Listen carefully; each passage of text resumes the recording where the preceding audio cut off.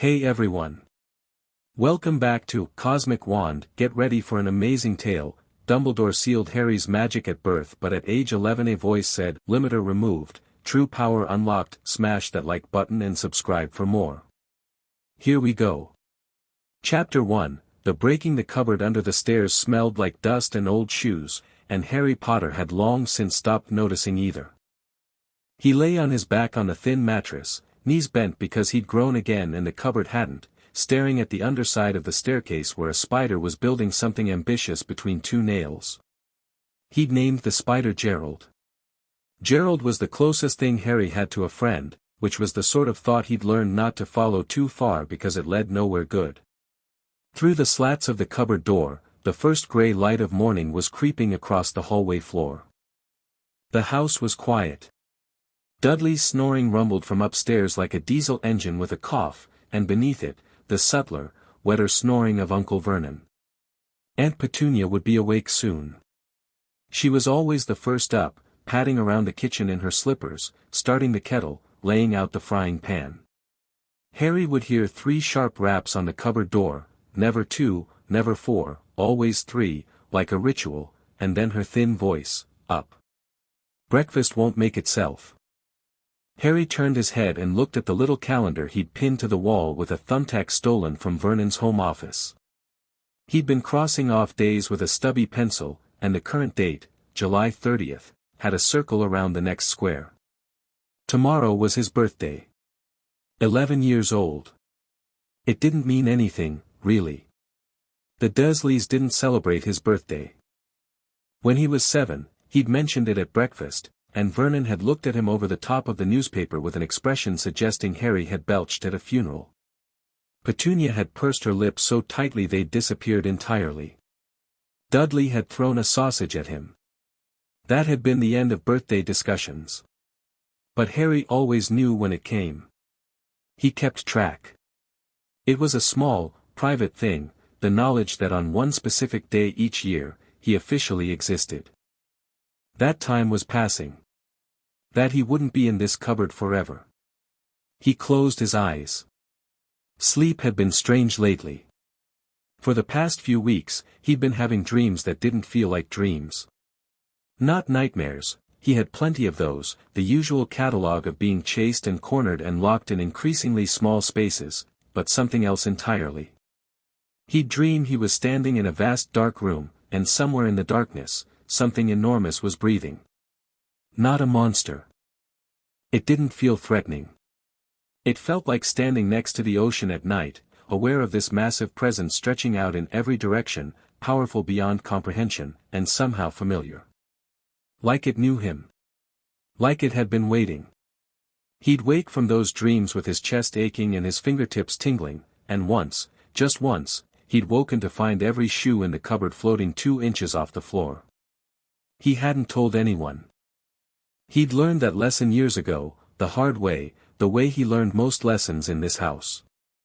Strange things happened around Harry Potter, and the Dursleys' response to strange things was consistent and emphatic: there is no such thing as strange things. You are lying. Go to your cupboard. The television that had changed channels by itself when Vernon was watching the cricket. The teacher's wig that had turned blue. The time Harry had ended up on the school roof without any memory of climbing. Each incident met with the same lockjaw fury, the same refusal to acknowledge what was plainly happening, the same 3 days locked in the cupboard with minimal food as though starvation could cure whatever was wrong with him. So Harry kept quiet about the shoes. He put them back on the floor and lay there in the dark, breathing, trying to ignore the feeling that something inside him was pressing against his ribs, trying to get out. 3 sharp raps on the door. Up. Breakfast won't make itself. Harry opened his eyes. Morning. July 31st. He was 11. The kitchen was bright with early summer sunlight and thick with the smell of frying bacon. Harry stood at the stove, managing 3 pans simultaneously, bacon in one, eggs in another, and Dudley's preferred hash browns in the third, because Dudley had decided last week that he liked hash browns, and so hash browns had become a permanent fixture of the morning routine. Petunia hovered near the toaster. Vernon sat at the table with the newspaper held up like a barricade, grunting occasionally at headlines. Dudley hadn't come down yet. Dudley didn't come down until the food was ready, having developed, at the age of 11, the instincts of a predator who preferred to let others do the work of preparation. Harry flipped an egg. The ache in his chest was worse today. It had started when he'd woken up, a tight, hot pressure behind his sternum, like heartburn but deeper. Not painful, exactly. Insistent. He kept having to take deep breaths, and each time he did, the feeling swelled and then subsided, like waves. "Don't burn those hash browns," Petunia said without looking at him. "You burned them last Tuesday." "I didn't burn them last Tuesday. Dudley said they weren't crispy enough, so I cooked them longer, and then he said they were too crispy." "Don't be smart." Harry pressed his lips together and said nothing. He'd gotten good at that. Not the silence itself, that was easy, but the specific kind of silence that allowed him to think absolutely anything he wanted while presenting a blank, compliant exterior.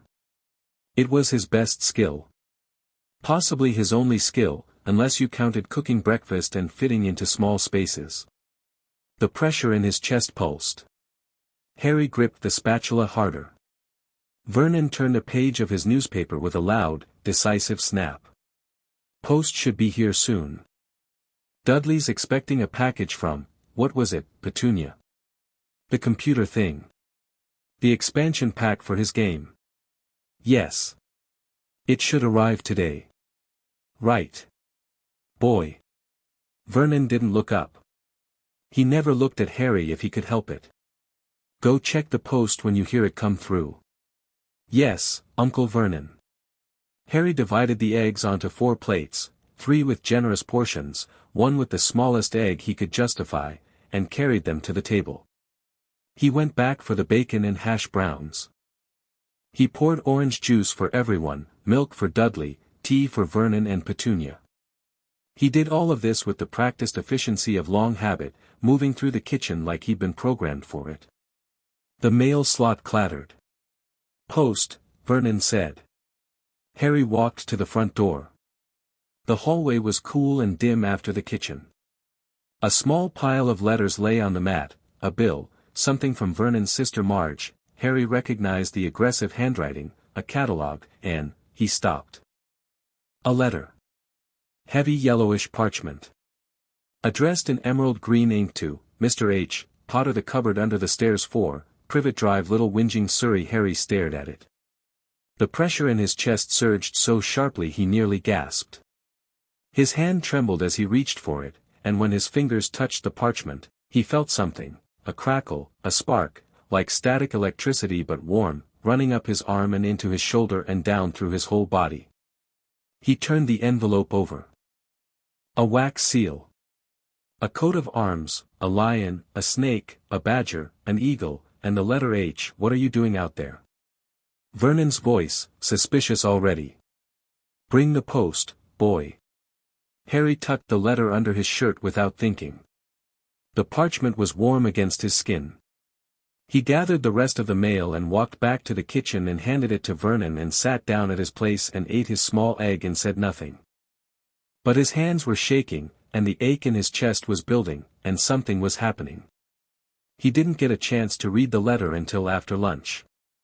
The morning was consumed by chores, mowing the lawn, weeding the garden, washing the windows, because the Dursleys believed that idle hands were Harry's hands, and Harry's hands unsupervised were a hazard. By the time Petunia released him with a curt nod, the July sun was high and blazing, and Harry was drenched in sweat. He slipped into the cupboard, pulled the door shut, and turned on the small battery-powered torch he kept hidden behind a loose board. The letter was still warm. He broke the seal and unfolded the parchment and read it. Hogwarts School of Witchcraft and Wizardry Headmaster, Albus Dumbledore, Order of Merlin, First Class, Grand Source, CHF, Warlock, Supreme Mugwump, International Confede, of Wizards, Dear Mr. Potter, we are pleased to inform you that you have been accepted at Hogwarts School of Witchcraft and Wizardry. Please find enclosed a list of all necessary books and equipment. Term begins on September 1st. We await your owl by no later than July 31st. Yours sincerely, Minerva McGonagall. Deputy Headmistress Harry read it 3 times. Then he folded it carefully and held it against his chest and stared at the wooden slats above him and thought, witchcraft and wizardry. Of course. And the strangest thing, the thing that should have been impossible but felt instead like the most obvious truth in the world, was that he wasn't surprised. Not really. Somewhere beneath the shock, beneath the rapid heartbeat and the short breath and the slightly hysterical voice in the back of his mind saying this is mental, this is completely mental, beneath all of that was a deep, quiet certainty. Like a key sliding into a lock. Like the answer to a question he'd been asking his entire life without knowing how to phrase it. The floating shoes. The blue wig. The teleportation to the school roof. The way animals looked at him sometimes, really looked, like they could see something other people couldn't. Magic. He was a wizard. The pressure in his chest was a roar now, a physical force pushing outward against his ribs, and Harry suddenly understood, with a clarity that felt like being struck by lightning, that it wasn't just excitement. It wasn't emotion. It was something inside him, something real and vast and alive, and it was waking up. He pressed his hands flat against the floor of the cupboard and felt the house around him, the pipes in the walls, the wiring, the foundations sunk into the earth, felt all of it, every nail and beam and brick, as though the building were an extension of his own body. The torch flickered.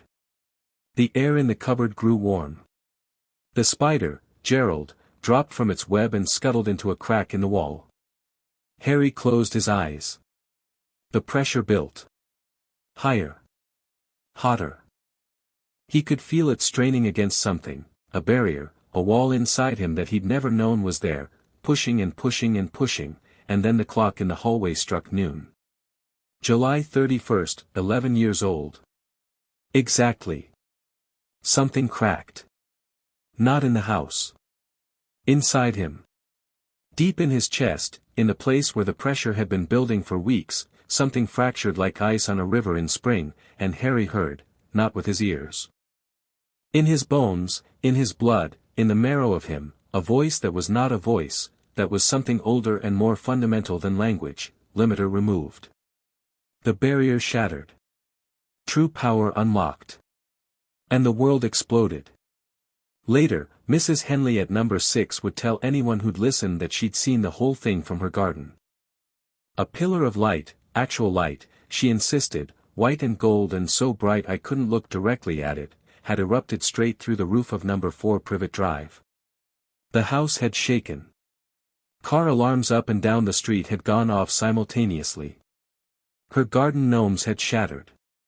Mr. Prentice at number 9, who was skeptical by nature and an engineer by profession, would point out that pillars of light don't come from suburban houses and suggest it was probably a gas leak. But he couldn't explain the car alarms, or the garden gnomes, or the fact that every electronic device within 200 meters had briefly gone haywire. None of them saw what happened inside. Harry felt the seal break, that was the only word for it, seal, like a dam that had been holding back an ocean, and the magic that poured through him was so vast, so overwhelmingly much, that for several seconds he lost all sense of himself as a separate being. He was the magic and the magic was him, and there was no boundary between Harry Potter and the force that was tearing through the walls he hadn't known existed. The cupboard door blew off its hinges.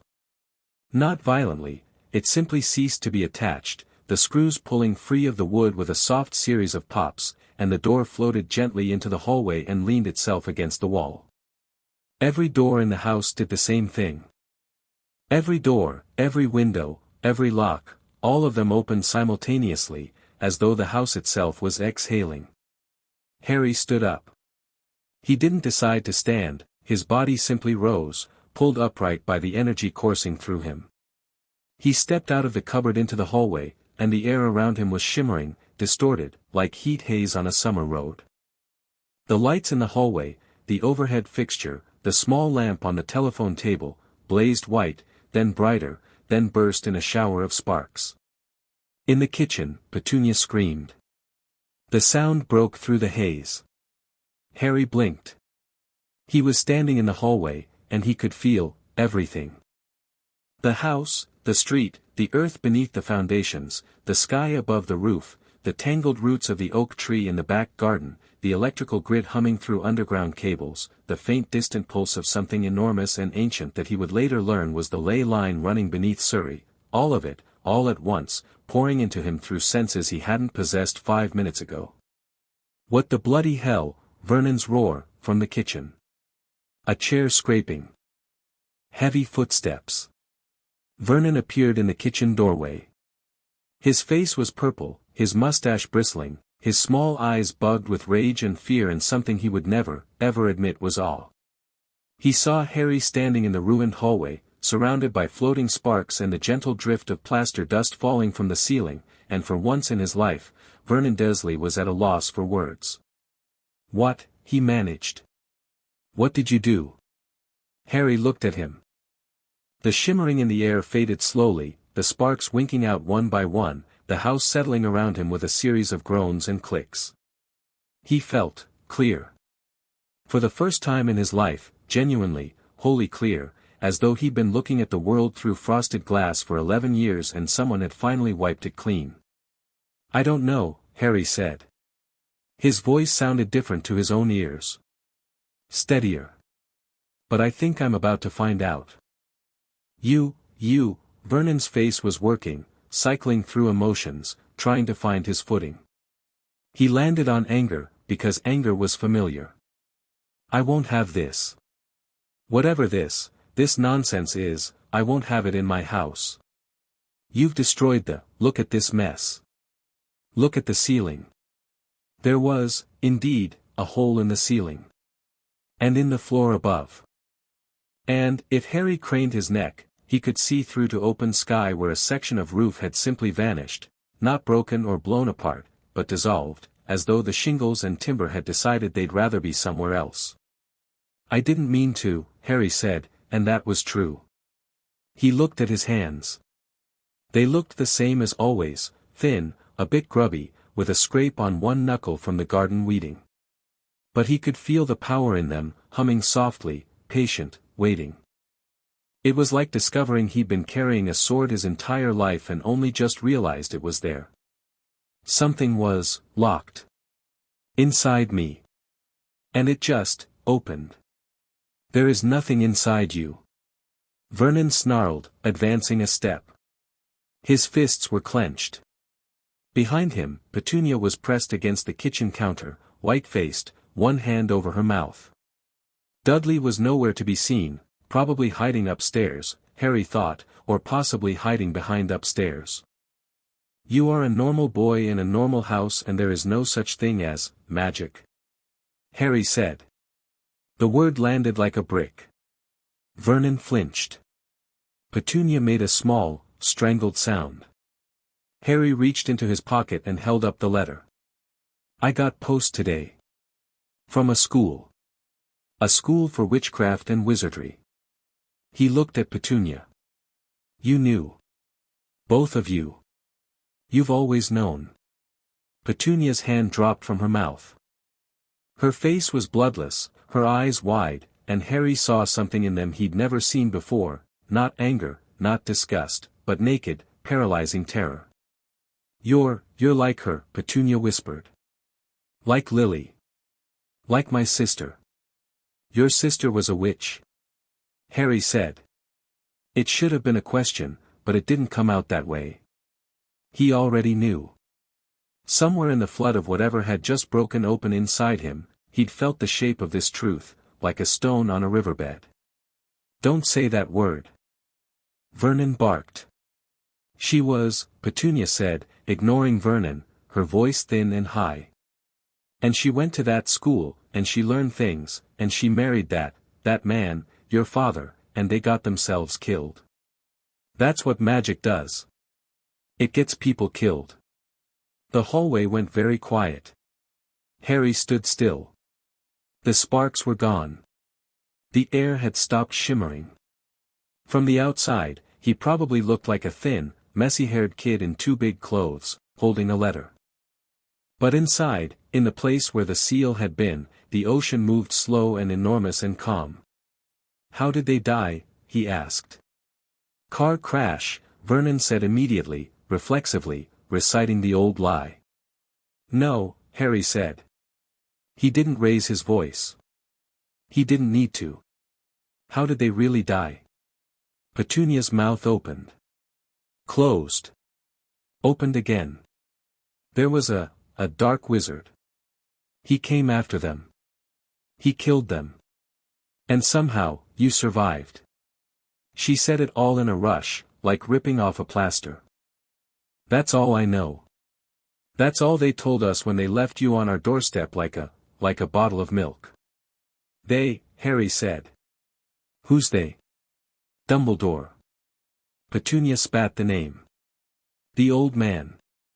The headmaster. He left a letter. Said you'd be safe here because of your mother's, because of blood. Some protection she gave you. Her lip curled. And we took you in. We didn't want to, but we took you in, and we gave you a roof over your head and food and a cupboard, Harry said quietly. Petunia stopped talking. You gave me a cupboard under the stairs and Dudley's old clothes and told me my parents died in a car crash. Harry's voice was even. Not angry. Just precise. For 11 years. Vernon took another step forward. Now listen here, boy, the floorboard beneath Vernon's foot cracked. Not from weight. From Harry. He hadn't moved, hadn't gestured, hadn't done anything except feel a brief flash of something, not anger, not quite, but a boundary being drawn, and the wood had simply split, a clean fracture running from Vernon's foot to the wall. Vernon stumbled backward. I'm going to go to this school, Harry said. He folded the letter and put it back in his pocket. I'm going to find out what happened to my parents. I'm going to find out what I am. He looked at Vernon, then at Petunia. And I'd appreciate it if you didn't try to stop me. He turned and walked back to the cupboard, not to crawl inside, but to collect the few things he owned. A change of clothes. His torch. The stubby pencil. He left Gerald and the calendar and the smell of dust and old shoes, and he walked to the front door, which was still standing open because he'd blown every lock in the house, and he sat on the front step in the warm July sunshine and waited. He didn't know what he was waiting for. But something was coming. He could feel it, a presence approaching, large and warm and slightly wild, like a bonfire walking down the street. He was right. The man was enormous. That was the first thing. Not just tall, Harry had seen tall people before, but massive in every dimension, as though someone had built a normal human being and then scaled it up by a factor of 2. He came stomping down Privet Drive in a great leather coat, his black hair and beard a tangled wilderness, and every step he took made the pavement seem slightly inadequate. He was carrying a pink umbrella. Harry stood up. The enormous man saw him and stopped. His beetle-black eyes went wide, and his whole craggy face crumpled into an expression of such overwhelming emotion that Harry took an involuntary step backward. Harry, the man said. His voice was deep and rough, like gravel being poured. Harry Potter. That's me. Last time I saw you, you was only a baby. The man's eyes were glistening. He sniffed enormously. Yeah, look just like your dad. But you've got your mum's, my eyes.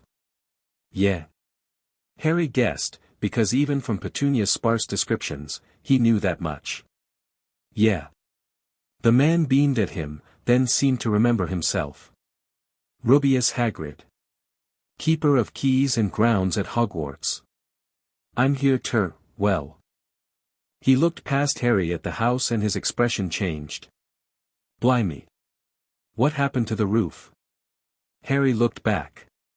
The hole was quite visible from outside, a roughly circular gap in the shingles and timber, about 6 feet across, with wisps of plaster dust still drifting up into the summer air. That was me, Harry said. I think. I'm not entirely sure what happened, but something broke open. Inside me. And the house sort of, felt it. Hagrid stared at him. Then at the house. Then back at him. Broke open. Like a dam, Harry said. Something was holding my magic back, and it's not holding it back anymore. Hagrid's face did something complicated. He looked worried and confused and, beneath that, almost frightened, which was alarming on a man that size. That's, Dumbledore didn't say nothing about, he stopped. Frowned. Started again. Right. Well. I'm here to take ya to get your school things. Diagon Alley. Y'all need books, robes, a wand, Harry repeated. The word resonated. He could feel something responding to it deep in his chest, not the explosive surge from before, but a low, eager hum. Yes. I think I need a wand. Course ya do. Every witch and wizard needs a wand. Hagrid was rallying, pushing past his confusion with the determination of a man on a mission. He'd been sent to collect Harry Potter and deliver him to Diagon Alley, and by God, that was what he was going to do. Come on, then. Got a whole day of shopping ahead of us. Hagrid, Harry said, and the big man stopped. You knew my parents. It wasn't a question. Harry could see it in Hagrid's face, the emotion, the grief still fresh after a decade. Yeah, Hagrid said softly. I did. Great people, Harry. The greatest. Will you tell me about them? While we shop. Hagrid's eyes filled up again. He nodded fiercely, beard bobbing. Yeah, I will. Every bit of it.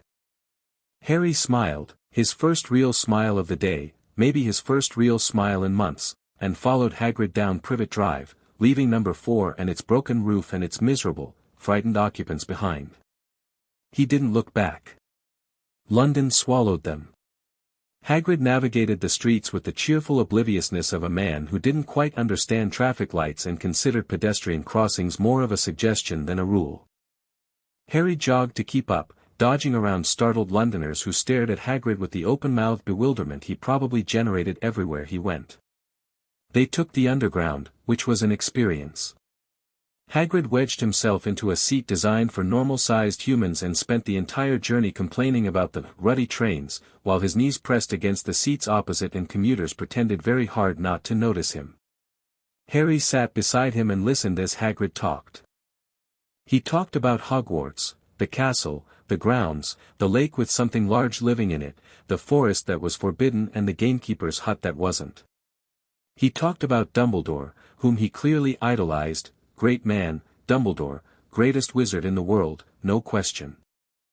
He talked about Harry's parents, how James Potter had been brilliant and a bit arrogant and incredibly brave, how Lily Evans had been the cleverest witch of her age and kind to everyone, how they'd fallen in love at school and married young and had Harry and been so happy, and then Voldemort came, Harry said. Hagrid flinched so violently the entire carriage shook. Don't say the name, Harry. Why not? It's his name. People don't, it's just, Hagrid looked deeply uncomfortable. He was the most dangerous dark wizard who ever lived. People are still scared, even now. He killed my parents. Yeah. And tried to kill me. Yeah. And that's the thing, see, the thing that makes ya famous. Hagrid leaned closer, his voice dropping to what he probably thought was a whisper but was still audible 3 seats away. He tried to kill ya, Harry. Hit ya with the killing curse. And it didn't work. Nobody's ever survived it before. Nobody. And, somehow, ya did, and you know who, he vanished. Lost his power. Disappeared. Harry absorbed this. So people think I defeated him. When I was a baby. Yeah, did defeat him. I was 1 year old, Hagrid. I didn't do anything. Something else happened that night, something protected me. He touched his forehead, where the lightning bolt scar had lived for as long as he could remember. It was tingling slightly, which was new. My mother. She died protecting me. Hagrid was staring at him. How do you know that? Harry considered the question. How did he know? It wasn't a memory, he didn't have memories of that night, not real ones. But since the seal had broken, since the magic had come flooding back, he'd felt things, impressions, echoes, fragments of something that might have been knowledge or might have been instinct. His mother's sacrifice was one of them. A warmth, a light, a shield made of love so fierce it could stop death. I just know, he said. I can feel it. Hagrid looked at him for a long time with an expression Harry couldn't quite read. Then the train pulled into their stop, and the moment passed. The leaky cauldron was exactly the sort of place you'd walk past without noticing, which Harry supposed was the point. Hagrid steered him through the door into a dim, crowded pub that smelled of pipe smoke and something that might have been butterbeer, and the moment they crossed the threshold, Harry felt it, the magic. Not the wild, oceanic surge of his own power. This was different, ambient, collective, the accumulated magical residue of centuries of witches and wizards passing through this space. It hung in the air like humidity, and Harry breathed it in, and every cell in his body sang. Right, this way, Harry, just through the back, bless my soul, said the bartender, who was bald and looked like a very friendly walnut. Can this be? And then Harry was recognized, and the pub exploded. Not literally, that was Harry's job, apparently, but in the social sense. People surged forward, grabbing his hand, shaking it, some of them crying, all of them saying his name with a reverence that made his skin crawl. Harry Potter. It's Harry Potter. An honor, Mr. Potter, a real honor. A pale young man in a purple turban shook his hand with a particularly nervous grip and stuttered something about being a Hogwarts professor, and when their hands met, Harry felt wrong. Something deeply, profoundly wrong. He pulled his hand back. The man in the turban, Quirrell, his name was smiling tremulously, but Harry looked past the smile and past the stutter and felt the wrongness radiating from him like heat from a stove.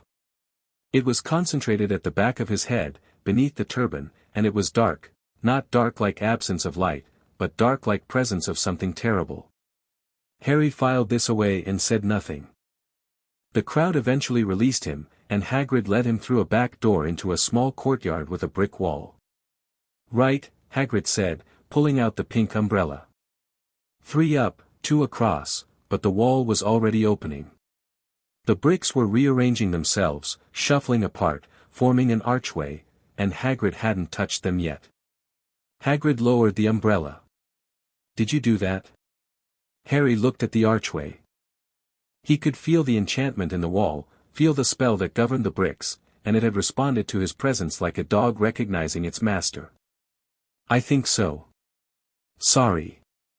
Don't apologize, Hagrid said slowly. Just, blimey. They stepped through into Diagon Alley. It hit Harry all at once, the noise, the color, the sheer bustling vitality of it. The street was cobbled and crooked and lined with shops that seemed to have been designed by someone with a deep suspicion of straight lines. Windows displayed cauldrons and broomsticks and jars of things that moved. Owls hooted from a shop called Elops. A stack of books in a window was rearranging itself by author. Witches and wizards in robes of every color streamed past, and the air was thick with magic, layers upon layers of it, enchantments stacked on enchantments, centuries of accumulated wonder. Harry stopped walking. He stood in the middle of Diagon Alley with people flowing around him and closed his eyes and felt it. The magic of the place was alive, not sentient, not exactly, but aware in the way a forest was aware, responsive to the things that moved through it. He could feel the wards on the shops, the anti-theft hexes, the preservation charms on the food carts, the deep old enchantments buried in the cobblestones themselves. And he could feel the magic responding to him. Reaching toward him. Like flowers turning to face the sun. Harry. Hagrid's hand on his shoulder. Yeah, all right. Harry opened his eyes. I'm fine, he said. I'm better than fine. Where do we start? Gringotts was a white marble building at the end of the alley, staffed by goblins. Harry found the goblins fascinating. They radiated a kind of bristling, sharp-edged magic that felt completely different from the human magic around them, older, harder, more precise. The goblin at the front desk looked at Harry with shrewd dark eyes and knew him immediately, not from the scar but from something else, something the goblin could sense. "Mr. Potter," the goblin said. "We've been expecting you." There was a vault. Of course there was a vault. His parents had left him money, a considerable amount, piles of gold galleons and silver sickles, and Harry stood in the underground chamber looking at it and felt nothing in particular about the wealth but something very specific about the vault itself. The magic here was goblin wrought, ancient and intricate, and Harry could read it the way you'd read a blueprint. Protections within protections. Curses nested inside enchantments. Beautiful, in its way. "You do good work," he told the goblin who'd brought them down. Griphook, his name was. Griphook gave him a look of startled appraisal. "You can sense the ward work?" "Every layer of it." Something changed in Griphook's face. Not warmth, exactly, goblins didn't seem built for warmth, but a grudging respect. "You're an unusual wizard, Mr. Potter. So I'm starting to gather." They filled a bag with gold and rode the mine cart back to the surface, and Harry noticed that Hagrid had retrieved a small, grubby package from a different vault, Vault 713, and tucked it into his coat with conspicuous nonchalance. Harry chose not to mention it, but he could feel the object inside the package, and it burned with a magic so concentrated it was almost solid. Interesting. Shopping was efficient. Hagrid handled most of the navigation while Harry absorbed everything, the magical world, its texture and logic, the way things worked. Madame Malkin's for robes, where a blond boy with a pointed face and an aristocratic drawl tried to make conversation about Quidditch and bloodlines, and Harry listened politely and thought, this one's been taught to sort people into categories. He's doing it right now. Flourish and blots for books, where Harry bought everything on the list and then 3 additional texts that called to him, literally called, their spines humming when he walked past. The apothecary for potions ingredients, where the smells were terrible and wonderful simultaneously. And then, Ollivander's. The shop was narrow, dusty, and crammed floor to ceiling with long, thin boxes. It smelled of old wood and something electric. Harry pushed through the door, and the bell overhead chimed, and an old man appeared from the shadows of the shelves with pale, moon-like eyes that fixed on Harry with an intensity that bordered on hunger. "Ah," said Mr. Ollivander. "Yes. I thought I'd be seeing you soon. Harry Potter." He stepped closer. His eyes roamed over Harry's face, settling on the scar, then moving on. "You have your mother's eyes. It seems only yesterday she was in here herself, buying her first wand. 10¼ inches long, swishy, made of willow. Nice wand for charm work." Ollivander moved closer still. "Your father, on the other hand, favored a mahogany wand. 11 inches. Pliable. A little more power and excellent for transfiguration." He was very close now. "And then, of course, the wand that gave you that scar. 13½ inches. You. A powerful wand, very powerful, and in the wrong hands, well." He straightened. "Let's find you a match, shall we?" Harry nodded. The humming in his chest had intensified the moment he'd walked in. The wands in their boxes were singing to him, thousands of them, all at once, a chorus of magical resonances, and he could feel each one as a distinct note in a vast orchestra. Ollivander pulled a box from a shelf. "Right then, Mr. Potter. Try this one. Beechwood and dragon heartstring. 9 inches. Nice and flexible." Harry took the wand and felt, nothing much. A faint warmth. A tentative connection, like a handshake with a stranger. He gave it a wave, and a few red sparks drifted out. "No, no," Ollivander snatched it back. "Not quite. Let's try, maple and phoenix feather." 7 inches. Quite whippy. Harry tried it. This one was worse, it felt actively uncomfortable in his hand, like gripping a live wire. He put it down quickly. No. Definitely not. They tried wand after wand. Ollivander grew more animated with each failure, pulling boxes from higher and more obscure shelves, his eyes brighter and brighter. Harry went through ebony and unicorn hair, holly and dragon heartstring, vine and phoenix feather, ash and thunderbird tail, nothing worked.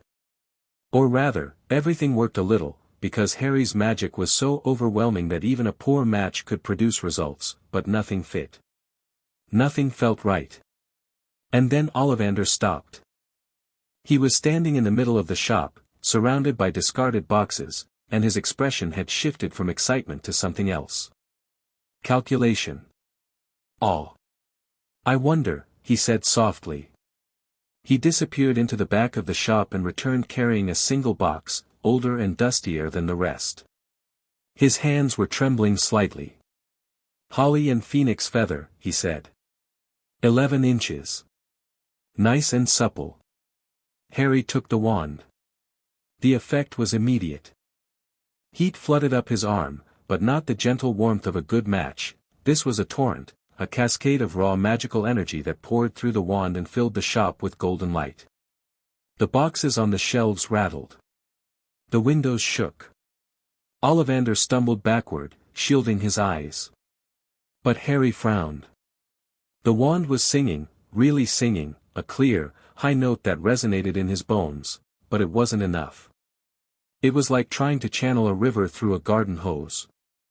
His magic surged into the wand and the wand received it, bravely, gamely, but he could feel the wood straining, the phoenix feather core stretched to its absolute limit, and the wand was vibrating so intensely that hairline cracks were spreading up its shaft.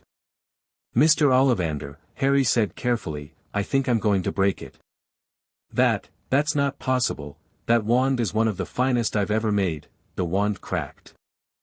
A clean split, running from base to tip, and the golden light intensified for one blinding instant and then the wand fell apart in Harry's hand, the two halves clattering to the counter.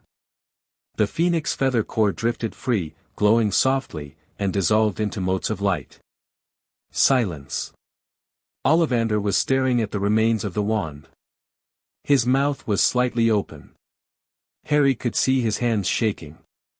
That wand, Ollivander said, very quietly, shared a core with the wand that gave you your scar. The phoenix that donated the feather in that wand gave one other, just one. I thought, he trailed off. Looked at Harry with those pale eyes. What are you? I don't know yet, Harry said honestly. But I still need a wand.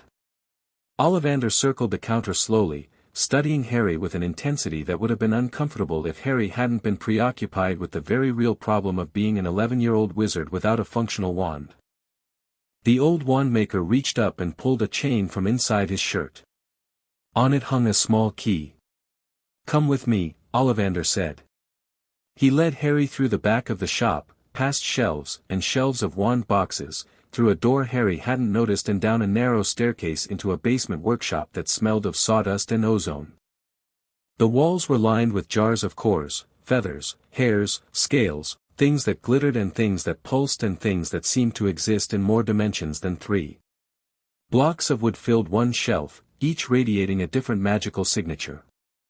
I've made wands for 67 years, Ollivander said, moving through the workshop with sudden, decisive energy. Every witch and wizard in Britain carries one of mine. But I've always known, always suspected, that someday, someone would walk into my shop who couldn't be matched. Whose magic was too vast for any single core, any single wood. He stopped at a workbench and opened a drawer. Inside, nestled in black velvet, was a wand unlike anything Harry had seen upstairs.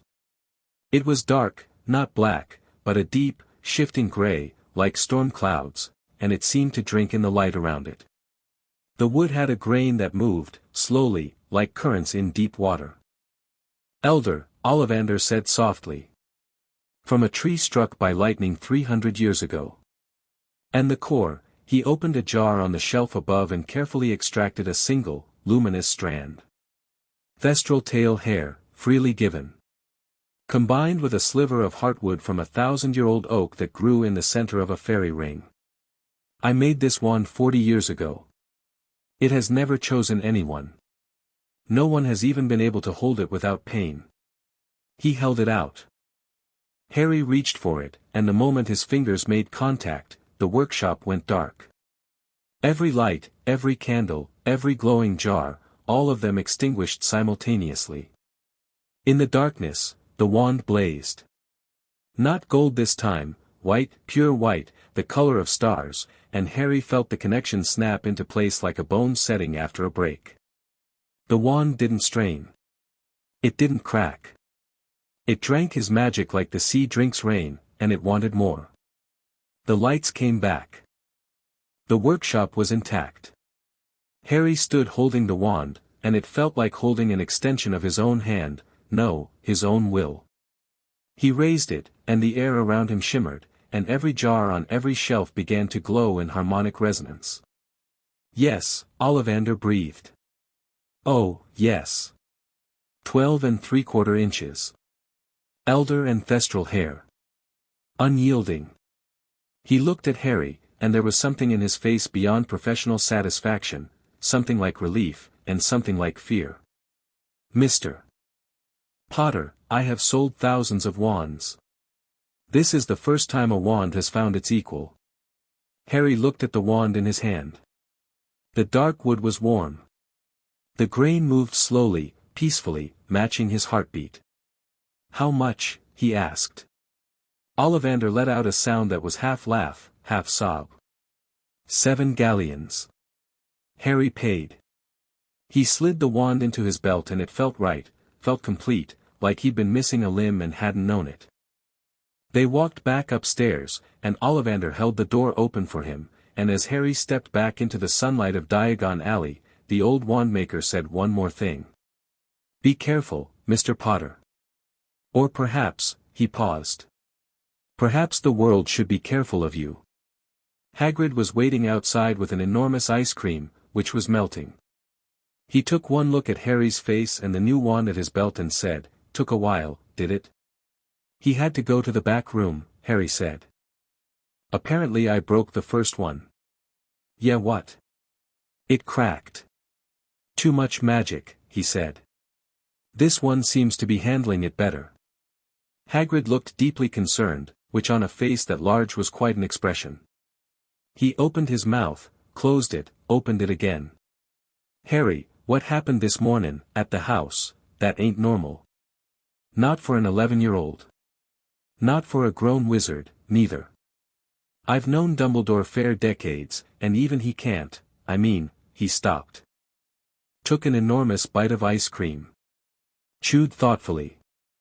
I'm gonna have to tell Dumbledore about this. About the roof? Or the wand? All of it. Harry nodded. He wasn't opposed to Dumbledore knowing, in fact, he had questions for the headmaster. Quite a lot of them. Because the seal that had broken open inside him that morning hadn't been natural. It hadn't been an accident or a developmental milestone. It had been placed there. Deliberately. By someone with immense magical skill and a very specific intent. And Harry had a growing suspicion about who that someone was. Hagrid, he said, as they walked back down the alley, what do you know about magical seals? Like, spells that suppress someone's magic. Hagrid's ice cream stopped halfway to his mouth. Where'd ya hear about that? I didn't hear about it. I felt it. This morning, when it broke. Something was holding my magic back, and it's been doing it my entire life. It felt old. Powerful. And it felt like it was put there on purpose. Hagrid's face went through several stages of alarm. Harry, nobody would, Dumbledore would never, he stopped. The silence was very loud. Hagrid, Harry said gently. I shouldn't have said that, Hagrid muttered. Should not have said that. Look, Harry, Dumbledore's a great man. The greatest. Whatever happened, I'm sure he had his reasons, so it was Dumbledore. Hagrid looked like he wanted the cobblestones to open up and swallow him. His ice cream dripped unnoticed onto his coat.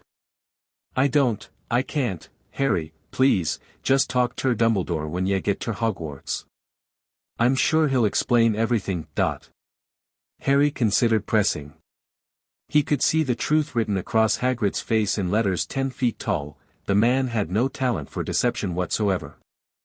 But Hagrid was kind, and loyal, and clearly caught between his devotion to Dumbledore and his instinct that something wasn't right, and Harry decided not to make him choose. Not yet. All right, Harry said. I'll talk to Dumbledore. Hagrid sagged with relief. Good. Good, yeah.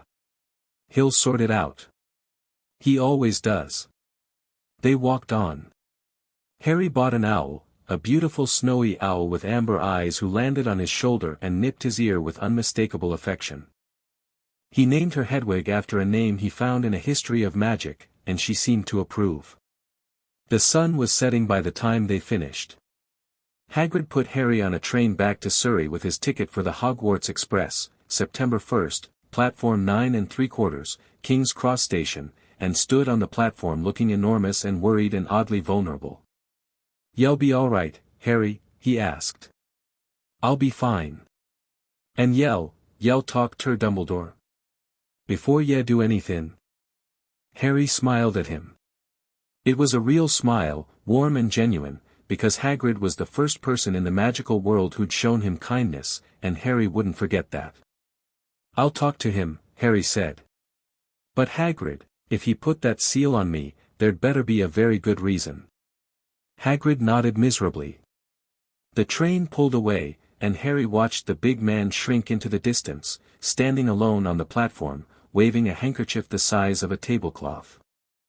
The weeks between Diagon Alley and September 1st were the strangest of Harry's life, which, given the day he'd just had, was saying something. He went back to Privet Drive because he had nowhere else to go, but things were different now. The Dursleys didn't speak to him. They didn't assign him chores. They didn't lock him in the cupboard, partly because the cupboard door was still propped against the hallway wall, and partly because they were afraid of him. Harry could see it in the way Vernon's eyes slid away from him, in the way Petunia pressed herself against the wall when he passed in the corridor, in the way Dudley fled the room whenever Harry entered it. He should have felt guilty about that. He didn't. He moved into Dudley's second bedroom, the one that had been used to store Dudley's broken toys and excess possessions, without asking permission and without resistance. He set up Hedwig's cage by the window and spread his school books across the desk and began to read. And to practice. The magic came so easily it was almost frightening. Harry would sit on the bed with his wand, the Elder Wand, the Storm Cloud Wand, the wand that drank his power and asked for more, and try the simplest spells from the first-year textbooks. Lumos produced not a gentle light but a miniature sun that flooded the room with radiance and made Hedwig hoot reproachfully. Wingardium Leviosa didn't just levitate objects, it lifted everything in the room simultaneously, including the bed Harry was sitting on. Reparo fixed the broken toys in the corner so thoroughly they looked factory new. He moved beyond first-year material in 3 days. Not because he was studying ahead out of some academic ambition, but because the first-year spells were so basic they were boring. His magic already knew how to do them, had always known, perhaps, and the incantations and wand movements felt like training wheels on a racing bike. Useful for learning the theory, unnecessary for the practice. By the second week, he was working through fourth-year material. By the third, he'd moved into territory that wasn't covered in any of his school books and was pulling knowledge from somewhere he couldn't identify, instinct, maybe, or some deeper wellspring of understanding that the seal had kept buried. He could feel the magical currents in the air and manipulate them without spells. He could sense the emotions of the people around him, Vernon's fear, Petunia's resentment, Dudley's bewildered terror, like colors in the air. He could talk to Hedwig, not in words but in impressions and images, and she could talk back. And at night, lying in bed with moonlight streaming through the window, he could feel something else.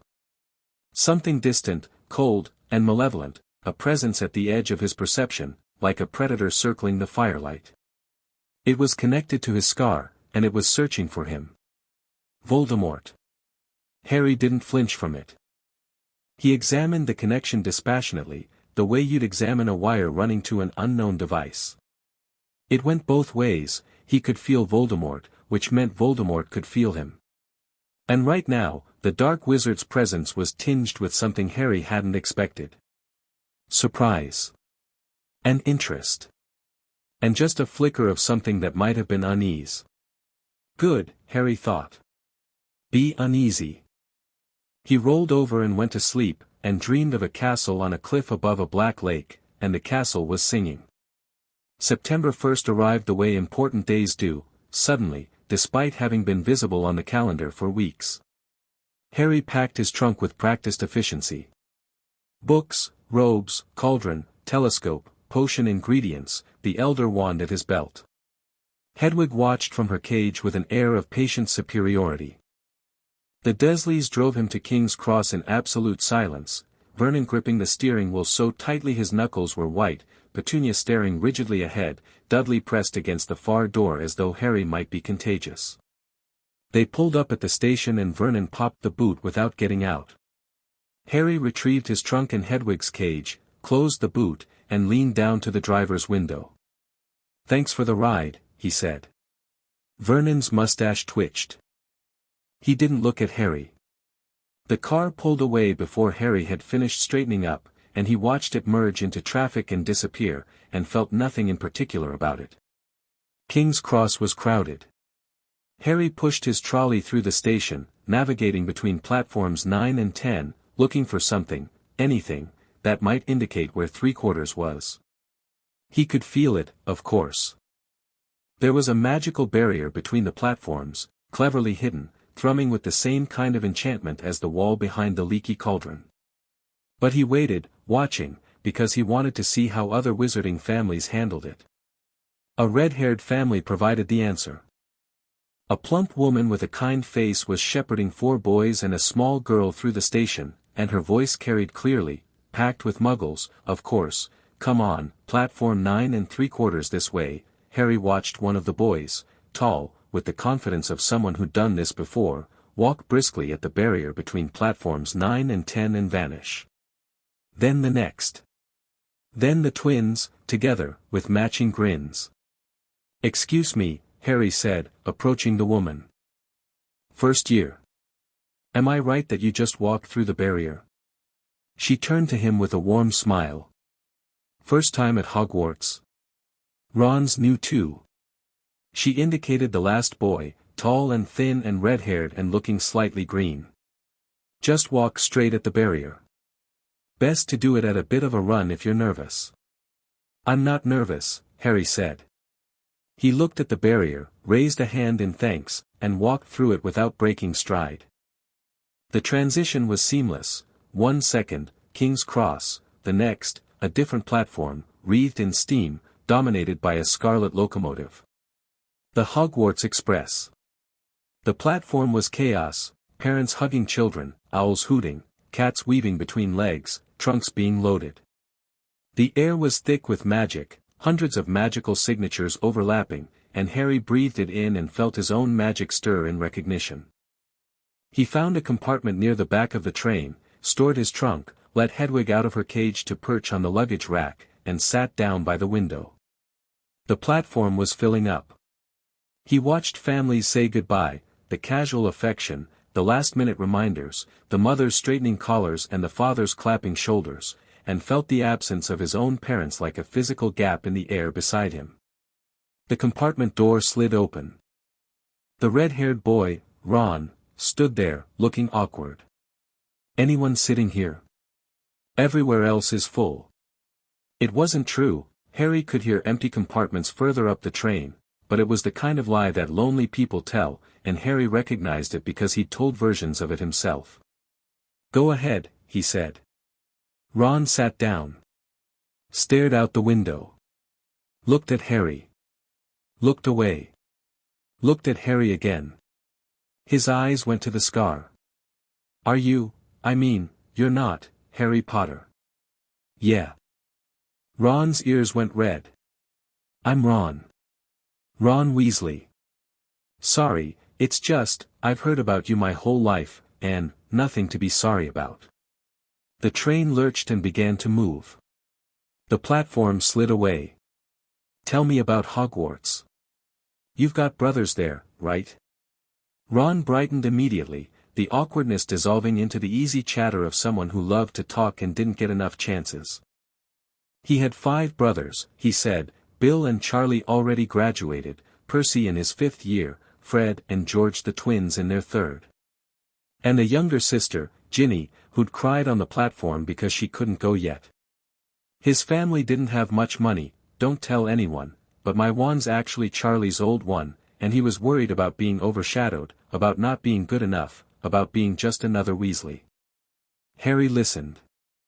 Ron was genuine, no pretense, no agenda, just a kid who wanted to be seen as his own person. Harry liked him immediately. The door slid open again. A girl with bushy brown hair and slightly too large front teeth leaned in, already talking. Has anyone seen a toad? A boy named Neville's lost one, and, oh. She stopped. Looked at Harry. Not at his scar, at his wand, which was lying on the seat beside him. Her eyes went wide. That's an unusual wand. The wood grain is moving. What's the core? Thestral tail hair and heartwood from a 1,000-year-old oak, Harry said. I've never read about thestral hair cores. Are they common? I've read all the first-year books, of course, and magical drafts and potions mentions wand cores briefly but mostly in relation to potion compatibility, and, she caught herself. Blushed. Sorry. I'm Hermione Granger. And you're Harry Potter. I've read about you in the rise and fall of the dark arts and great wizarding events of the 20th century and, you've read a lot, Harry observed. I'm Muggle-born. I didn't know magic existed until I got my letter, so I've been trying to catch up. She said it with a directness that Harry appreciated, no apology, no self-deprecation, just a statement of fact and the implied determination to overcome any disadvantage. Sit down, Harry said. We'll help you find the toad later. Hermione sat. Ron looked slightly overwhelmed. The train picked up speed, and the English countryside blurred past the windows, green and gold and the occasional flash of a river, and the 3 of them talked. About magic, about Hogwarts, about houses. Ron was terrified of being sorted into Slytherin, Hermione thought Ravenclaw sounded ideal, Harry had no preference and said so.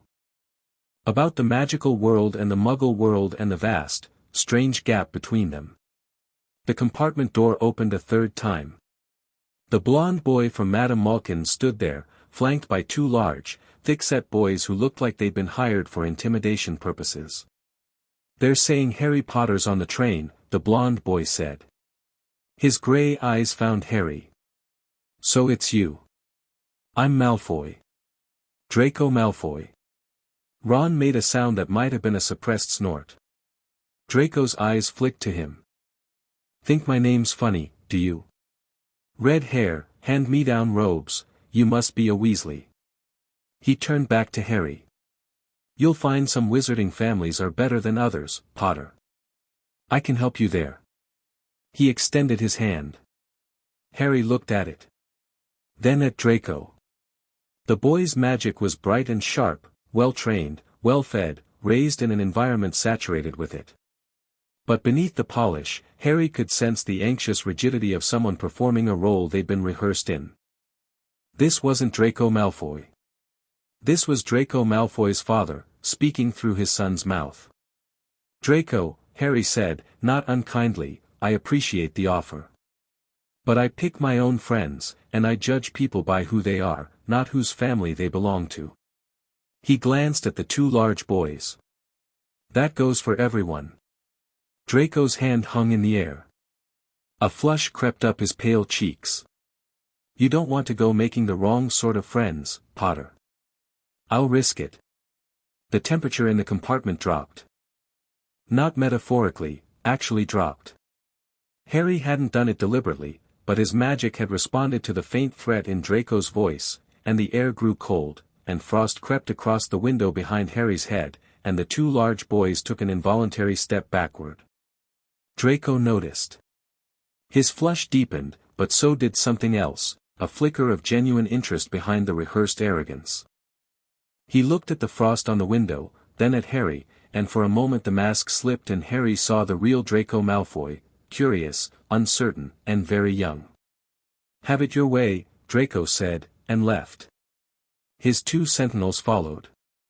Ron let out a breath. "Bloody hell. Did you do that?" "The cold?" "Accidentally," Harry said. The frost was already melting. "Sorry about that." Hermione was staring at the window. "That was wandless, wordless magic. You didn't even move your hand. That's not supposed to be possible I mean, even adult wizards struggle with, Hermione," Harry said, and she stopped. "I need to tell you both something. I don't know exactly what I am, but I'm not a normal wizard. Something was done to me when I was a baby, my magic was sealed, locked away, and the seal broke on my birthday. What came out is, a lot." Ron and Hermione exchanged a look. "How much is a lot?" Ron asked. Harry considered how to answer this. He thought about the roof. The wand that shattered. The way Ollivander had looked at him. The way the brick wall had opened at his presence. The way every magical object and enchantment he'd encountered seemed to lean toward him like plants seeking light. "I don't know yet," he said. "I'm still finding out." The train raced north.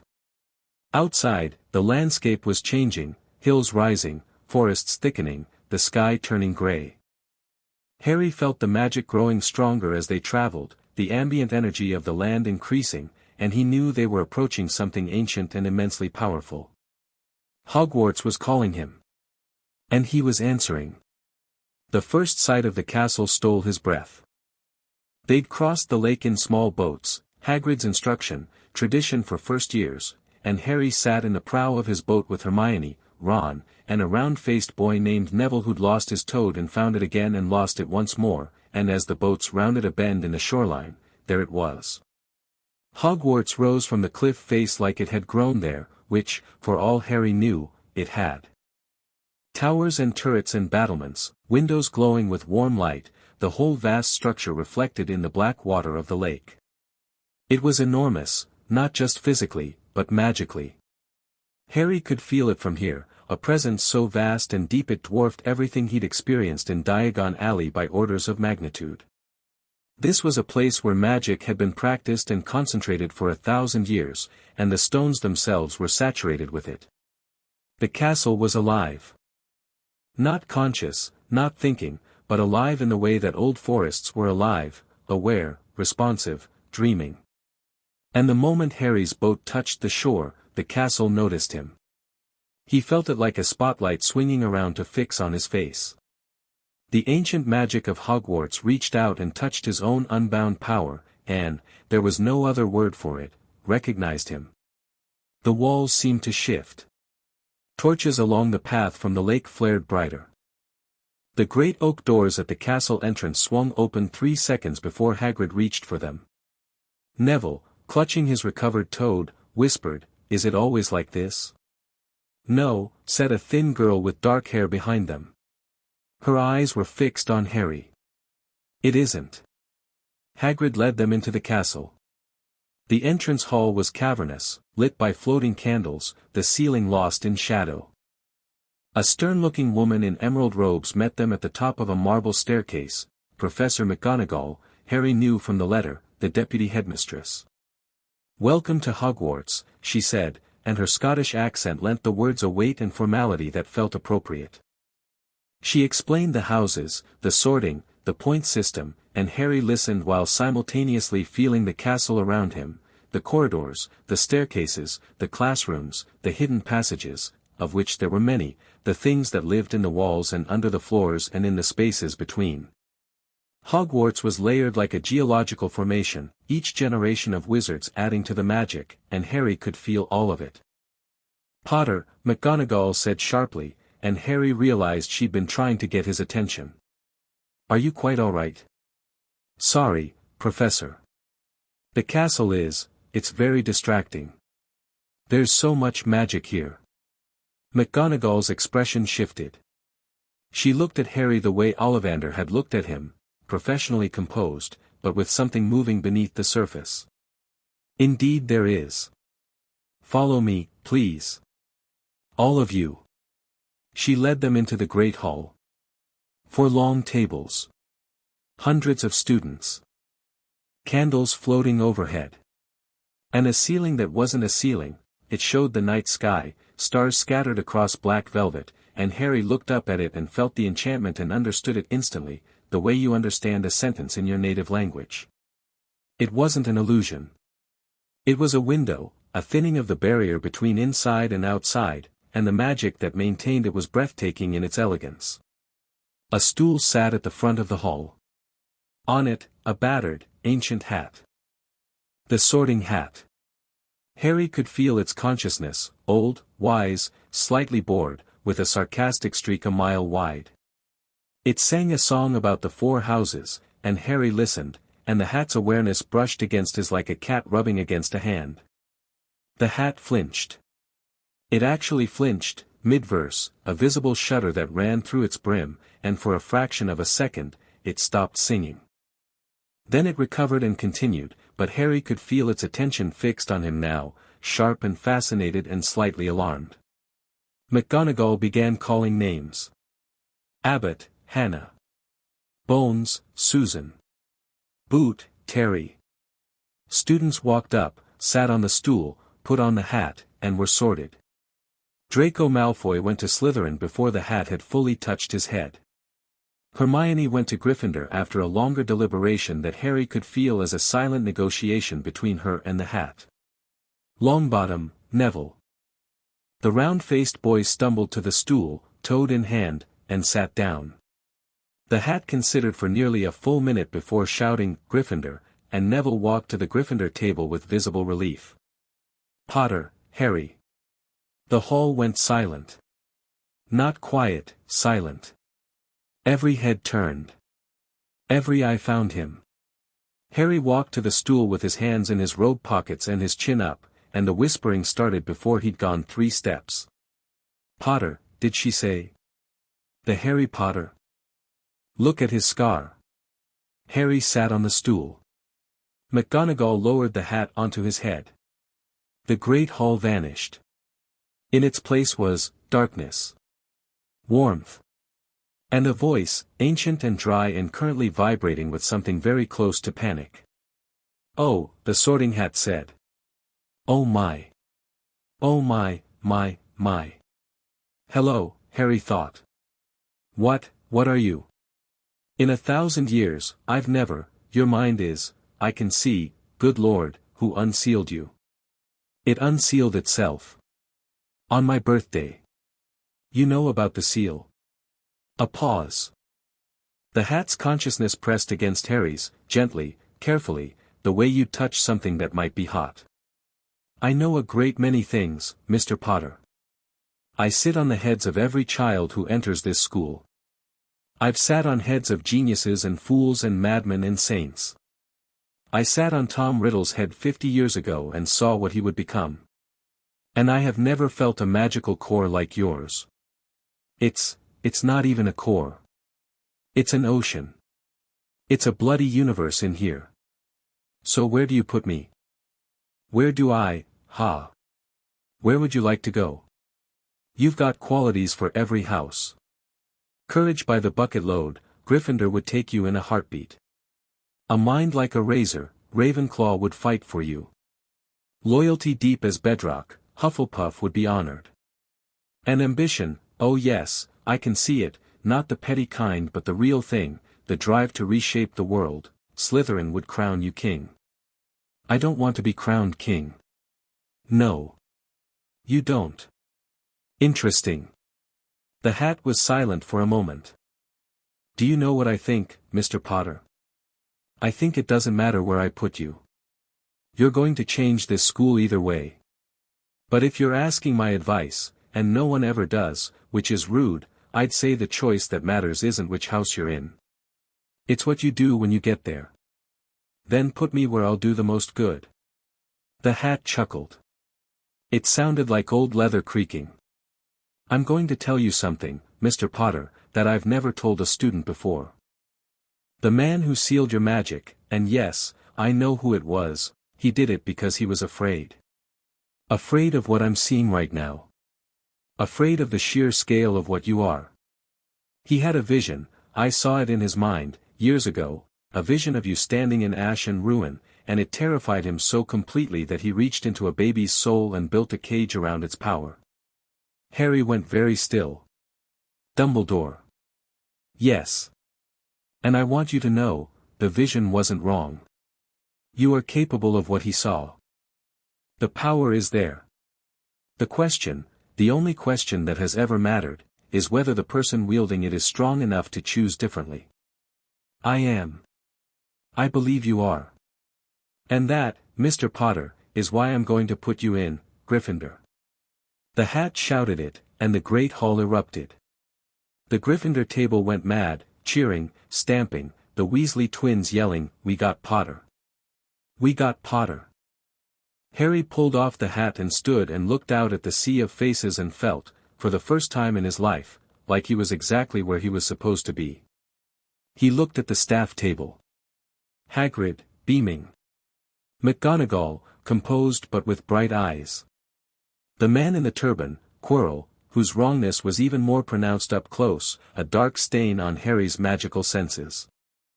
A hook-nosed man with greasy black hair and cold eyes who was staring at Harry with an expression of such complex, layered hostility that it was almost fascinating.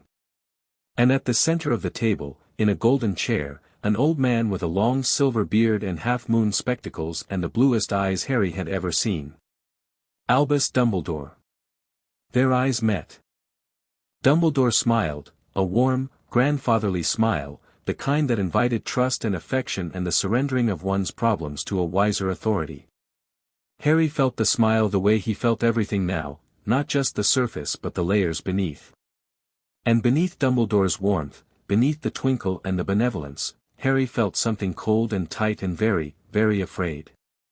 Harry didn't smile back. He held Dumbledore's gaze for 3 seconds, long enough to make a point, and then turned and walked to the Gryffindor table and sat down between Hermione and Neville, across from Ron, and the feast began. Food appeared on golden plates, mountains of it, roast beef and chicken and lamb, potatoes in every conceivable form, vegetables, gravies, sauces, and puddings that defied gravity. Ron fell on it like a man rescued from a desert island. Neville ate with quiet, grateful surprise. Hermione kept glancing at Harry between bites, questions visibly stacking up behind her eyes. "The hat took a long time with you," she said finally. "We had a lot to talk about." "It doesn't usually talk that much, does it?" "I don't think I'm its usual customer." She studied him. Hermione Granger, Harry was beginning to understand, was the kind of person who needed to understand things, not out of nosiness but out of a fundamental belief that knowledge was the foundation of everything. She couldn't help analyzing, any more than Harry could help breathing. "You said on the train that your magic was sealed," she said quietly, leaning closer so the conversation stayed between them. "That it broke open on your birthday. And the Sorting Hat spent over 4 minutes with you, which based on the average sorting time of approximately 12 seconds is a statistical anomaly of, Hermione." "Right. Sorry. My point is, whatever you are, Harry, it's something significant. And I think you know more than you're saying." Harry looked at her. Brown eyes, sharp and unwavering. She wasn't intimidated. She wasn't starstruck. She was genuinely, relentlessly curious, and beneath the curiosity was a core of iron that Harry suspected most people underestimated badly. "The seal was placed on me by Dumbledore," Harry said. "When I was a baby.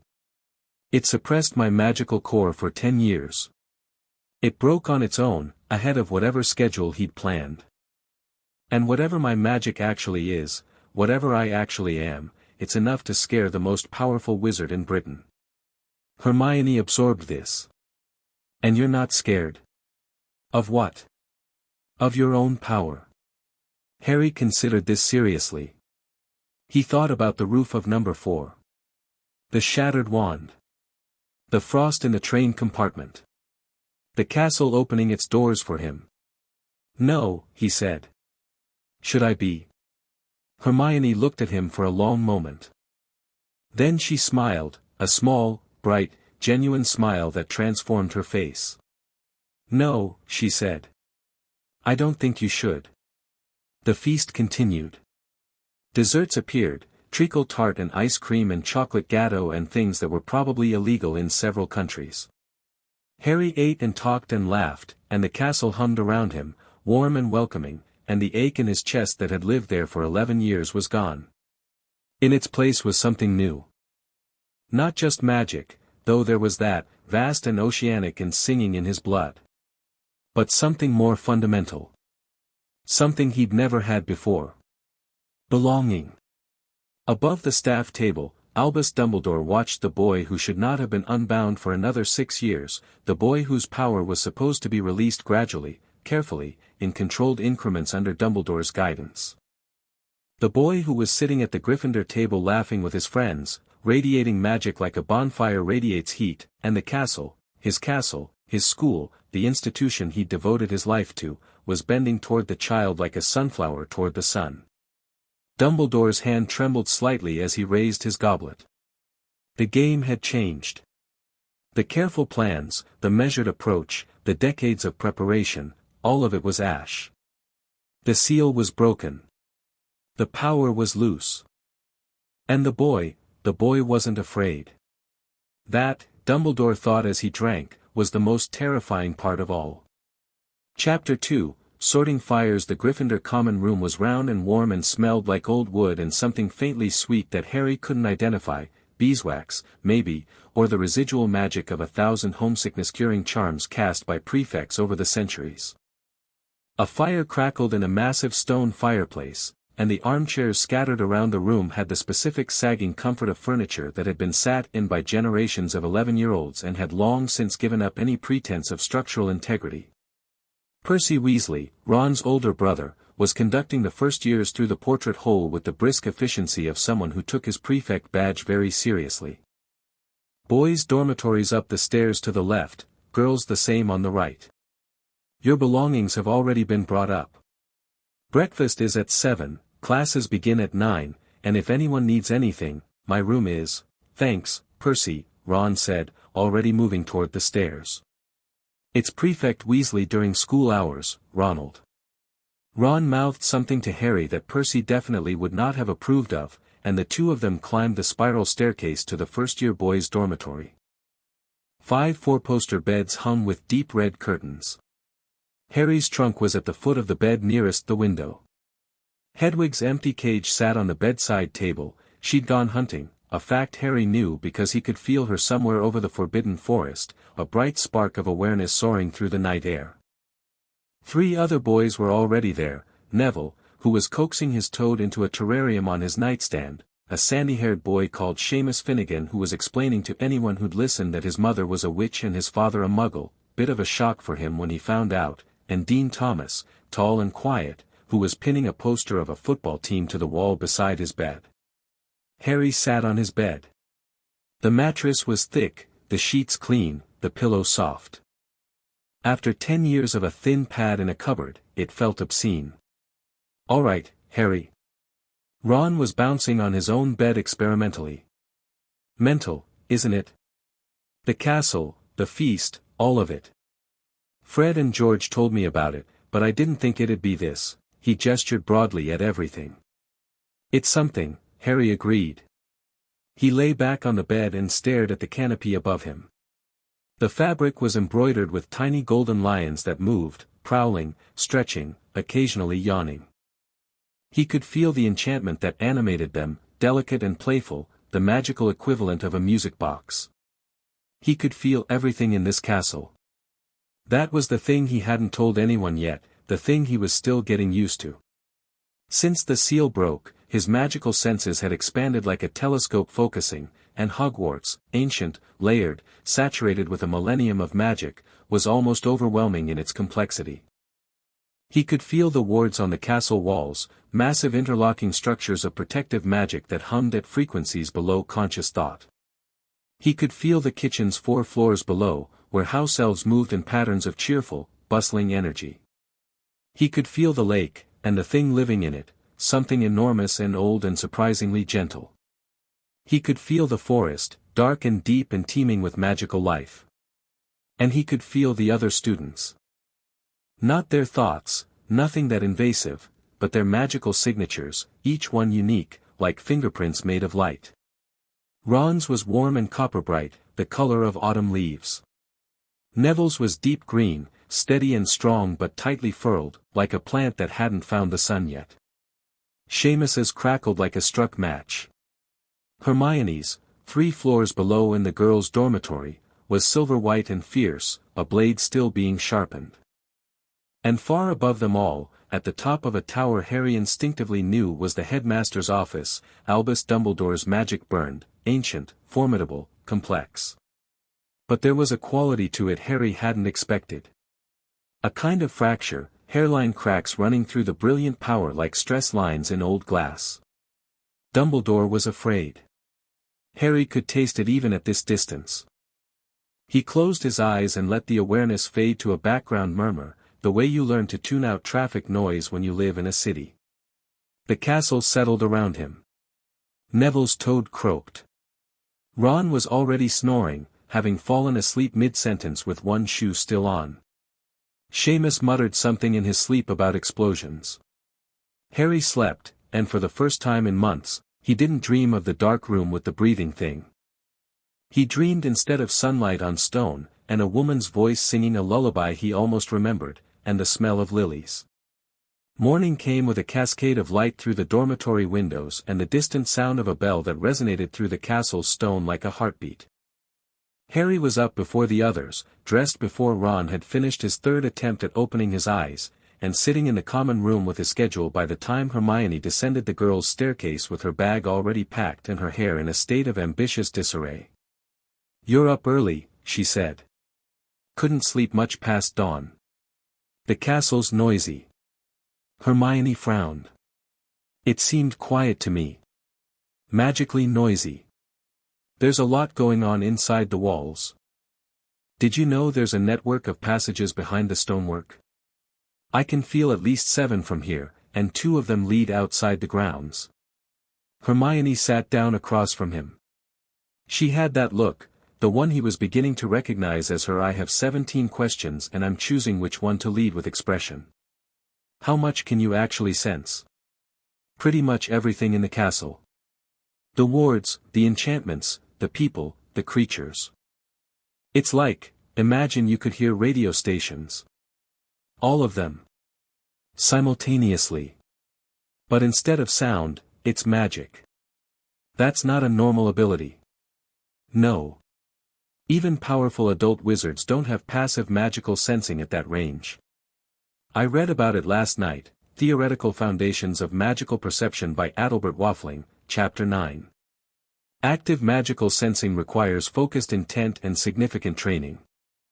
What you're describing is ambient perception, which is theoretically possible but practically undocumented in modern magical literature. Harry smiled. "You read a textbook last night?" "We just got here. I read fast." Hermione opened her bag and pulled out a piece of parchment covered in neat handwriting. "I also made a list of questions about your situation. There are 43. 43. I had more, but I prioritized. Question 1, do you know the specific nature of the seal that was placed on you, and if so, can you describe its magical architecture?" Harry laughed. He couldn't help it. Hermione looked slightly offended for exactly 1 second, and then the corner of her mouth twitched. "I'm serious," she said. "I know you are. That's what's funny." He leaned forward. "I don't know the architecture. Not exactly. But I can tell you what it felt like when it broke, like something crystalline shattering. Rigid, layered, anchored deep in my magical core. Whoever built it was brilliant. It didn't just suppress my magic, it bled it off gradually, venting just enough to keep me alive and functional while preventing any real accumulation of power. Hermione was writing. So the seal was designed to be permanent? No. It had a timeline. I could feel it, the layers were designed to dissolve sequentially, one every few years, releasing my magic in controlled stages. If it had worked properly, I'd have been fully unbound by about 17. Slow enough that each stage would feel natural. Gradual enough that no one would notice the overall increase. But it didn't work properly. It broke all at once. On my 11th birthday. Maybe the timing was significant. 11 is when magical maturation accelerates, the whole reason Hogwarts starts at 11. Maybe the seal couldn't handle the natural surge. Or maybe, he paused. Maybe some part of me broke it on purpose. Hermione's quill stopped. She looked up. You think your own magic destroyed the seal? I think it was always trying to. For 10 years, pressing against the walls, testing the barriers. And when the natural maturation surge hit, the seal cracked, and my magic didn't wait for the controlled release. It took the whole thing down. They sat in silence for a moment. The fire crackled. Somewhere above them, Ron fell out of bed with a thump and a yelp. Question 2, Hermione said. Save the rest for later. I'm starving, and I want to see what happens in class. They went to breakfast. The great hall was magnificent in the morning light, the enchanted ceiling showing a pale blue sky streaked with cirrus clouds, the long tables laden with porridge and toast and eggs and bacon and things Harry didn't recognize but which smelled extraordinary. Ron caught up with them halfway through, still slightly cross-eyed with sleep, and the three of them sat together and ate while the morning post arrived in a thunderstorm of owls. Hedwig landed on Harry's shoulder with a dead mouse, which she presented with evident pride. Thanks, Harry told her. Not at the table, though. She hooted, ate the mouse herself and departed with dignity. Neville sat down next to Ron, looking nervous. Do any of you know what class we have first? Transfiguration, Hermione said immediately. With Professor McGonagall. Then charms with Professor Flitwick after lunch. Potions tomorrow morning with, she checked her schedule. Professor Snape. At the staff table, Harry felt the hook-nosed man's gaze land on him like a weight.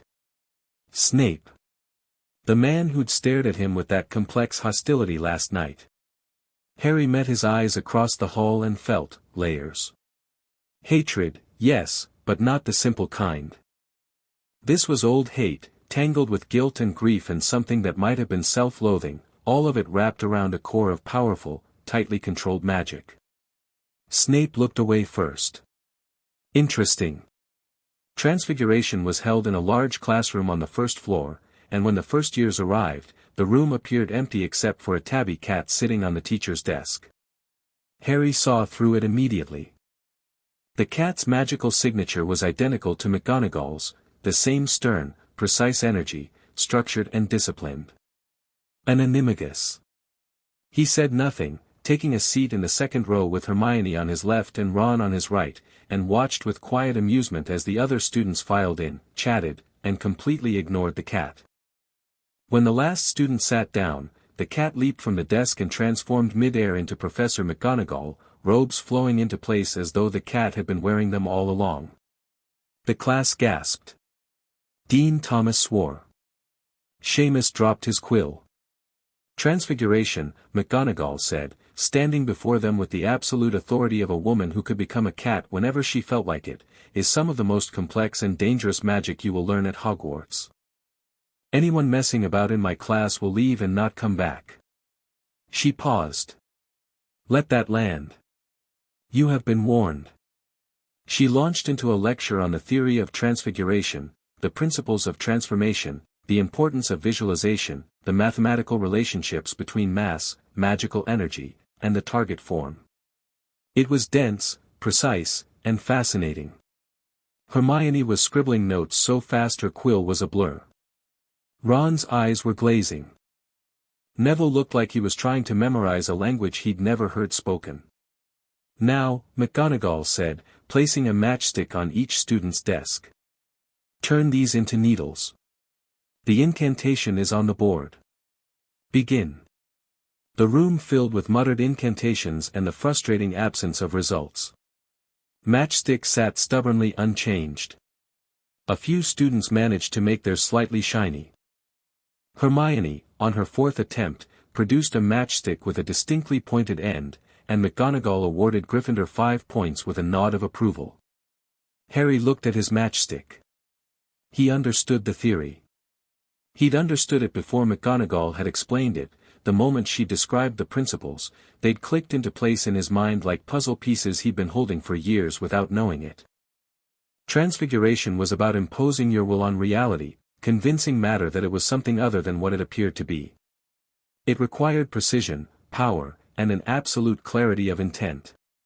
Harry had all three. He pointed his wand at the matchstick and didn't bother with the incantation. The matchstick shivered once and then became, not a needle, because that was thinking too small, and Harry's magic didn't do small, a perfect silver needle, gleaming, razor-sharp, hovering half an inch above the desk and spinning slowly in place. The room went quiet. McGonagall was at his desk in 3 strides. She stared at the needle. She reached out and plucked it from the air.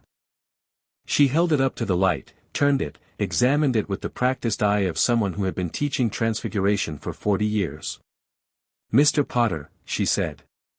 Her voice was controlled, but Harry could hear the current running beneath it. "This is not merely a needle. This is a perfect needle. Molecularly consistent. Magically stable. Self-sustaining, it won't revert." She looked at him. "You did this non-verbally." "Yes, Professor. First years do not perform non-verbal magic." "I didn't need the words. I could see the transformation, what needed to happen, at the fundamental level. The incantation felt unnecessary." McGonagall set the needle down on his desk with exaggerated care. Harry could feel the war happening behind her eyes, the teacher who should be delighted at a prodigy versus the woman who understood exactly what this level of ability implied. "Do it again," she said. "A different object." She placed a button on his desk. Harry looked at it, decided a button deserved something more interesting than a needle, and turned it into a small silver bird. It sat on the desk, ruffled its metallic feathers, and chirped. The class stared. "It's alive," Seamus said. "Not alive," Hermione corrected, leaning in to examine it. "It's animated. Like the lions on the bed curtains. But the craftsmanship, this is 6th-year conjuration at minimum." Harry, the detail work alone, the bird hopped onto Hermione's finger and sang a brief, bright phrase. McGonagall sat down heavily in the nearest chair. She removed her square spectacles, cleaned them on her robe, and replaced them. She looked at Harry, and the professional mask slipped for just a moment, revealing something raw and complicated. 20 points to Gryffindor," she said. Then, quieter, so only Harry could hear, "After class, Mr. Potter. We need to talk." Harry nodded. The bird on Hermione's finger sang again. Ron was staring at it with his mouth open.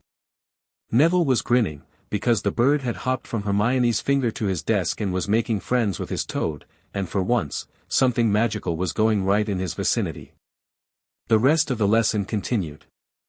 Harry helped Ron with his matchstick, not by doing it for him, but by explaining the visualization in terms Ron could grasp. Think of it like chess. You can see the whole board, right? See what each piece could become. Do that, but with the match. Ron's matchstick turned silver, which was a start. After class, the other students filed out, casting glances at Harry that ranged from awed to envious. Hermione squeezed his arm and said, "I'll save you a seat at lunch," and followed the others. Ron lingered until Hermione dragged him away. McGonagall closed the classroom door. The silver bird was still alive, perched now on the windowsill, and she glanced at it before turning to Harry. "Sit down, Mr. Potter." He sat. She stood before him, arms folded, and for a long moment she simply looked at him, studying, assessing, deciding something. "I was told," she said finally, "by the headmaster, that you were a talented boy who would need guidance and support. I was told to expect above-average ability, perhaps some accidental magic, nothing out of the ordinary for a child of James and Lily Potter." She paused. "I was not told that you would walk into my classroom and perform master-level transfiguration without an incantation on the first day of term. Professor Dumbledore doesn't always share everything." The words were careful, neutral. McGonagall's eyes sharpened. "What do you mean by that?" Harry considered. McGonagall was, from everything he'd observed, fundamentally honest. Her magic was structured and principled, no hidden currents, no buried contradictions. She was exactly what she appeared to be, a brilliant, disciplined woman who cared deeply about her students and her school. She deserved the truth.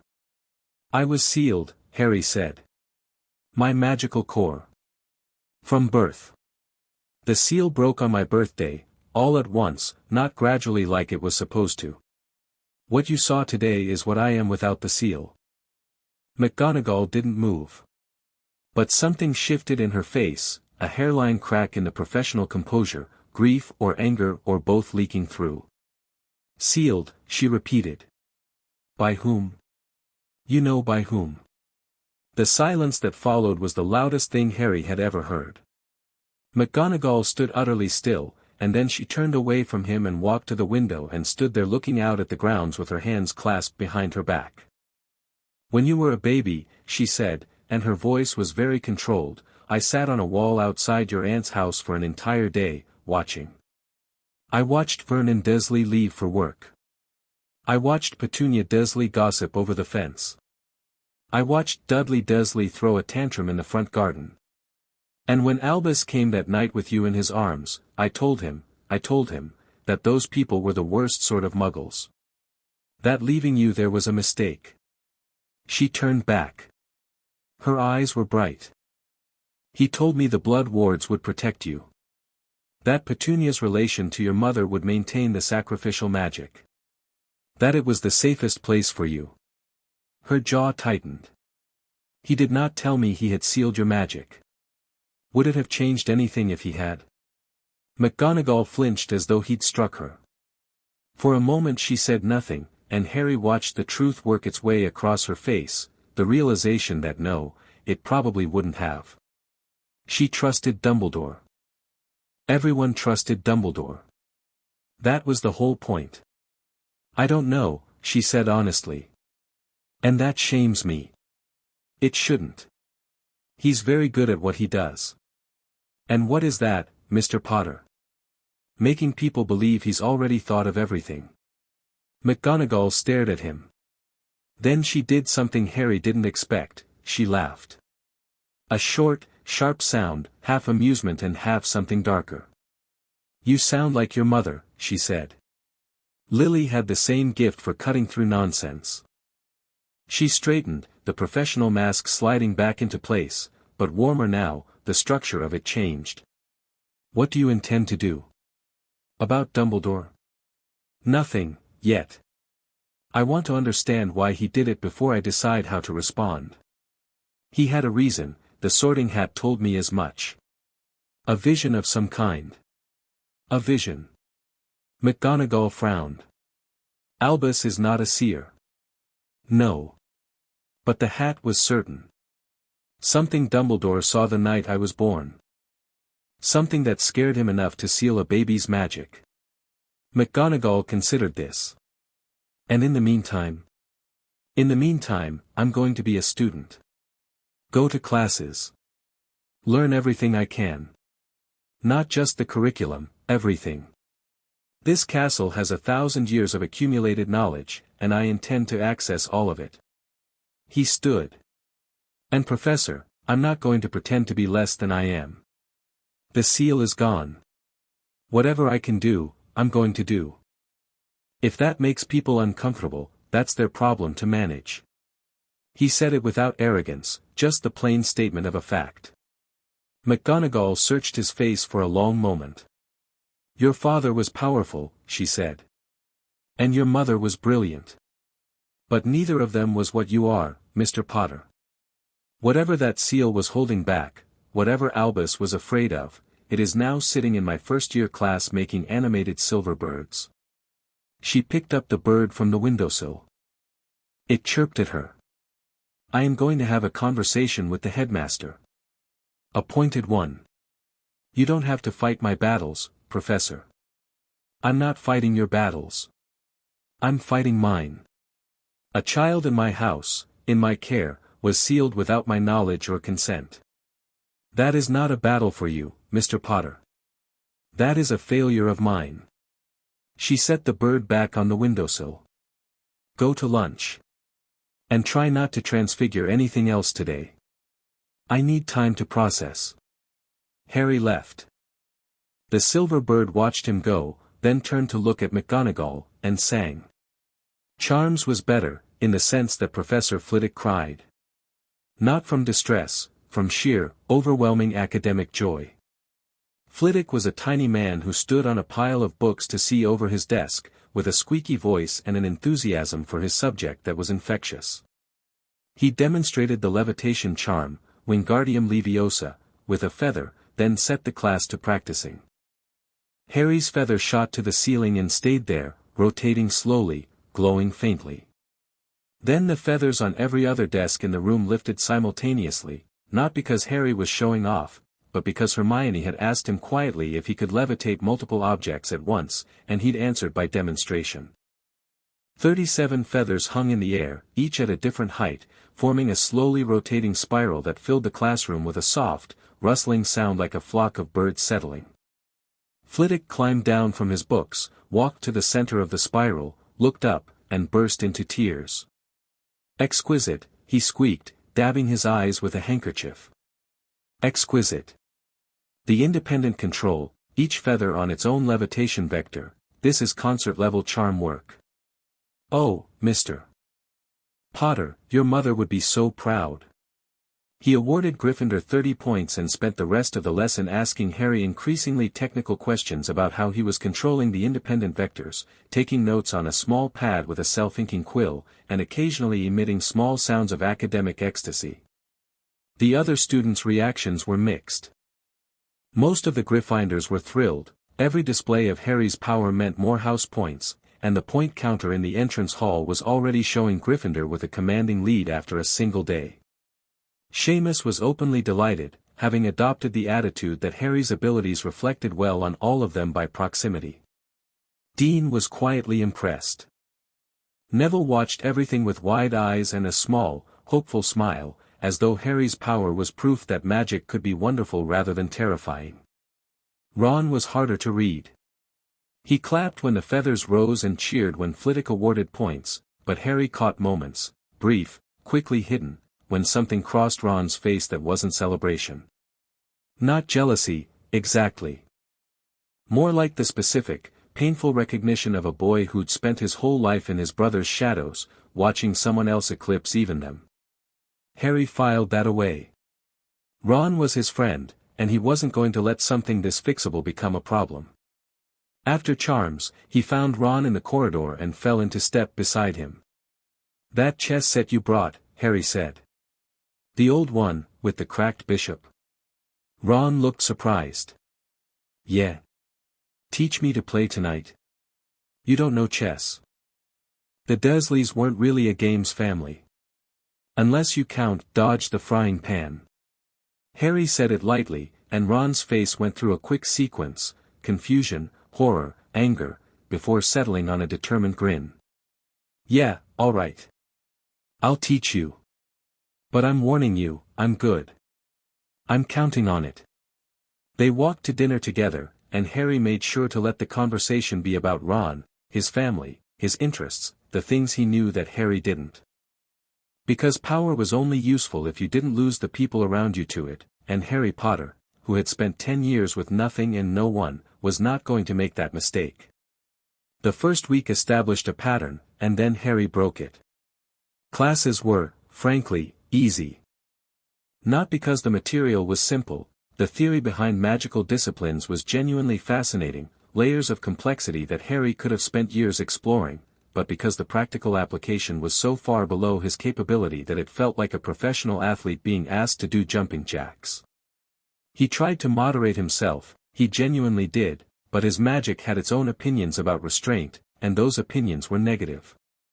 In herbology, the plants responded to him. Not just the magical ones, all of them. Professor Sprout set them to repotting mandrakes, and Harry's mandrake didn't scream. It looked up at him with its ugly little face and cooed, and then every mandrake in the greenhouse fell silent and turned toward him like an audience settling for a performance. Sprout had to sit down. In History of Magic, the one class taught by a ghost, Harry discovered he could see things Professor Binns was talking about, not hallucinations, but actual historical echoes preserved in the castle's magical fabric. While Binns droned about the Goblin rebellions, Harry watched them play out in his peripheral vision like translucent films layered over the classroom walls. He took notes in such detail that Hermione demanded to see them, and her expression when she read them was equal parts impressed and deeply annoyed that someone had out-researched her. In astronomy, he looked through the telescope and saw not just stars but the magical currents flowing between them, vast rivers of energy connecting the celestial bodies in a network so beautiful it took his breath away. Professor Sinistra found him still on the tower an hour after class ended, staring at the sky with tears running down his face, and had the grace not to ask why. And then came potions. The dungeon classroom was cold and damp and lit by torches that cast more shadow than light.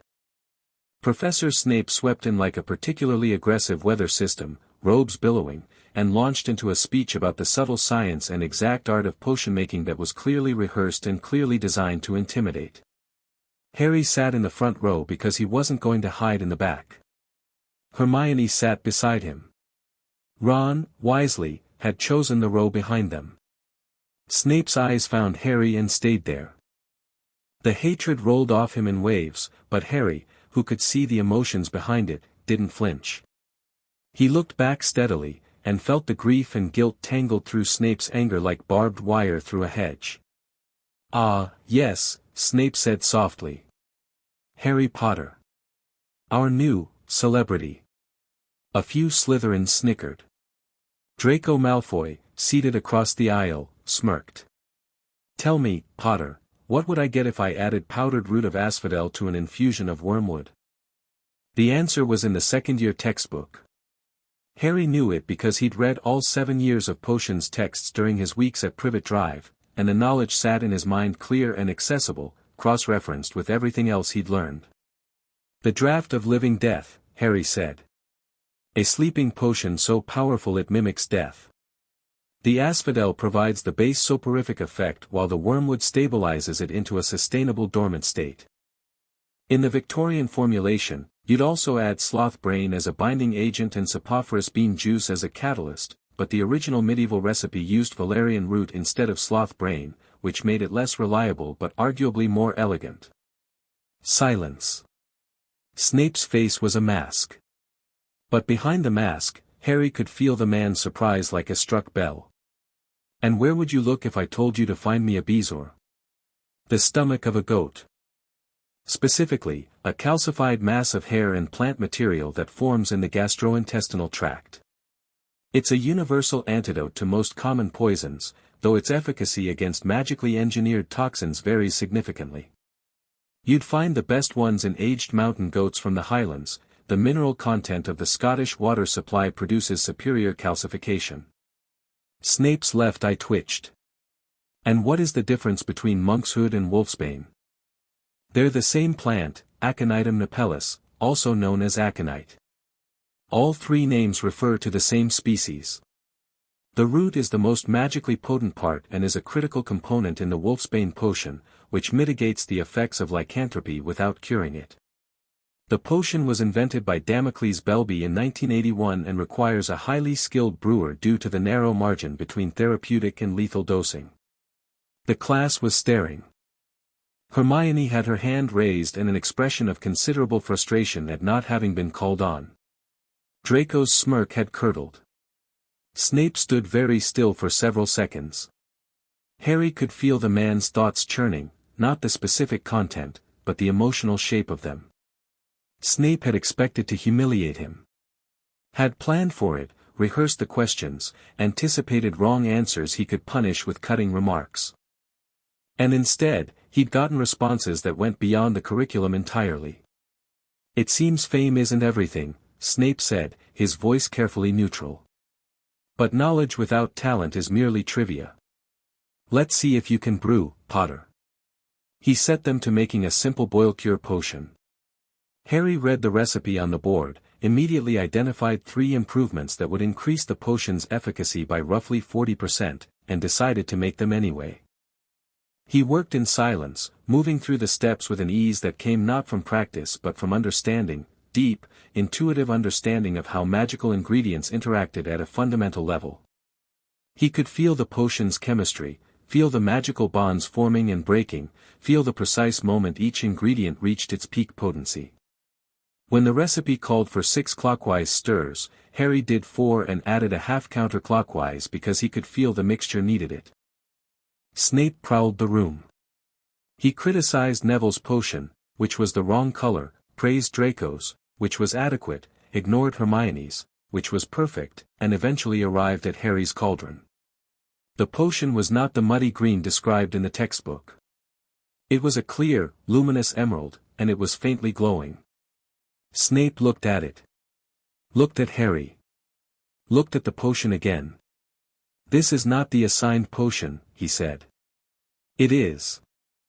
I made 3 modifications, reduced the nettles by 1/4, added the porcupine quills before removing from heat instead of after, and stirred counterclockwise at the 4th stage. The result is roughly 40% more effective and has a shelf life of 6 months instead of 2 weeks. Snape's jaw muscles tightened visibly. "You altered a standard recipe. Without permission. In your first potions lesson. I made it better. That is not for you to determine, Potter. You are a student, not a master brewer. You follow the recipe as written or you receive a 0. Harry looked at him steadily. "Professor Snape, with respect, the recipe as written is suboptimal. The original formulation dates to the 15th century and hasn't been updated to account for modern understanding of ingredient interactions. My modifications are consistent with principles outlined in Libatius Borgia's Advanced Potion Making, which I'm aware is a 6th-year text, but the relevant theory isn't complex. It's just arithmetic." The dungeon was so quiet you could hear the torches hissing. Snape leaned in. Close enough that Harry could see the individual lines etched around his mouth, the shadows beneath his black eyes, the barely visible tremor in his hands. "You have your mother's eyes," Snape said, very quietly, so only Harry could hear. And then, louder, 0 marks, Potter. Follow instructions next time. He swept away. Draco laughed. Ron looked furious. Hermione's hand was twitching toward her wand. Harry sat still and thought about what Snape had said. Not the 0, he didn't care about the 0. The other thing. The thing Snape hadn't meant to say, that had slipped through the armor. You have your mother's eyes. Snape had known his mother. Known her well enough that her eyes, Harry's eyes, could break through a decade of practiced cruelty. That wasn't the reaction of a colleague or an acquaintance.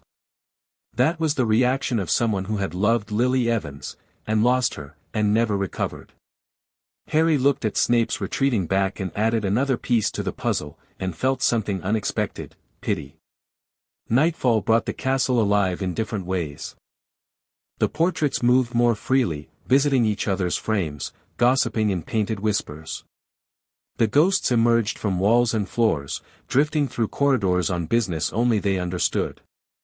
The suits of armor creaked and shifted, and Harry could feel them, residual enchantments, not truly conscious but not entirely inert either, somewhere in the vast gray space between object and entity. He couldn't sleep. The castle was too alive, too loud in his magical senses, and there was something else, a pull, a tug, drawing him upward and outward. The castle wanted to show him something. Harry got out of bed, pulled on his robes over his pajamas, and slipped out of the dormitory. The common room was empty, the fire burned down to embers. He climbed through the portrait hole, and the fat lady, the portrait that guarded the entrance, opened for him without asking for the password. "Couldn't sleep, dear," she murmured. "The castle wants me to go somewhere." She gave him a long, knowing look. "It's been a while since Hogwarts took an interest in a student." "Not since, well. Go on, then." "I won't tell." The corridors were dark and silver with moonlight. Harry walked, and the castle guided him, not with words or visions but with the subtle language of architecture, a door left ajar here, a staircase that swung into convenient position there, a torch that flared to light as he approached and dimmed as he passed. He walked up staircases and through passages and past sleeping portraits, and the castle unfolded around him like a flower, showing him its hidden geometry. He found himself on the 7th floor, in front of a blank stretch of wall across from a tapestry depicting trolls attempting ballet. The castle's presence was concentrated here, focused, intent, like someone pressing a finger to a point on a map. Harry put his hand on the wall. The stone was warm. "What is this?" he thought. The wall shimmered. Lines appeared in the stone, the outline of a door, tall and arched, materializing from nothing. Harry felt the magic behind it, immensely old, layered and complex, a room that existed in a state of perpetual potential, becoming whatever the person standing before it needed most. The room of requirement. He pushed, and the door opened. The room beyond was vast and impossible, it shouldn't have fit in the castle's architecture, but magic didn't care about architecture. It was a library. Not the school library, which Harry had visited and found comprehensive but limited. This was something else entirely, a collection that spanned centuries, shelves stretching up into darkness, filled with books and scrolls and tablets and crystalline memory stores that glowed with soft, preserved light. The collected knowledge of 1,000 years of magical practice, teaching, and discovery, preserved by Hogwarts itself for anyone with the power to ask for it. Harry stepped inside and felt the room recognize him, not just his presence but his need. He needed knowledge. He needed to understand what he was, what the seal had been, what Dumbledore feared, what the prophecy meant, why Voldemort had marked him. He needed answers. The room provided. Books slid from shelves and floated to a reading desk that materialized in the center of the room.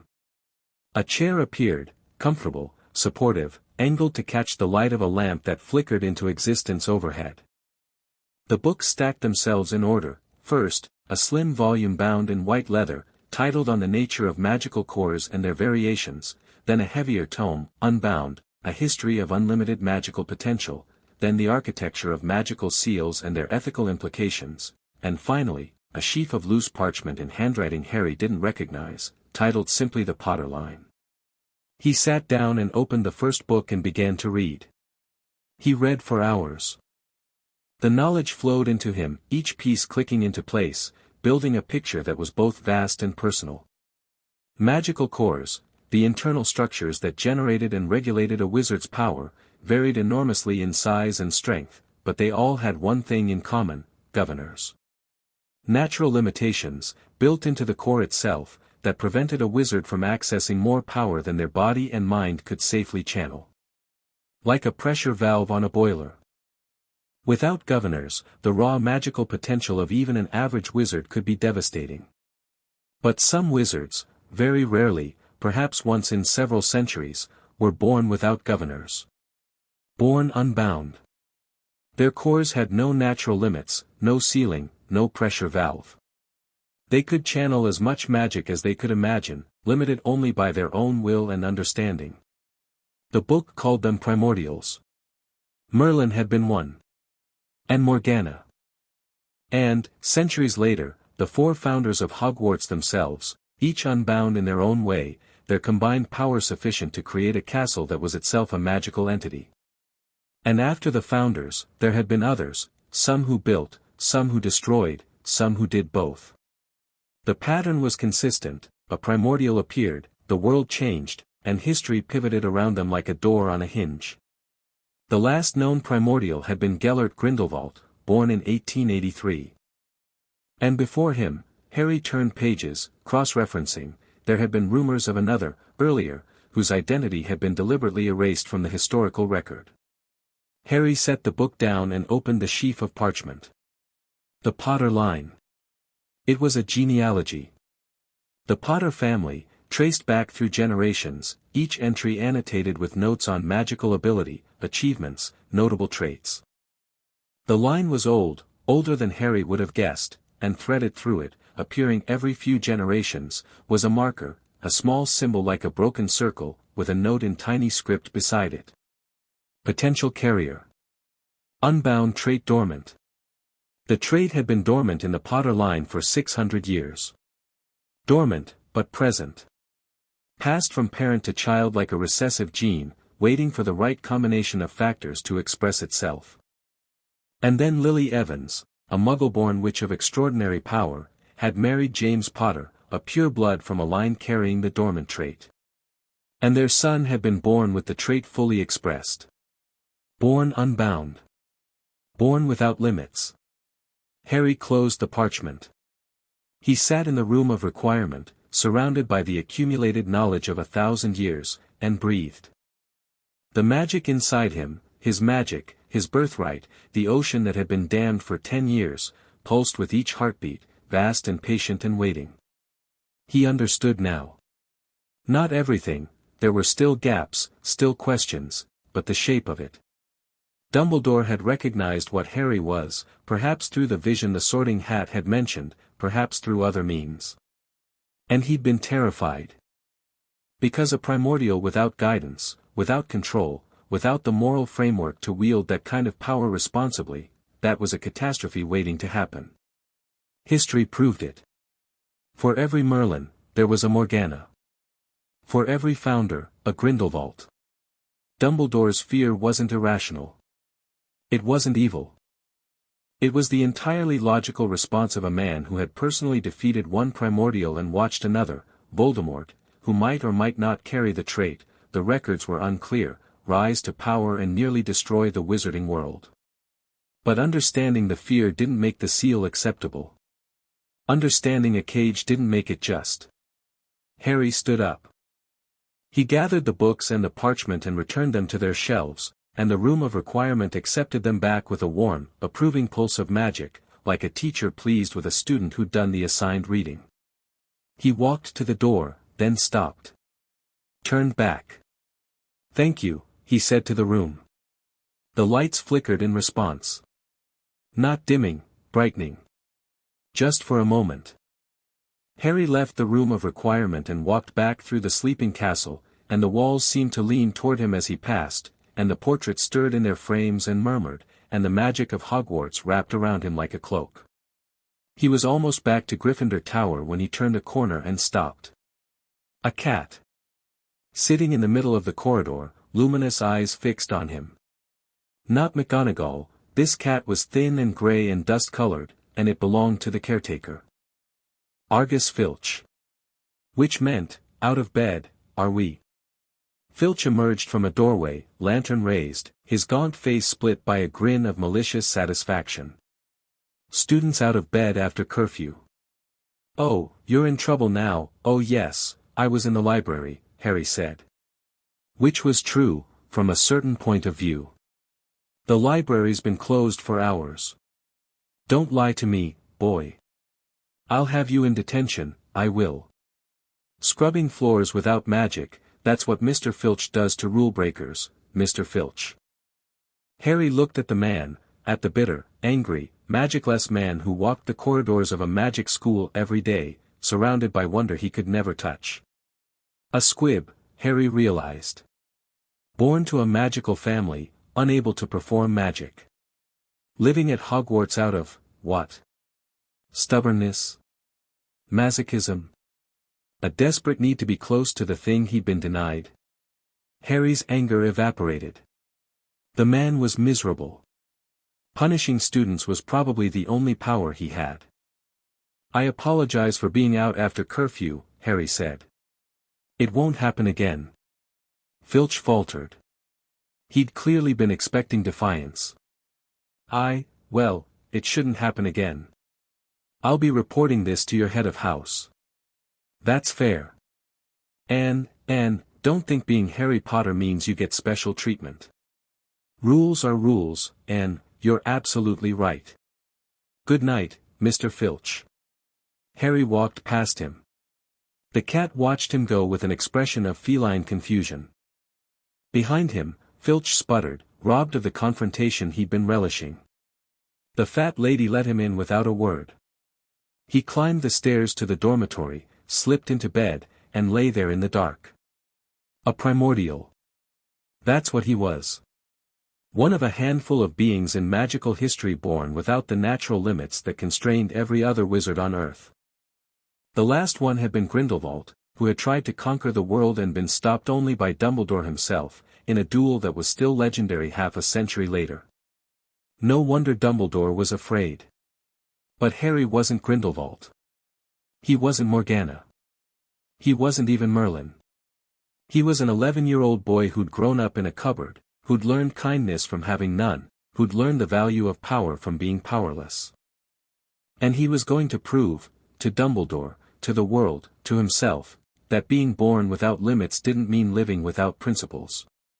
He fell asleep. The castle hummed around him, warm and watchful, and in the highest tower, Albus Dumbledore sat alone in his office, staring at a device on his desk that was spinning wildly, its delicate silver instruments whirring and clicking. It was a monitoring device, keyed to the seal he'd placed on Harry Potter 11 years ago. Every instrument was dark. Every connection severed. The seal wasn't weakened, wasn't cracked, wasn't degraded. It was gone. Completely and utterly gone, as though it had never existed. Dumbledore removed his glasses and rubbed his eyes with hands that were not quite steady. In the corner, perched on a golden stand, a phoenix named Fawkes watched him with ancient, sorrowful eyes and sang a single, low note. It sounded like a warning. The second week brought two developments that changed the trajectory of Harry's first term. The first was Neville Longbottom. Harry had liked Neville from the start, the round-faced, nervous, perpetually apologetic boy who lost his toad and forgot passwords and dropped things in class. There was something about Neville's quiet persistence that resonated with Harry. Here was someone who'd been told his whole life that he wasn't enough, by his family, by his own expectations, by the casual cruelty of a world that measured worth in magical ability, and who kept going anyway.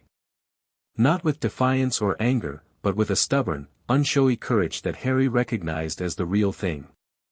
What Harry hadn't expected was Neville's magic. It happened in their second herbology lesson. Sprout had them working with bouncing bulbs, rubbery, aggressive plants that leaped out of their pots and tried to hit you in the face. Most students were engaged in an undignified wrestling match, trying to repot the bulbs while dodging their attacks. Neville, working beside Harry, had a different experience. His bouncing bulb wasn't bouncing. It was sitting in his hands, docile as a kitten, and as Harry watched, it began to grow. Not the frantic, explosive growth of a magically stimulated plant, but a steady, purposeful expansion, new leaves unfurling, roots extending, the whole organism reaching toward Neville's hands as though he were sunlight. "Neville," Harry said quietly. "Look at what you're doing." Neville looked down. His eyes went wide. I'm not doing anything. I'm just holding it. You're feeding it. You're magic. Can you feel it?" Neville's forehead creased in concentration. Then his expression changed, a slow dawning, wonder replacing confusion. "I can, there's something. Like a warmth. Going from my hands into the plant. That's your magic. You're channeling it instinctively." Harry watched the plant, which was now twice its original size and sporting flowers that hadn't been there before. "You've got an affinity. A strong one. Plants respond to you. But, I'm rubbish at magic. Everyone says so. Your gran's wrong. Harry said it flatly, with no room for argument. Your magic is different, Neville. It's not flashy. It's not the kind that shows up in wand-waving classes. It's deep, and it's connected to living things, and it's powerful. You've just never had anyone tell you to look for it. Neville stared at him. The plant in his hands bloomed, a cascade of tiny white flowers that smelled like summer. How do you know this? Neville whispered. Because I can see it. Your magical signature. It's green, Neville. Deep green, like an old forest. And it's strong. Harry put his hand on Neville's shoulder. You're not rubbish. You're just different. And different isn't less. Neville's eyes filled. He blinked rapidly and looked away, but not before Harry saw the impact, the first crack in the shell of inadequacy that the boy had been carrying like armor his whole life. After that, Neville was Harry's shadow. Not in a clingy way, Neville was too self-aware for that, but in the way of someone who'd found an unexpected ally and wasn't going to lose them. He sat with Harry and Hermione and Ron at meals, studied with them in the common room, and gradually, tentatively, began to show the person he was beneath the anxiety. He was brave. Quiet about it, almost apologetic about it, but genuinely brave. When Draco mocked him in the corridor, a casual, cutting remark about his parents, who were, Harry learned, alive but permanently insane, tortured into madness by Death Eaters, Neville didn't cry or run. He went white and still and clenched his fists and said, "Don't talk about my parents," in a voice that shook but didn't break. Harry, standing beside him, felt Neville's magic surge, a deep, green pulse that cracked the flagstones at his feet. Draco noticed. His eyes dropped to the cracks, then rose to Neville's face, and for the first time, his sneer didn't quite reach his eyes. "Come on," Draco said to Crabbe and Goyle, and walked away.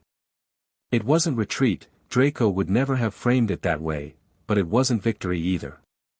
"You all right?" Harry asked. Neville looked at the cracked stone. "Did I do that?" "Yeah. I cracked a flagstone. With my magic." "You did?" Neville stared at the cracks for a long time. Then he smiled, small and fierce and private, and Harry thought, there you are. The second development was Daphne Greengrass. She appeared on a Tuesday afternoon, materializing beside Harry in the library with the deliberate, unhurried precision of someone who'd planned the encounter to the minute. She was tall for 11, with pale blonde hair and cool blue eyes and the kind of composure that usually took decades to develop. Her Slytherin robes were impeccable. Her expression was neutral in a way that was itself a statement. "Potter," she said, sliding into the chair across from him. "We should talk."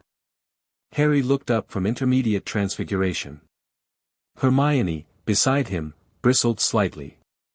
Ron, on his other side, went still in the specific way of someone who'd been raised to distrust Slytherins on principle. "Should we?" Harry said. "My name is Daphne Greengrass. My family is neutral, we didn't support the Dark Lord, but we didn't oppose him either. We're pragmatists." She folded her hands on the table. "And I'm pragmatic enough to recognize a paradigm shift when I see one. A paradigm shift. You. What you are. What you can do. The whole school's been talking about it for 2 weeks, and not just the students. The professors are rattled. Dumbledore's been holding private meetings with senior staff. And the Slytherin common room," a flicker of something crossed her face. "Amusement, maybe. Let's say opinions are divided. Between what and what? Between those who think you're a threat to be neutralized and those who think you're an opportunity to be leveraged." She held up a hand. "I'm neither. I'm not here to threaten you or use you. I'm here because my family has survived in the magical world for 400 years by recognizing which way the wind is blowing, and you, Potter, are a hurricane." Hermione's bristling intensified.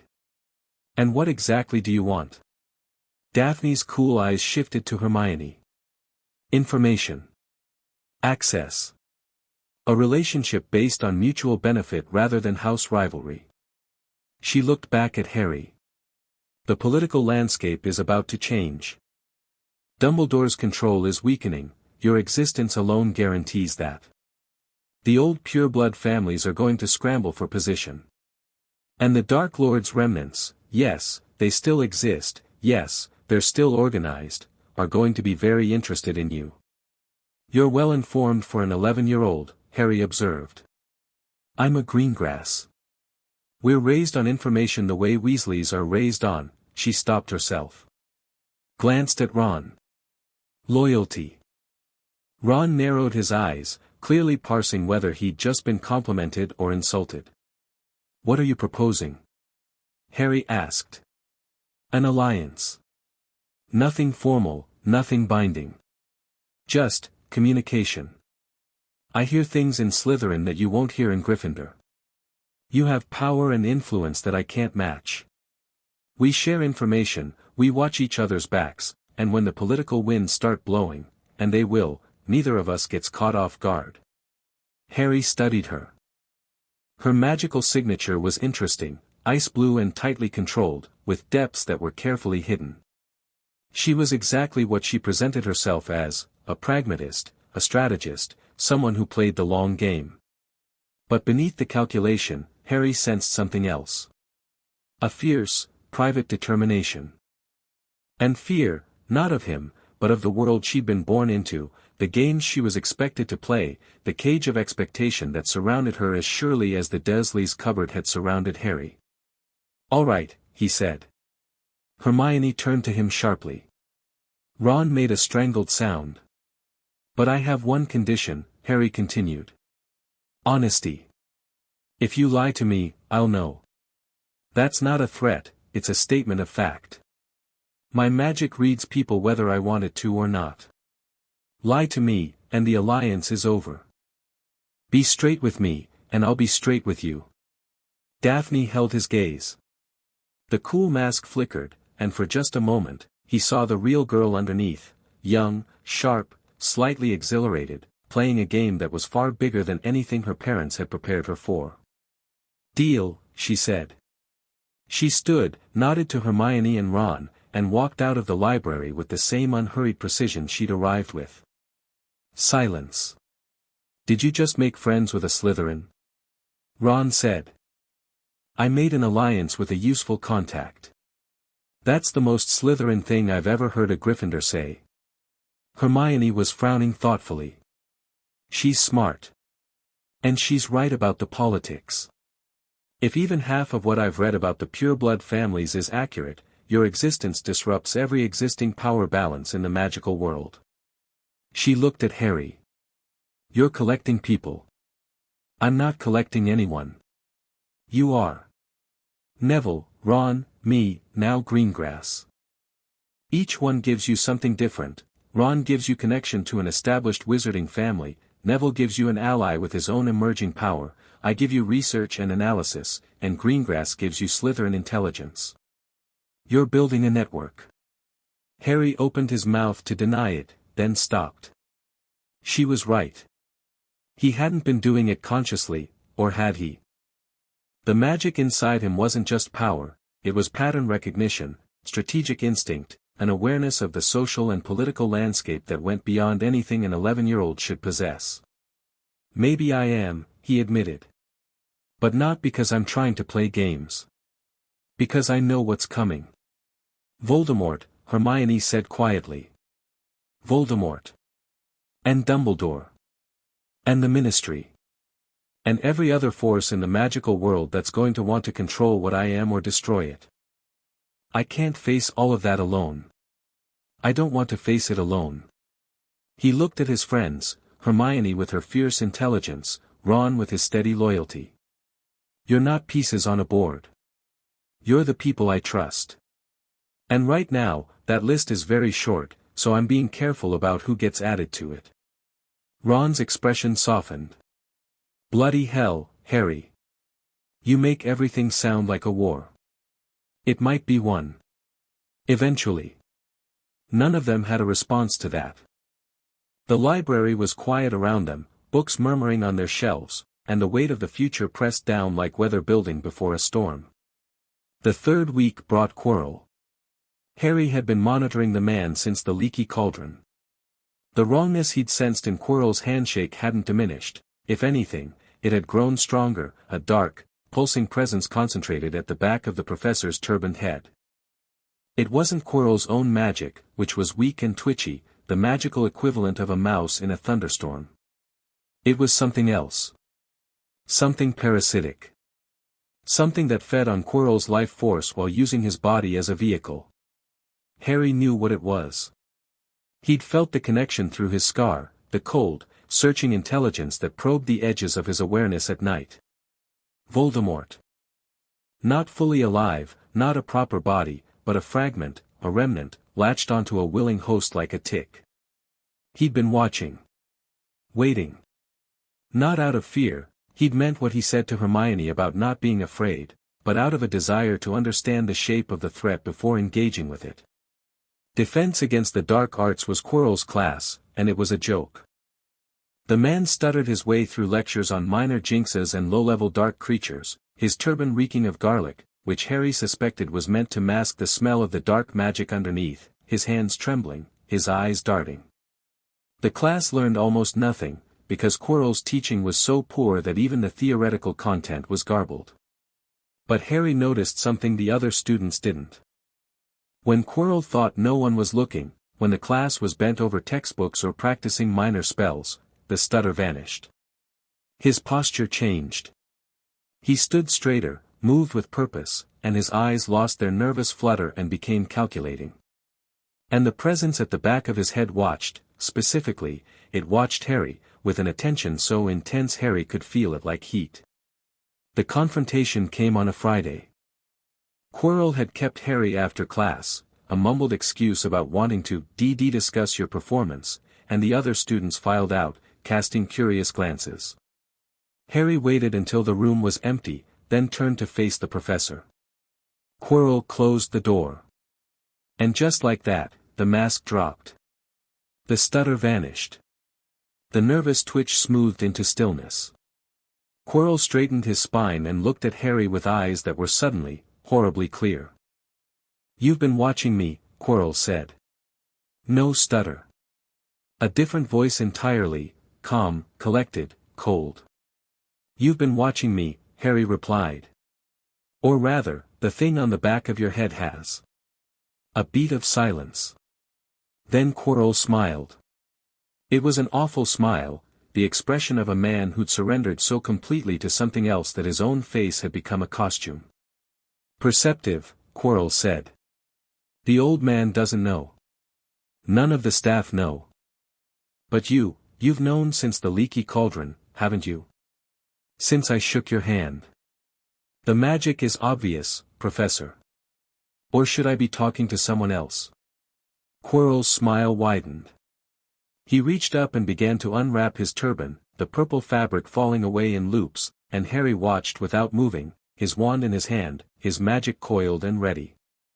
The last fold fell away, and on the back of Quirrell's bald head, a face pressed outward from the skin. Not a real face, a projection, a manifestation, stretched and pale and terrible. Red eyes and gray flesh, a lipless mouth, slits where a nose should have been. "Harry Potter," said Lord Voldemort. The voice was thin, reedy, a whisper that seemed to come from very far away. But the intelligence behind it was vast and terrible, and Harry felt it reach toward him through the connection in his scar, a cold, questing tendril of thought, probing, testing. Harry didn't retreat. He stood in the middle of the defense classroom and looked at the face of the man who'd murdered his parents, and he felt clarity. Not rage, not fear. Clarity. This was the thing in the darkness, the monster under the bed, the shadow that had hung over his entire life. And it was pathetic. A face on the back of someone else's skull, whispering from borrowed lips, too weak to even exist on its own. "You're smaller than I expected," Harry said. The red eyes narrowed. "Insolent boy. Honest observation. You killed my parents, tried to kill me, terrorized the entire wizarding world, and now you're hitching a ride on a defense professor. That's not exactly a triumphant return. Voldemort's lipless mouth twisted. Not anger, amusement. Genuine, surprised amusement, and that was more chilling than rage would have been. I like you, Voldemort said. I didn't expect to, but I do. You have spine. Most people can't even say my name, and here you are, mocking me to my face. A pause. Such as it is. What do you want? To talk. Just talk. I've been watching you, Harry Potter. Since your seal broke, oh yes, I felt that, halfway across Europe, like a bomb going off in the magical spectrum, I've been watching. And what I've seen interests me greatly. I'm flattered. You should be. I don't interest easily. Voldemort's voice dropped, becoming intimate, conspiratorial. You're like me, Harry. Not in temperament, you're distressingly moral, I can tell, but in nature. In power. In the fundamental quality of your magic. We are alike in ways that Dumbledore will never understand, because Dumbledore is brilliant but limited. His magic has a ceiling. Ours doesn't. Harry felt the truth of it, and that was the most disturbing thing, the cold, clear resonance of recognition. Voldemort's magical signature, distorted and corrupted as it was, shared something with Harry's. A quality. A frequency. The absence of limits. You're unbound, Harry said. Or you were. Before you did whatever you did to yourself. Voldemort's eyes flickered. Ah. You've been reading. Yes. I was born without governors, like you. The only one in centuries, until you. Dumbledore recognized it in me, too. But he didn't seal me. He guided me. Tried to, anyway. Tried to shape me into something manageable. The mouth curved. It didn't take. I'm not you. No. You're potentially more. The seal, Dumbledore's seal, it didn't just suppress your magic, Harry. It compressed it. Concentrated it. 10 years of accumulating power with nowhere to go, building and building like pressure in a sealed container. When it broke, well. A cold, thin laugh. You're not just unbound. You're an unbound who's been pressure cooked for a decade. The sheer density of your magical core is something I've never encountered. Something I'm not sure has ever existed. Harry said nothing. He was listening, not because he trusted Voldemort but because Voldemort was telling truths that Dumbledore hadn't. There was value in that, even from a monster. I'm not here to fight you, Voldemort continued. I'm here to make you an offer. No. You haven't heard it. I don't need to. You murdered my parents. Whatever you're offering, whatever alliance or partnership or deal you think you can dangle, the answer is no. Not because Dumbledore told me to say no, not because I'm performing righteousness for an audience, but because I looked into your magic when you touched Quirrell's hand and I felt what you are. You're hollow. Whatever you did to make yourself immortal, whatever dark magic you used, it ate you from the inside out. There's nothing left of you but hunger and fear. The classroom went very cold. The red eyes blazed. You dare, I'm not finished. Harry's voice was quiet but carried a weight that made the torches flicker. You're afraid of death. That's the core of everything you are, every murder, every Horcrux, every atrocity. Fear. And I pity you for it, which I know you'll hate, but it's true. My mother faced death to save me and it made her magic immortal. You've spent your entire life running from death and it's made you this. He gestured at the face on the back of Quirrell's head. A parasite. The temperature plummeted. Frost crawled across the desks. Quirrell's body began to tremble, and the face, Voldemort's face, contorted with a fury so intense that the dark magic in the room surged like a wave. Harry felt it coming and didn't move. The wave hit him and broke. Shattered against his magic like water against stone, the dark energy dispersing in every direction, extinguishing torches, cracking windows. Harry stood in the center of it, untouched, unmoved, and his eyes never left Voldemort's. "How?" Voldemort whispered. "I told you. You're smaller than I expected." For a long, suspended moment, they stared at each other. Then Voldemort pulled back. The fury drained from his face, replaced by something more dangerous, a cold, calculating reassessment. "This isn't over, Harry Potter. I know. I will return. In full. In a body of my own. And when I do, I'll be ready." Quirrell was fumbling with his turban, wrapping it back around his head with shaking hands. The stutter returned as the mask rebuilt itself, layers of pretense clicking back into place. In seconds, he was Professor Quirrell again, nervous, pathetic, harmless. But the red eyes, before they disappeared beneath the purple fabric, held Harry's gaze with an expression he hadn't expected. Respect. And fear. Harry turned and walked out of the classroom. The door closed behind him with a soft click, and he stood in the corridor and breathed, and his hands were not shaking, and his heart was not racing, and the magic inside him was calm and vast and steady. He'd just faced Lord Voldemort and told him he was pitiful. It had felt like the truth.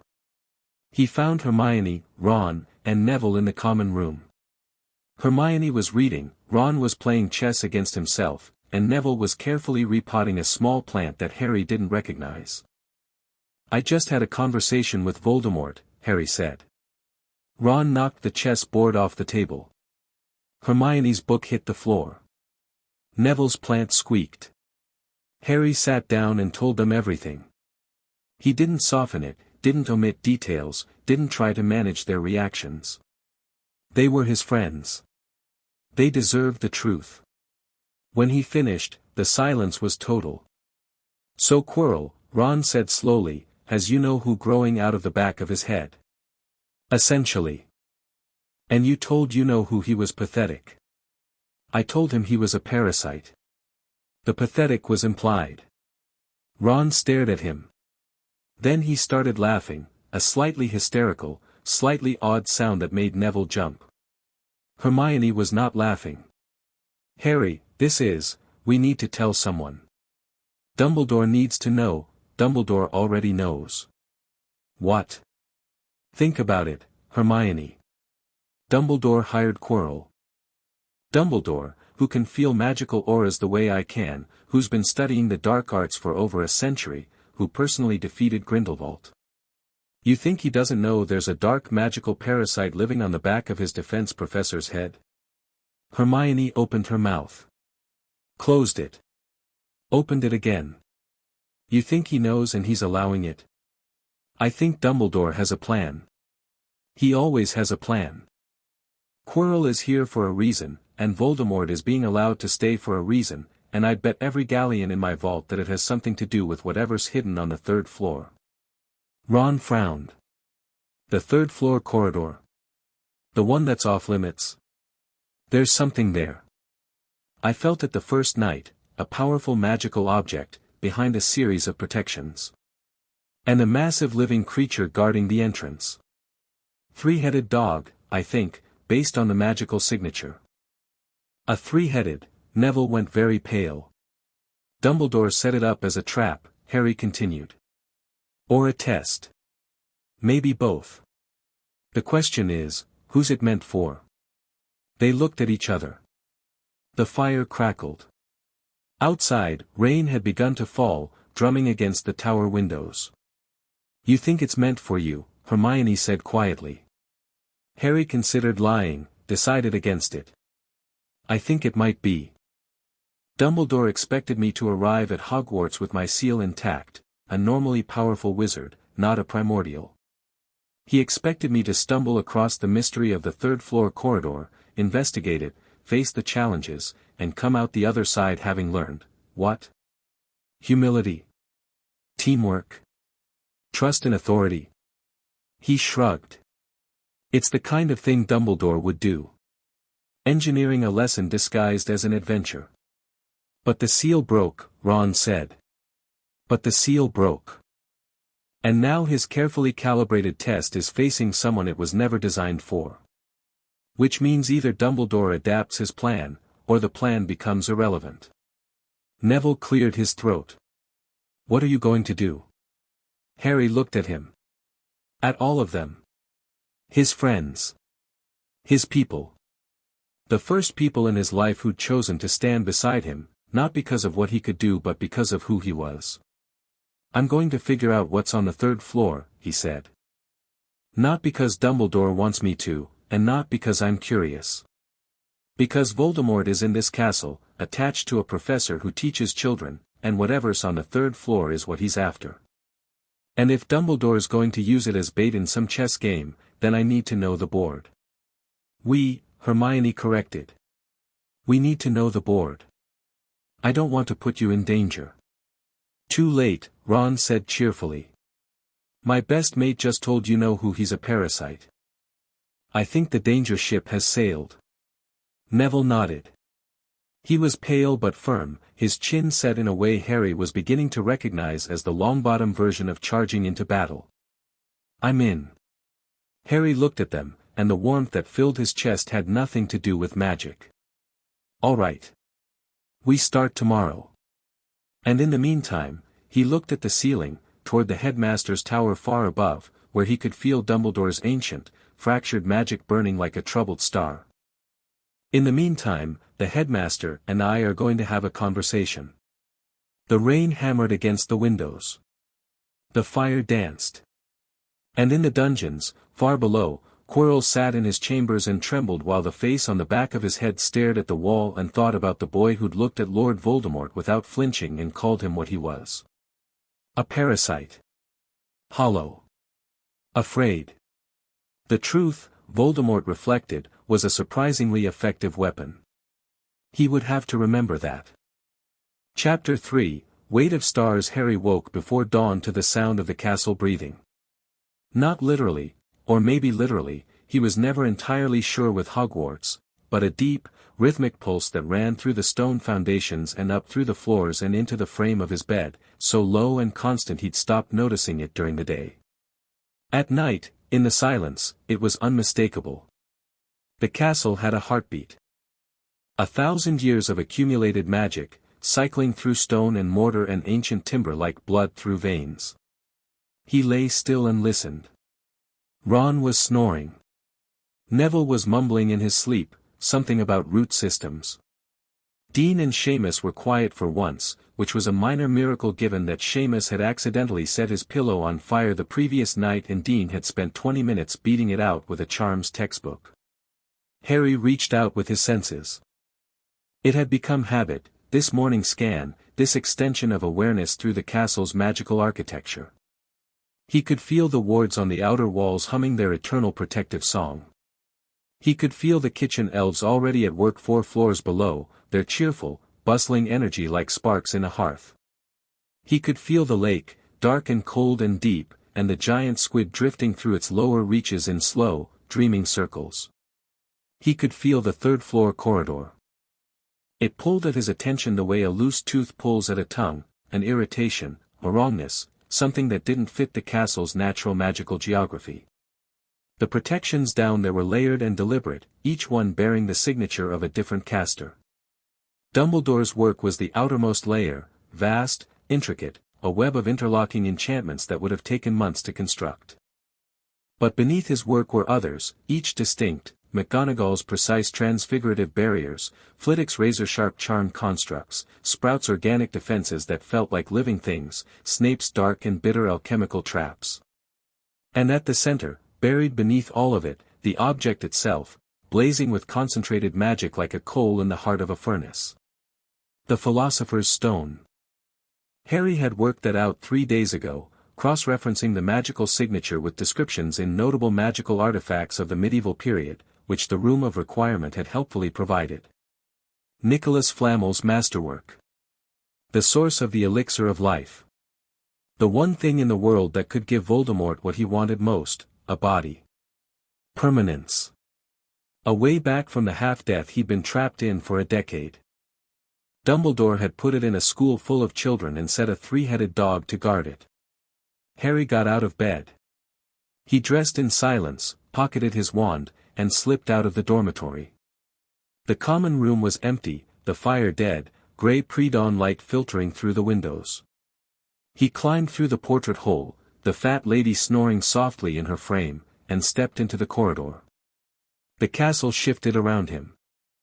Not physically, the stones didn't move, but the magical currents adjusted, flows redirecting, passages aligning. Hogwarts was making a path for him. It had been doing this more and more over the past weeks, responding to his intent before he'd fully formed it, and Harry still wasn't sure if the castle was genuinely conscious or if his own magic was so deeply integrated with the building's enchantments that the distinction had become meaningless. He didn't go to the third floor. Not yet.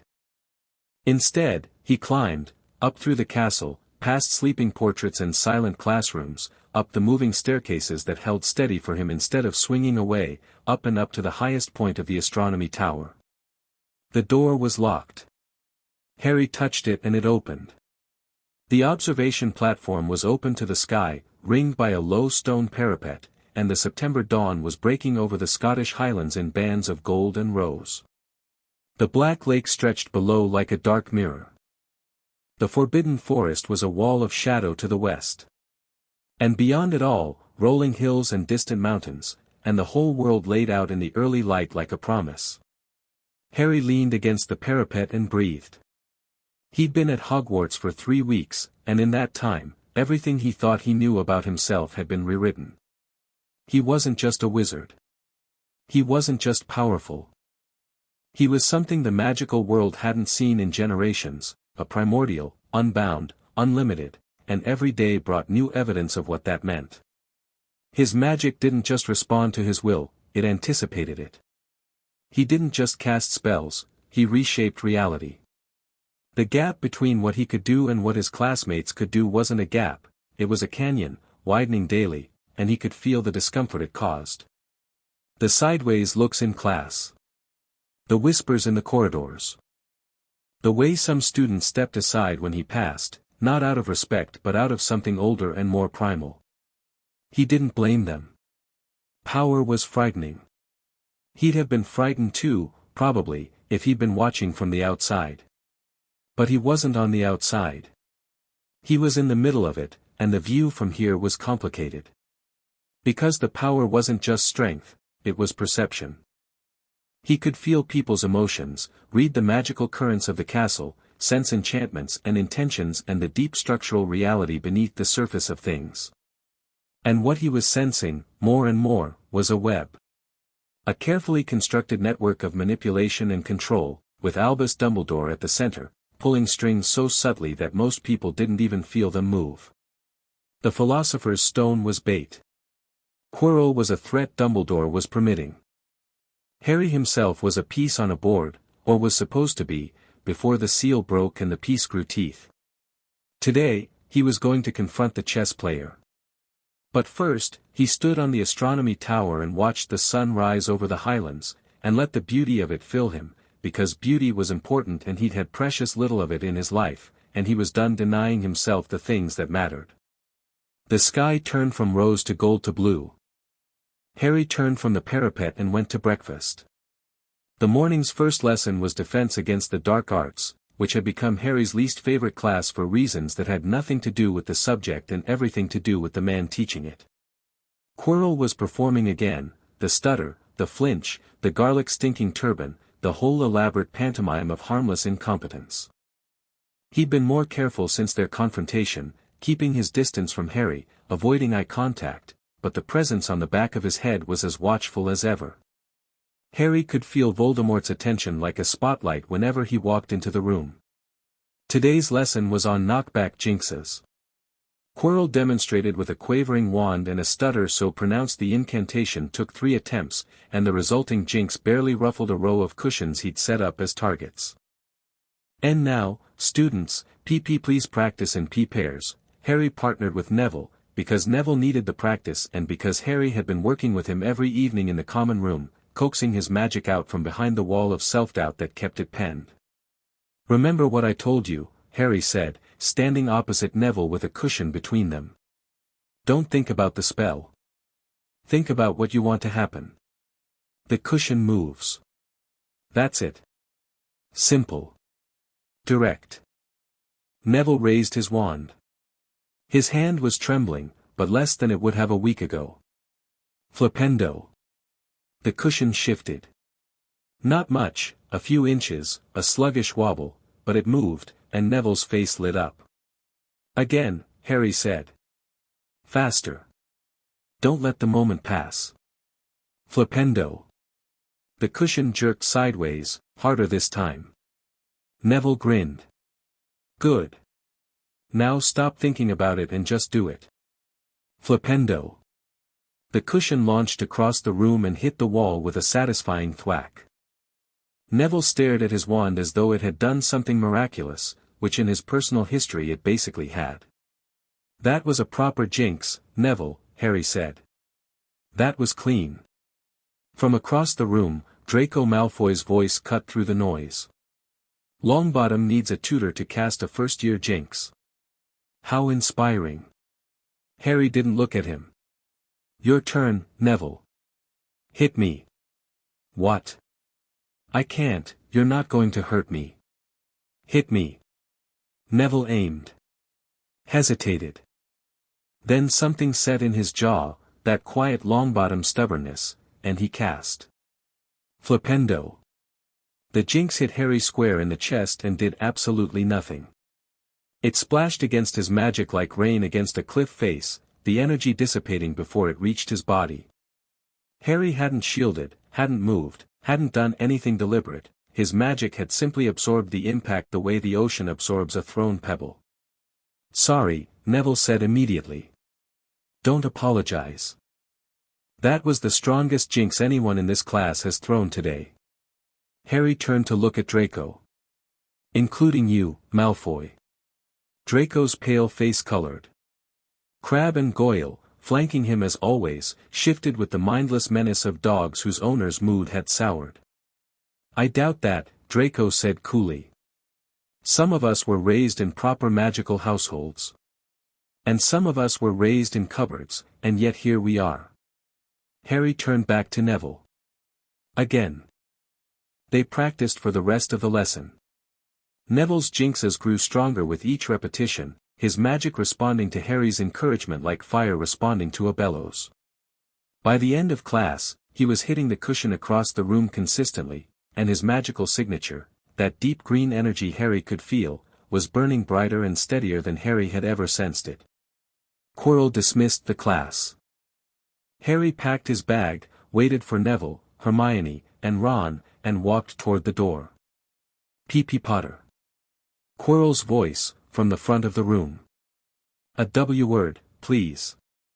The others looked at Harry. He shook his head slightly, go on, I'm fine, and they left, reluctantly. Harry turned to face Quirrell. The classroom door closed.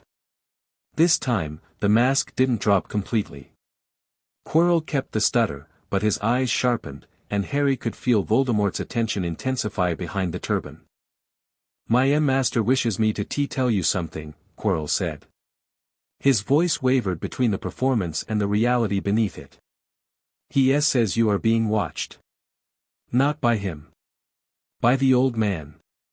I know Dumbledore watches me. Not just watching. Planning. There are devices. In the headmaster's office. Instruments keyed to your magical signature. They monitor your P-power levels, your location, your emotional state. Quirrell's hands twitched. He has been tracking you since birth. Harry felt the truth of it, not from Quirrell, who was merely the messenger, but from his own senses. He'd felt something in Dumbledore's tower, a cluster of magical devices humming in resonance with his own energy.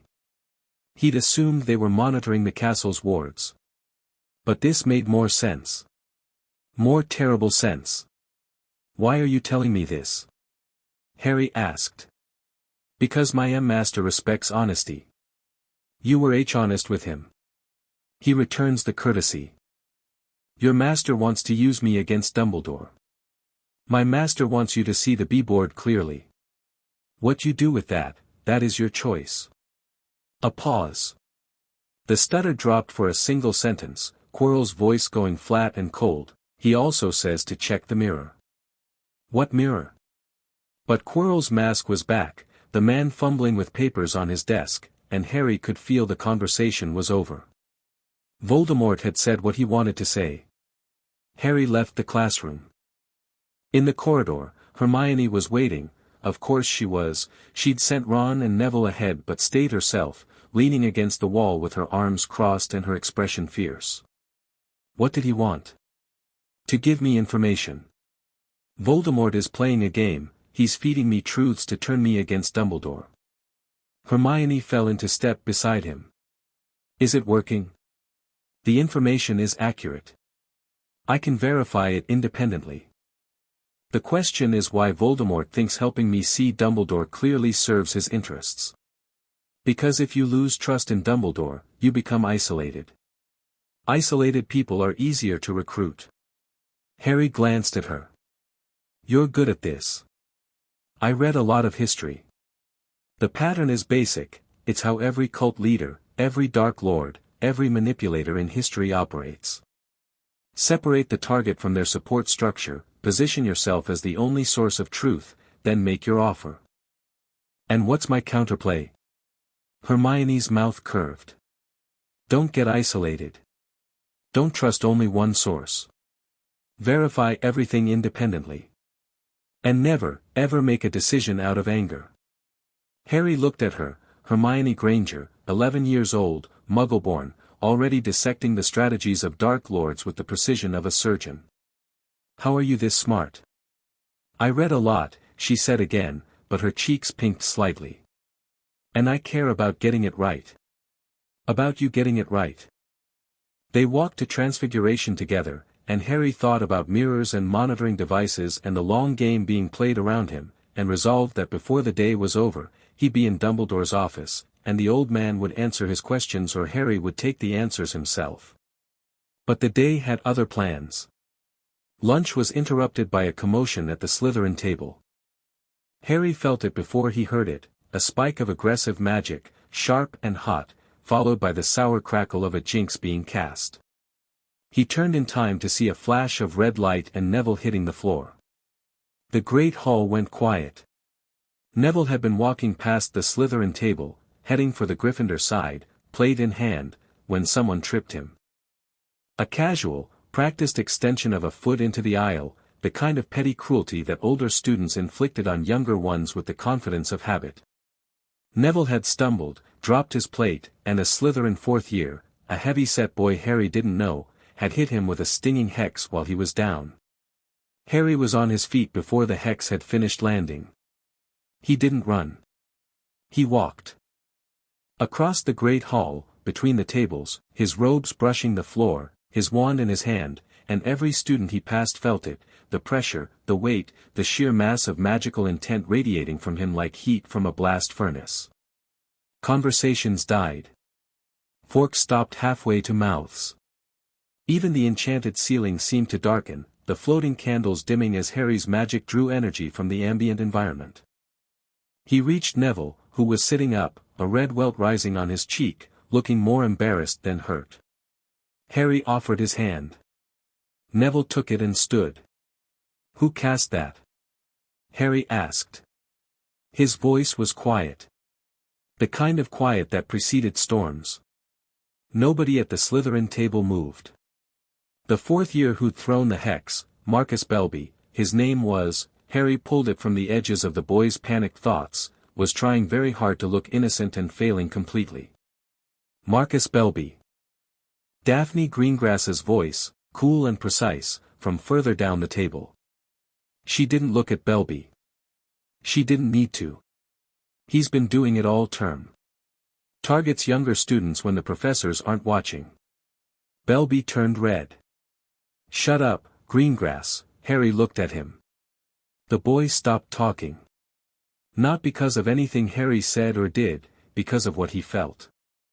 Harry's magic reached out, not as an attack but as a presence, and Belby experienced for the first time in his life what it felt like to be in the vicinity of a genuinely powerful being who was unhappy with you.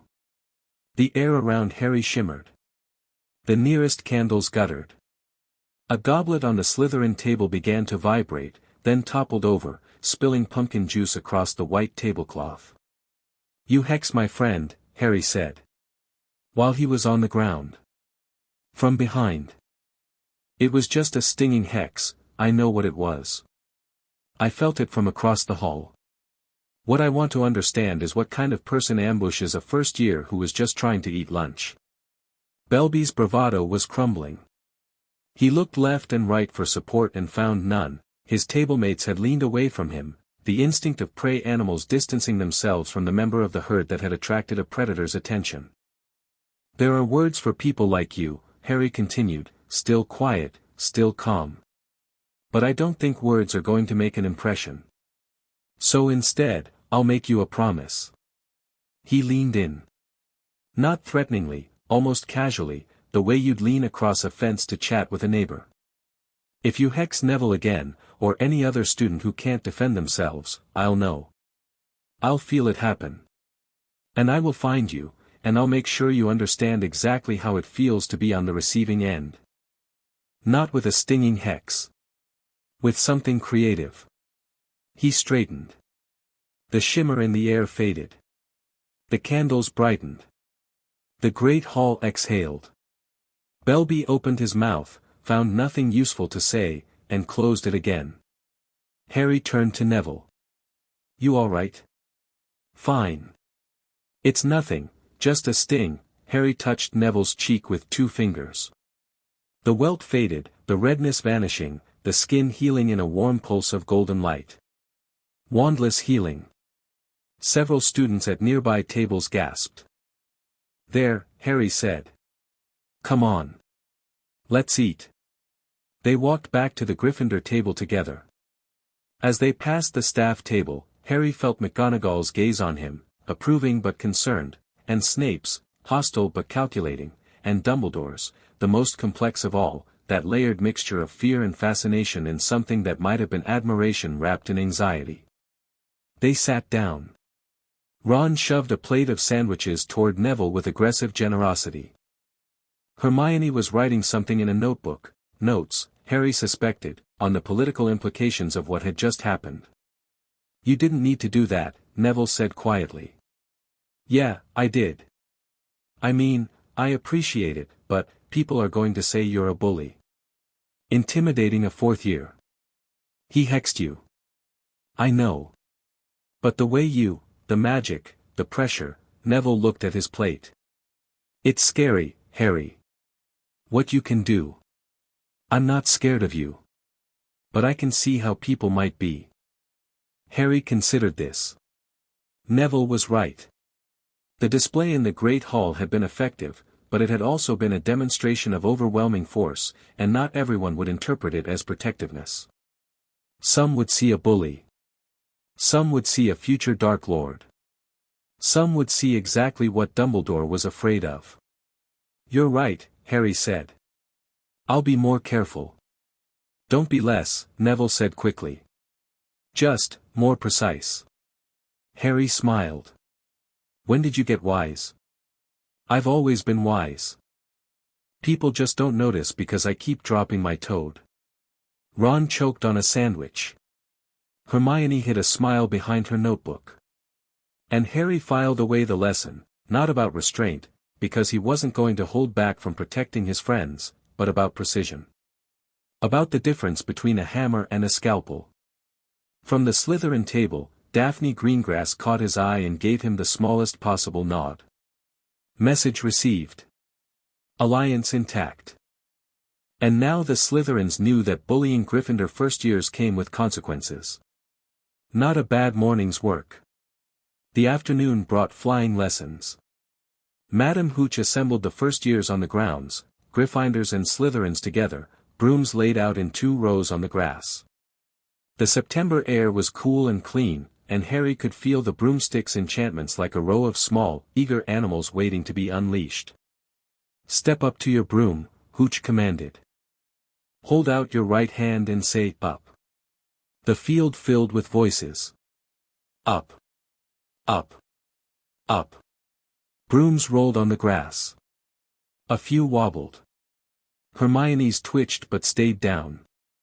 Ron's jumped into his hand on the second attempt, and he grinned. Draco's responded instantly. The boy had clearly been flying since childhood. Harry said, "Up," and the broom slammed into his hand so hard it stung. The shaft was vibrating, the enchantment singing, the broom straining against his grip like a greyhound in the slips. It wanted to fly. It wanted him to fly. The connection between his magic and the broom's enchantment was so immediate and complete that Harry could feel the aerodynamic calculations embedded in the spellwork, the balance points, the acceleration curves. Hooch talked them through: mounting, gripping, lifting off. Simple, measured instructions for beginners. Harry listened, adjusted his grip to something that felt instinctively better, and waited. And then Neville's broom went sideways. Later, Harry would piece together what happened. Neville, nervous and overcompensating, had gripped his broom too tightly and kicked off too hard. The broom shot upward like a cork from a bottle, Neville clinging to the shaft with white-knuckled terror, rising 20 feet, 30, 40, his grip slipping, his weight shifting, the broom bucking and spinning as his panic fed into the enchantment and the enchantment responded chaotically. 50 feet up, Neville lost his grip. Harry moved. He didn't think about it.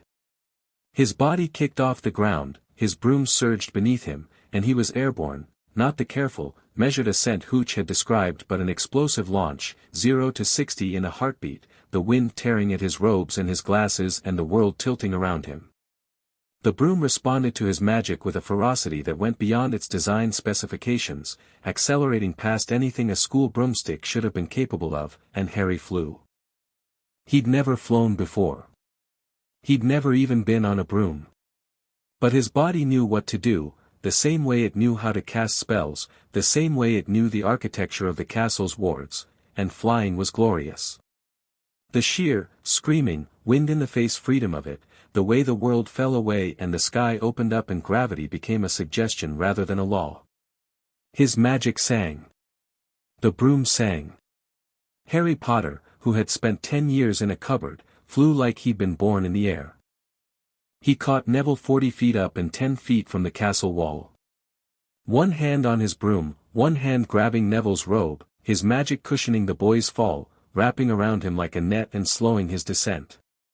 They landed on the grass together, Harry on his feet, Neville in a heap, both breathing hard. "I've got you," Harry said. Neville looked up at him with enormous eyes. "How, you were falling. I caught you. Breathe." The class was staring. Hooch was running toward them, her hawk-yellow eyes wide. On the ground where Harry had launched, 2 deep furrows were gouged in the turf, the marks of his broom's passage, burned into the grass by the sheer force of his takeoff. "Potter." Hooch reached them, checked Neville over with practiced efficiency, and then turned to Harry with an expression that was half fury and half something else entirely. I've never, that was," she stopped. "Started over. That was the most reckless, irresponsible, brilliant piece of flying I have ever seen from a first year. From any student. Neville was falling. I'm aware. And you covered 60 feet in roughly 2 seconds on a school clean sweep 5, which shouldn't be physically possible." She stared at him. "Have you flown before?" "Never." Hooch's mouth opened and closed several times. Then she turned on her heel and marched toward the castle without another word, and Harry had the distinct impression she was going to find McGonagall. She was. 20 minutes later, Harry was standing in McGonagall's office while the head of Gryffindor House paced behind her desk with an expression that cycled between professional gravity and barely suppressed excitement. "The youngest seeker in a century," she said. "I shouldn't allow it. You're a first year. The rules clearly state, is there actually a rule against it?" McGonagall's mouth twitched. "The guidelines suggest that first years should not typically, suggest. And the safety considerations alone, I caught Neville Longbottom at 60 feet on a borrowed broom I'd never ridden before. I think I can manage a Quidditch match. McGonagall stopped pacing. She looked at him, really looked, the way she had that first day in Transfiguration, and Harry saw the moment she decided. I'll speak to Dumbledore about acquiring you a proper broom, she said. Gryffindor hasn't won the Quidditch Cup in 7 years, Potter, and I am tired of congratulating Severus. There was a hunger in her voice that had nothing to do with student welfare and everything to do with competitive fire, and Harry decided he liked Minerva McGonagall very much. One condition, Harry said. Neville comes to practices. Not to fly, to watch, to be part of it. He needs to belong to something. McGonagall's expression softened. That's, yes. Of course. I'll speak to Oliver Wood, the team captain. Harry nodded and turned to leave. Mr. Potter. He stopped. What you did today, catching Mr. Longbottom, that wasn't about power. That was about instinct. About caring for someone enough to act without thinking. She paused. Your mother was like that. She never hesitated when someone needed help. Never. Harry stood still for a moment. Then, thank you, Professor. He left. The corridor outside was empty, afternoon sunlight slanting through the windows, dust motes drifting in golden air. Harry leaned against the wall and closed his eyes and let himself feel what McGonagall's words had stirred, the grief he carried for parents he'd never known, the ache of absence that no amount of power could fill. Then he opened his eyes, straightened his spine, and went to find Dumbledore. The gargoyle guarding the headmaster's staircase stared at him with stone eyes. Harry stared back. I need to see the headmaster, Harry said. The gargoyle didn't move. It required a password, Harry knew, the current one was a suite of some kind, because Dumbledore's passwords were always suites, but Harry didn't know which one. He didn't need to. Harry put his hand on the gargoyle's head and pushed his magic into the stone, not aggressively but inquiringly, the way you'd knock on a door. The gargoyle's enchantment recognized the touch, recognized the signature, and reacted the way every enchantment in Hogwarts reacted to Harry, it yielded. The stone figure leaped aside, the spiral staircase revealed itself, and Harry stepped on. The staircase carried him upward. At the top, a heavy oak door. Harry knocked. Come in, said Dumbledore's voice, and there was the faintest note of surprise in it, which Harry found satisfying. The headmaster's office was extraordinary. Circular, high-ceilinged, filled with whirring silver instruments and books and portraits of sleeping former headmasters.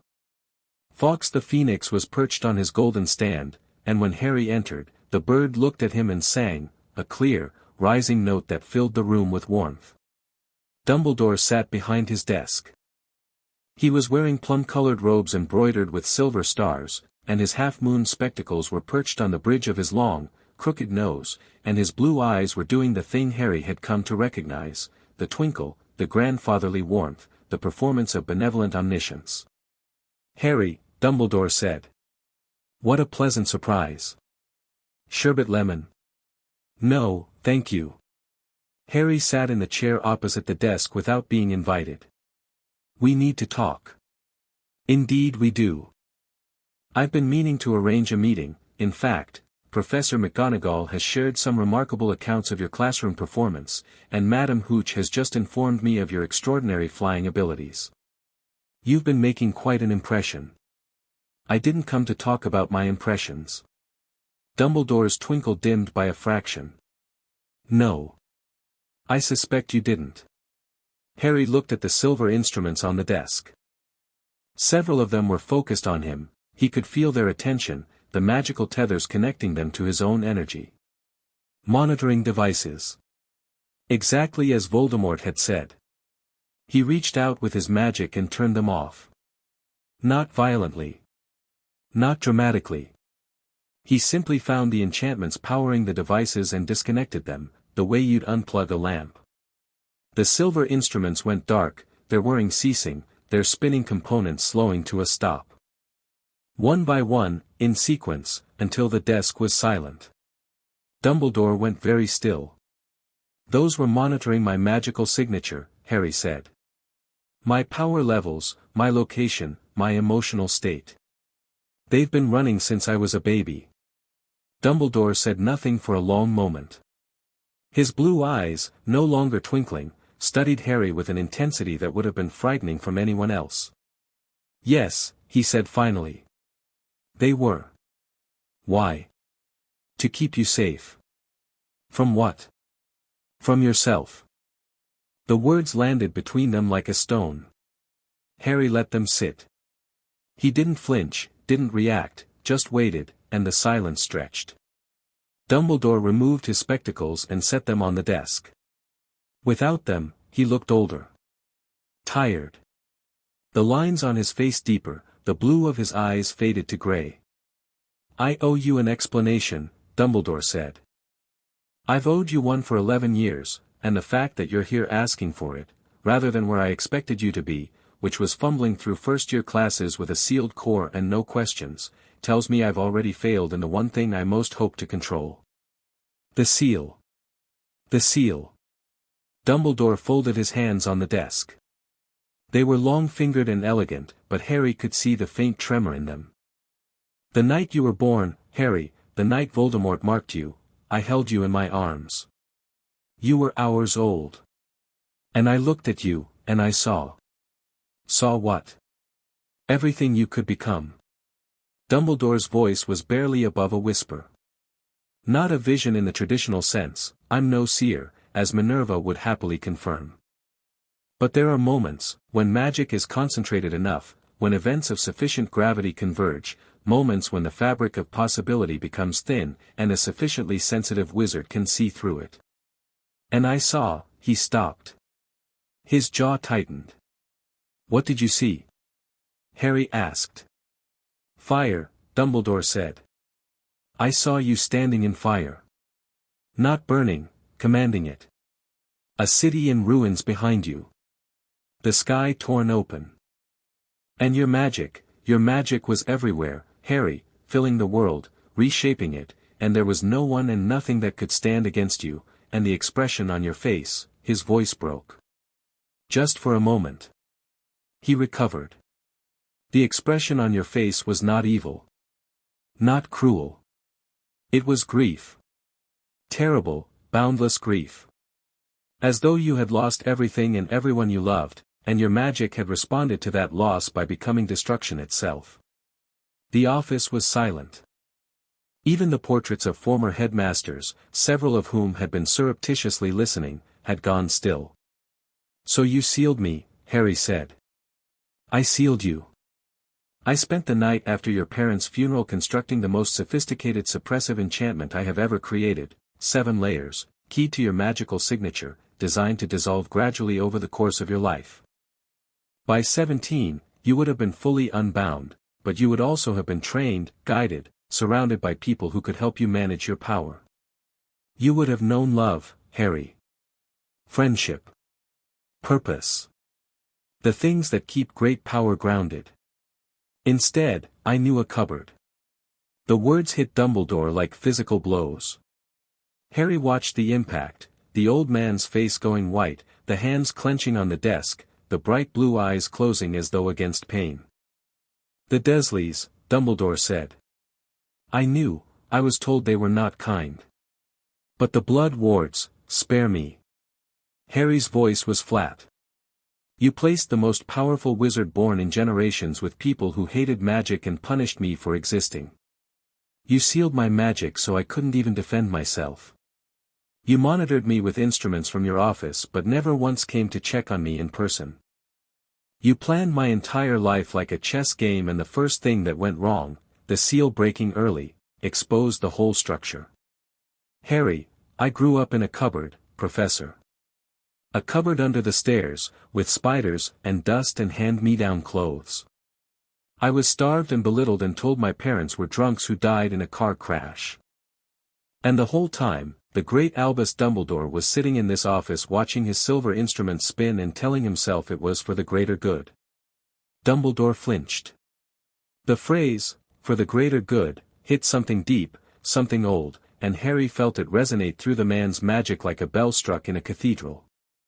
There was history behind those words. Pain. A wound that had never healed. "You're right," Dumbledore said. His voice was raw. "About all of it.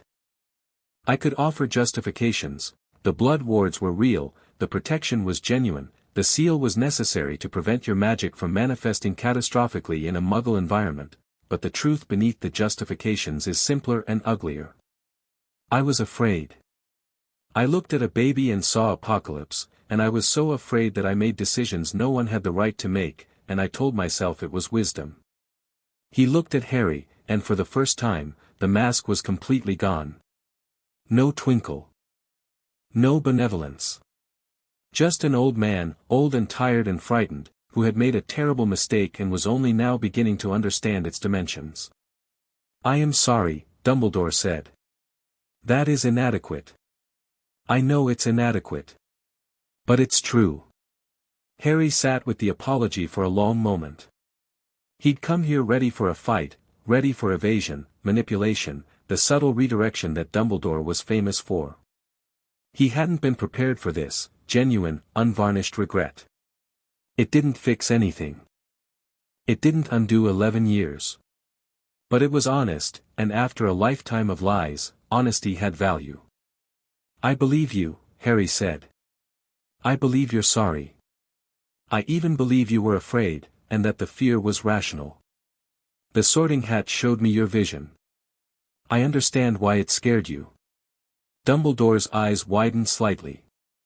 "The hat showed you?" "The hat told me. And I've done my own research since then. The Room of Requirement is very helpful when you ask the right questions. I know what I am, Professor. I know what primordials are. I know the history. Merlin, Morgana, the founders, Grindelwald." He paused, watching Dumbledore's face. "You fought one. Grindelwald. You fought an unbound wizard and barely won." "It was the defining battle of my life," Dumbledore murmured. "And then another one was born. Right in front of you. Right after a Dark Lord had just been defeated. Can you understand why I'm not consumed with hatred over this?" Dumbledore stared at him. You're not." "I'm angry. I'll be angry for a long time. What you did to me was wrong, the seal, the Dursleys, the manipulation. All of it was wrong. But I didn't come here to punish you. I came here to tell you something." Harry stood. He placed both hands flat on Dumbledore's desk and leaned forward, and the old man didn't lean back, and their eyes met, and the magic in the room, Harry's, vast and oceanic, and Dumbledore's, ancient and brilliant but cracked with age and fear, pressed against each other like tectonic plates. "The seal is gone," Harry said. "It's not coming back. I am what I am, and I won't apologize for it, and I won't let anyone put me in a cage again. Not you, not the Ministry, not Voldemort. I am unbound, Professor. That's not a threat. That's a fact." Dumbledore didn't look away. "But I'm not your vision," Harry continued. "I'm not the fire and the ruins and the grief. I'm an 11-year-old kid who grew up without parents, without love, without anyone telling him he mattered, and I still chose to be kind. I still chose to protect my friends. I still chose to come here and talk to you instead of tearing this office apart. So whatever future you saw, whatever apocalypse you were trying to prevent, consider the possibility that the seal wasn't the solution. Consider the possibility that the seal was the problem. That locking away a child's magic and leaving him with people who hated him was exactly the kind of thing that creates the monster you were afraid of." The silence that followed was profound. Fawkes sang, a single, long note, clear as water, that hung in the air and slowly faded. Dumbledore's eyes were bright. Not with the performative twinkle, but with something genuine and terrible, tears, held back by the last fragile wall of the man's composure. "You are extraordinary," Dumbledore whispered. "Not because of your power. Because of your heart." "And he swallowed. I nearly destroyed that. In trying to protect the world from what you might become, I nearly created the very thing I feared. Nearly, Harry said. Not quite. I'm still here. I'm still choosing who I want to be. And I'm choosing not to be your weapon, or your student project, or your redemption arc. I'm choosing to be Harry Potter. Just Harry. He straightened. Now. The Philosopher's Stone. Dumbledore blinked.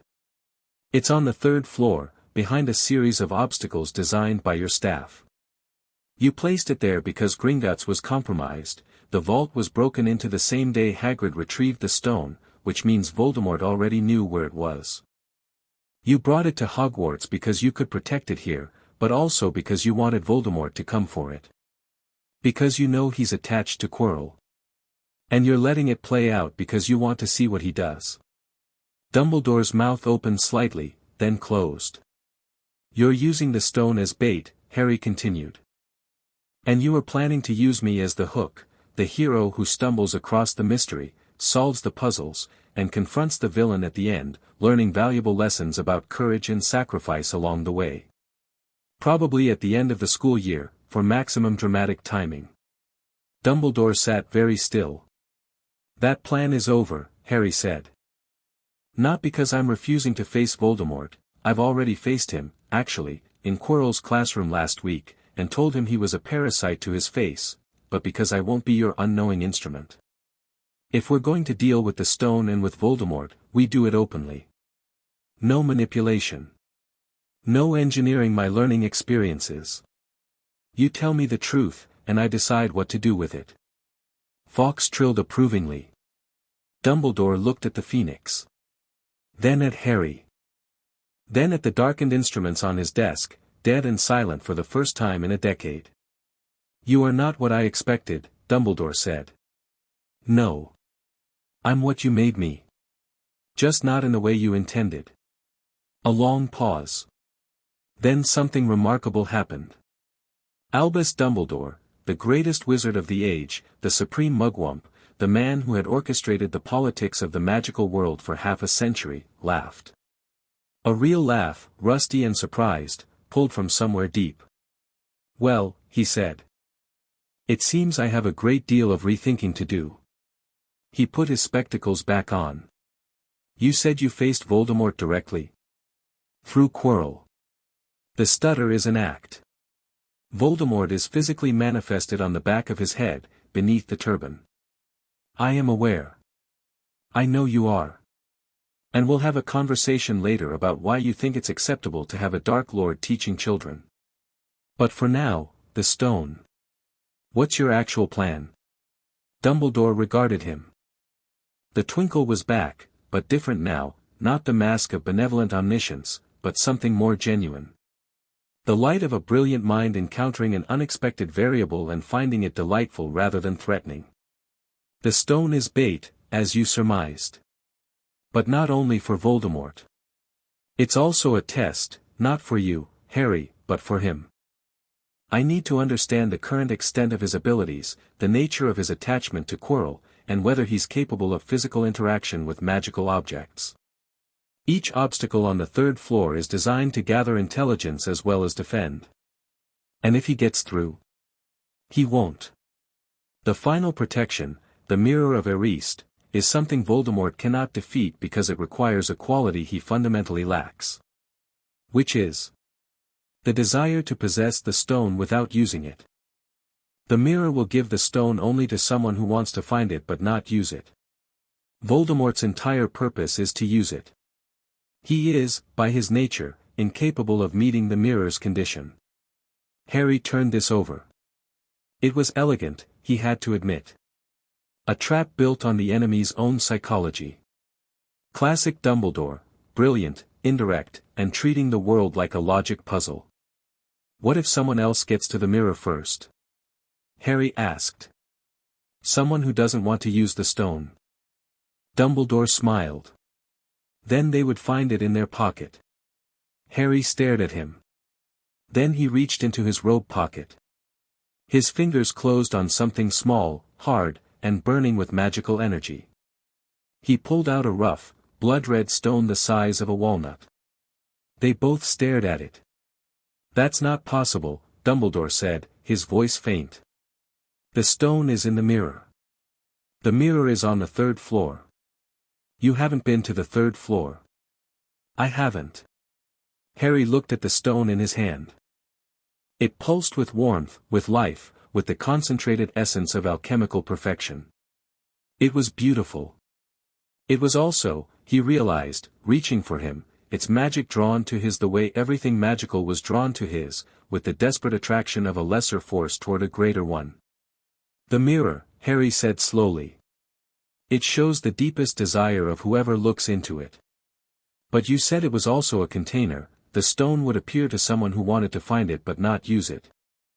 What if," he looked at Dumbledore. "What if the stone itself has a kind of awareness? What if it can sense intent across distance? You put it in a mirror that reads desire, but the stone has been sitting in a magical building that is saturated with my magic. It's been feeling me for 3 weeks, the same way every other magical object in this castle feels me. You're suggesting the stone came to you on its own. I'm suggesting it chose me. The way wands choose wizards. The way Hogwarts chose to open its doors for me." Harry held up the stone. "I don't want to use it. I don't want immortality. I don't want gold. I sensed it, and I was curious about it, and apparently that was enough." Dumbledore stared at the stone in Harry's hand with an expression that combined academic fascination with deep, existential unease. "Nicholas will be very interested to hear about this," he murmured. "Nicholas Flamel? He's still alive. He's 665 years old. And he will have opinions about a primordial who accidentally summoned his life's work through several floors of stone and a magical mirror." Harry looked at the stone for another moment. Then he placed it on Dumbledore's desk. "Keep it. Or give it back to Flamel. I don't need it." "You don't want it?" "I want to understand it. But want and need are different things." He paused. "And if Voldemort was after this, he's going to have to find something else. Which is a problem for another day." Dumbledore picked up the stone with careful hands and placed it in a drawer that sealed with a complex enchantment Harry could have broken in his sleep. "Harry," Dumbledore said. "I will not pretend that this conversation has gone as I expected. Very little about you has gone as I expected. But I want you to know, I am listening. For the first time in a very long time, I am truly listening." "Good. Because we're not done. We have a lot to talk about, the prophecy, my parents, the Horcruxes." Dumbledore went white. "How do you know about, I felt Voldemort's soul, Professor? Through the scar. The connection goes both ways, and what I sensed on the other end wasn't a whole person. It was a fragment. A piece. Which means there are other pieces. Somewhere." Harry walked to the door. "But that's for another conversation. I've got herbology in 20 minutes, and Professor Sprout doesn't like tardiness." He opened the door. Paused. "Professor, I don't hate you. I want you to know that. I'm angry, and I don't trust you, and it'll be a long time before I do. But I don't hate you. You made a terrible mistake for human reasons, and I know what it costs you. I can feel it." He left. Behind him, in the headmaster's office, Albus Dumbledore sat alone at his desk with a drawer full of impossible and a head full of shattered assumptions, and Fawkes sang to him, low and sweet and sad, and for the first time in decades, the old man put his face in his hands and wept. The rest of the day passed in the mundane rhythms of school life, and Harry was grateful for the normalcy. Herbology was soothing. Professor Sprout had them pruning fanged geraniums, which required attention and care and the kind of patient, physical work that quieted the mind. Harry worked alongside Neville, who handled the aggressive plants with an ease that continued to surprise everyone except Harry. "You're getting stronger," Harry said, watching Neville coax a particularly belligerent geranium into submission with nothing but gentle hands and murmured encouragement. I'm practicing what you said. Feeling the magic instead of forcing it. Neville frowned in concentration as the geranium snapped at him, then subsided, its fangs retracting. It's like, the plants want to cooperate. I just have to ask the right way. That's exactly it. Your magic speaks their language. Neville was quiet for a moment, working. Then, Harry, can I ask you something? Always. When you when you confronted you-know-who, he kept his voice low, though the other students were out of earshot. Weren't you scared? Even a little. Harry considered the question honestly. Not the performance of consideration, the actual thing, he owed Neville that. Not of him, he said finally. I could feel his power, and it's real, and he's dangerous. But he's also diminished. What he was, what he did to himself, splitting his soul, it cost him. He's operating at a fraction of his potential, and even at full strength, I don't think he could match what I am now. A pause. What scared me was how much he knew about me. Not facts, understanding. He understood what it means to be unbound, because he's one too. And for about 30 seconds, when he was talking about how we were alike, I could feel the truth of it. That scared me. Neville nodded slowly. My parents, he said, and the word carried so much weight it was almost visible. They were tortured. By Bellatrix Lestrange. She used the Cruciatus curse until they lost their minds. Their honesty. Mungos. They don't recognize me. Harry stopped pruning. He looked at Neville, and the boy's face was set and pale, but his eyes were clear. My gran thinks I should be like my dad. Frank Longbottom, he was an Auror, you know. Brave, powerful, the whole thing. And I'm, me. Clumsy, forgetful, bad at spells. You're not bad at spells. I was. Before you started helping me. Neville swallowed. What I'm trying to say is, I know what it's like to have people decide who you should be before you've had a chance to figure it out yourself. Dumbledore did it to you with the seal. My gran does it to me every time she looks at me and sees my dad's ghost instead of her grandson. He set down his pruning shears. So when you say you're choosing to be just Harry, I get it. I really get it. Harry put his hand on Neville's shoulder. The boy's magic pulsed, green and deep and growing stronger every day, like a sapling putting down roots. You're going to be remarkable, Neville. Not like your dad. Like yourself. Neville's jaw tightened. He nodded once, sharply, and went back to his geranium, and Harry went back to his, and the greenhouse was warm and green and full of growing things, and outside, the Scottish autumn was turning the hills to gold. Evening found Harry in the room of requirement again. He'd told Hermione and Ron about the conversation with Dumbledore, all of it, including the stone's impossible journey from the mirror to his pocket. Hermione's reaction had been a 20-minute monologue about the theoretical impossibility of spontaneous object transference through solid matter, followed by reluctant acceptance that Harry's magic didn't particularly care about theoretical impossibility. Ron's reaction had been, so you accidentally stole a 600-year-old bloke's magic rock through a building. Normal Tuesday, then. Now Harry sat alone in the room, which had configured itself as a training space, high-ceilinged, padded walls, empty except for a series of targets at various distances and heights. He needed to practice. Not because he lacked power, power was the one thing he'd never lack, but because power without control was the fire and ruins future Dumbledore had seen. He started with basics. Shield charms, Protego in its standard form, then the variations, Protego Maxima, Protego Totalum, layered defenses, dome shields, directional barriers. Each one came easily, flowing from his wand with a fluidity that made the distinction between casting and thinking almost non-existent. His shields weren't just strong, they were adaptive, responding to the characteristics of incoming threats, hardening against physical force and dispersing against energy attacks and reflecting curses back at their casters. He moved to offense. Stunners, body binds, disarming charms, the sanctioned stuff, the spells a first year should be learning. They were absurdly easy, each one overpowered to the point of comedy. His stunner hit the training dummy so hard it exploded. His body bind froze not just the target but the air around it, creating a visible column of rigidity. His disarming charm launched the dummy's practice wand through the wall. Harry adjusted. Dialed back. Learned to regulate the flow, not by restricting his magic but by refining his intent, the difference between a fire hose and a precision nozzle. This was the real work, not learning what he could do, but learning how much of what he could do was appropriate for any given situation. He practiced for 2 hours.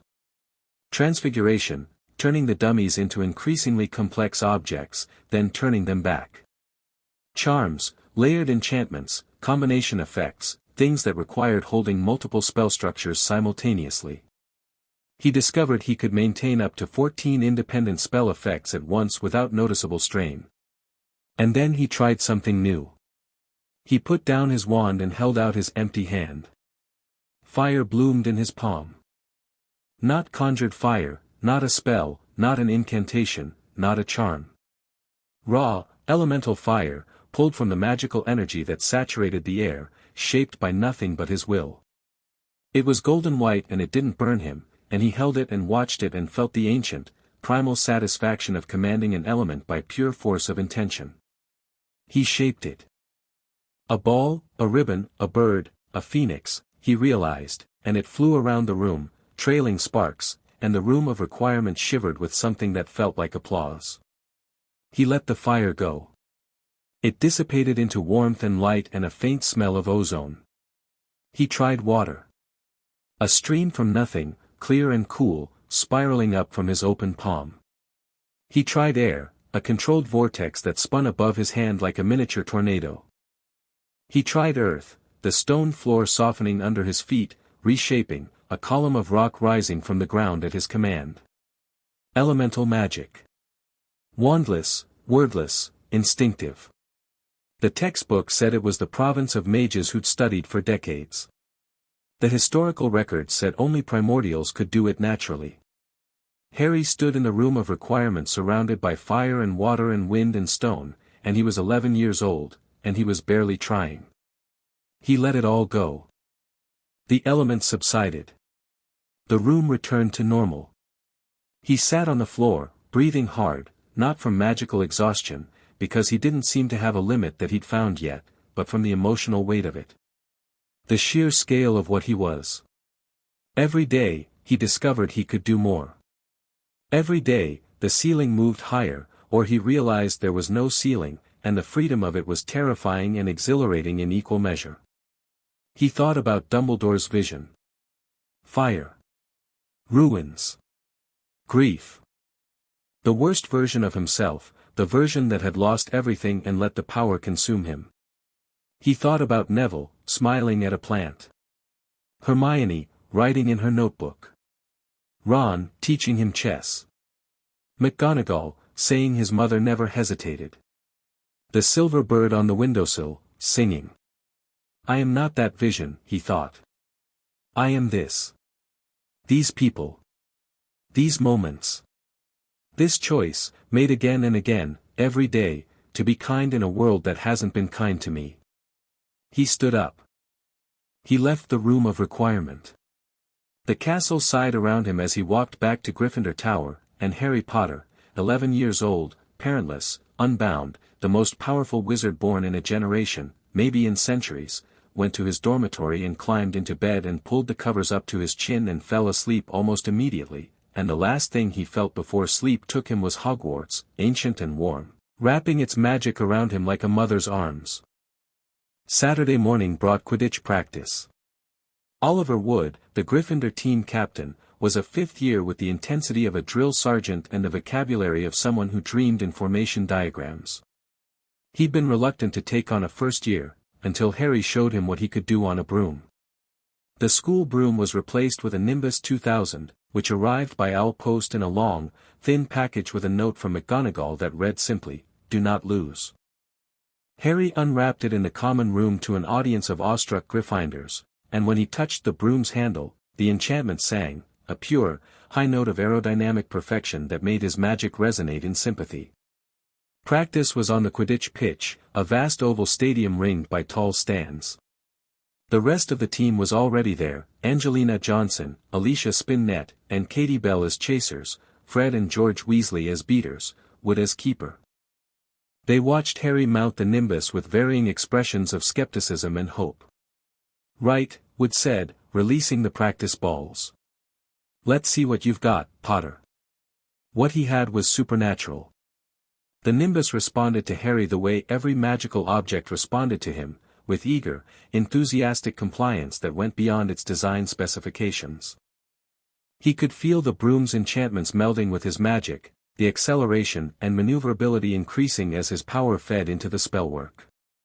He flew like thought itself, instantaneous direction changes, impossible speeds, dives so steep that Wood screamed at him to pull up and then went silent when he did, 2 feet from the ground, without apparent effort. He caught the practice snitch in 4 minutes. Then they released it again, and he caught it in 2. Then in 45 seconds. Then Wood threw tennis balls at him from random angles while Fred and George hit bludgers at him simultaneously, and Harry caught every tennis ball while dodging every bludger while doing a barrel roll that made Angelina Johnson swear loudly. "Bloody hell," Fred said. "Language, Fred," George said. "Bloody hell indeed." "He's not human," said Katie Bell. "He's our seeker," Wood said, and his face had the expression of a man who'd just been told Christmas was coming early every year for the rest of his life. "He's our seeker, and we are going to win every single match this season, and Slytherin is going to weep." Neville was sitting in the stands, watching. Harry flew past him and grinned, and Neville hooped and punched the air, and the sound of his friend's joy was better than flying. Almost. After practice, as the team was walking back to the castle, Fred and George fell into step on either side of Harry. "So, Harry," Fred said. "Harrikins," George said. "We couldn't help noticing that you're possibly the best flyer ever to attend this school, which is impressive, but what we're really curious about is how you got the gargoyle to let you into Dumbledore's office without the password." Harry looked at them. They were grinning, identical, mischievous, delighted grins. "How do you know about that?" "We have a map," Fred said, and then George elbowed him, and Fred elbowed back, and there was a brief scuffle that ended with George producing a folded piece of old parchment from inside his robes. "The Marauder's map," George said, holding it up. "Shows every person in the castle, every passage, every room. Nicked it from Filch's office our first year." "It showed you going to Dumbledore's office," Fred continued. "And it showed the gargoyle moving without a password being spoken. Which is supposed to be impossible. It also shows you going to the 7th floor at night," George added. "To a room that doesn't exist on any map, except it shows up on this one when you're inside it. Which is also supposed to be impossible." They looked at him with bright, curious eyes. Not accusing, fascinated. The Weasley twins were agents of chaos, and Harry's very existence was the most chaotic thing they'd encountered. "Can I see that map?" Harry asked. George handed it over. Harry unfolded it and looked, and the magic in the parchment flared, recognizing him, and the map came alive. Not just the standard display, dotted footprints showing people's positions, labels with their names, but a deeper layer, a hidden architecture that the map's creators had built in and that most users would never see. Secret passages. Hidden rooms. The plumbing of Hogwarts' magical infrastructure, laid out in delicate ink lines. And at the bottom, 4 names, Messrs. Moony, Wormtail, Padfoot, and Prongs. Harry's breath caught. Prongs. His father's nickname. He knew it the way he knew things now, not from memory but from the magical residue left in the parchment, the signature of the man who'd helped create it. James Potter had held this map, had poured his magic into it, had walked these corridors with his friends. "This was my father's," Harry said. The twins went quiet.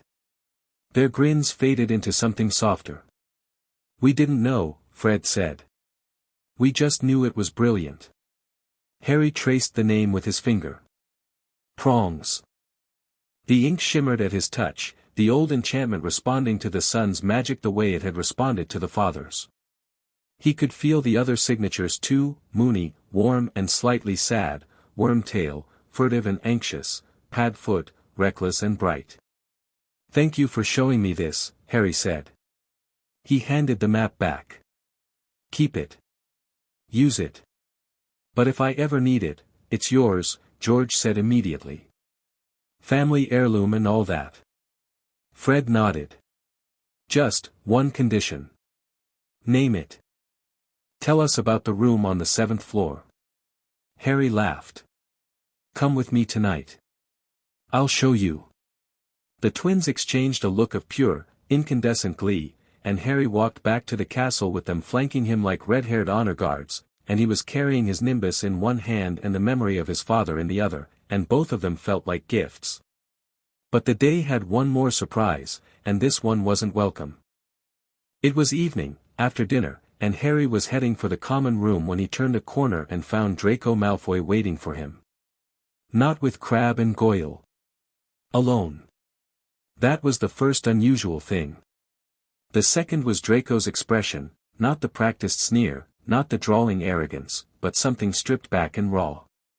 The face of a boy who'd made a decision and was terrified of it. "Potter," Draco said. "I need to talk to you." Harry stopped. He scanned the corridor, empty, and felt for magical presences. None nearby. No ambush. Just Draco, radiating anxiety like heat from a forge. "All right," Harry said. Draco's jaw worked. He looked at the floor, then the ceiling, then at Harry. "My father wrote to me," he said. "Yesterday. About you. I'm flattered. Don't be. He told me to stay close to you. To gain your trust. He said you were important, and that the family needed to be positioned." Draco stopped. Swallowed. "He wants me to spy on you." Harry felt the truth of it, not just in Draco's words but in the boy's magic, which was churning with conflict, the bright sharp signature muddied by guilt and fear and something fragile and desperate. "Why are you telling me this?" Harry asked. "Because Draco's hands clenched at his sides. "Because I watched you catch Longbottom. On the broom. You didn't even think about it. He was falling and you just flew. And then in the Great Hall, with Belby, you stood up for him. For Longbottom. And he's nobody. He's not powerful, he's not connected, he's not useful to you. But you protected him anyway. He's my friend. I know. That's," Draco's voice cracked. He looked away. "My father doesn't have friends. He has allies. Assets. People he can use. And he's been teaching me to think the same way since I could talk. Everything is leverage. Everything is positioning. And I walked into Hogwarts thinking I knew how the world worked, and then he trailed off." "Draco," Harry said quietly. "I don't want to spy on you." Draco's voice was small. "I don't want to be my father's agent. But if I refuse, if he finds out I told you, he won't find out. You don't know my father." "No. But I know something about cages." Harry leaned against the wall. "I grew up in one. Literal, not metaphorical, a cupboard under a staircase. And the worst part wasn't the small space. It was being told that the cage was for my own good. That the people putting me there knew best. That I should be grateful." Draco stared at him. "Your father put you in a cage too," Harry said. "A nice one, money, status, a family name that opens doors. But it's still a cage. He tells you who to befriend, who to despise, what to believe. He's been shaping you your whole life, the same way Dumbledore was shaping me. And you just took the first step out. I haven't, I'm not, you came here alone. Without Crabbe and Goyle. You told me the truth when a lie would have been safer. That takes guts, Draco. Real guts. Draco's expression was a battlefield, pride warring with vulnerability, hope warring with terror. Harry watched it play out and said nothing, because some battles you had to fight alone. I'm not going to be your friend, Draco said finally. Not like Longbottom and Granger and Weasley. I can't. Not yet. My father would. I'm not asking you to be my friend. Then what? Be honest. That's it. When your father asks you to report on me, tell him whatever you need to tell him to stay safe. I don't care. But between you and me, in this corridor, right now, be honest. And if you ever need help, I'm here. Draco looked at him for a long, searching moment. Then he nodded once, sharply, and turned and walked away, and his footsteps echoed in the empty corridor, and Harry watched him go and thought about cages and the people trapped inside them. He went to the common room. Hermione was waiting, notebook open, quill ready. You're late, she said. We were supposed to study the binding theory in Chapter 7 of Draco Malfoy just told me his father sent him to spy on me. Hermione's quill stopped. Ron, who was losing a chess game to himself in the corner, looked up. He told you voluntarily? Hermione said. Walked up to me in the corridor. Alone. Confessed the whole thing. Ron's expression was unreadable. Malfoy told you his dad's plan. Just like that. Just like that. And you believe him? I felt his magic, Ron. He was telling the truth. He was scared and conflicted and genuinely trying to do the right thing. Ron chewed on this. His natural distrust of Malfoy's was at war with his trust in Harry, and Harry could see both sides battling. All right, Ron said finally. But if he turns out to be a git after all this, I'm saying I told you so.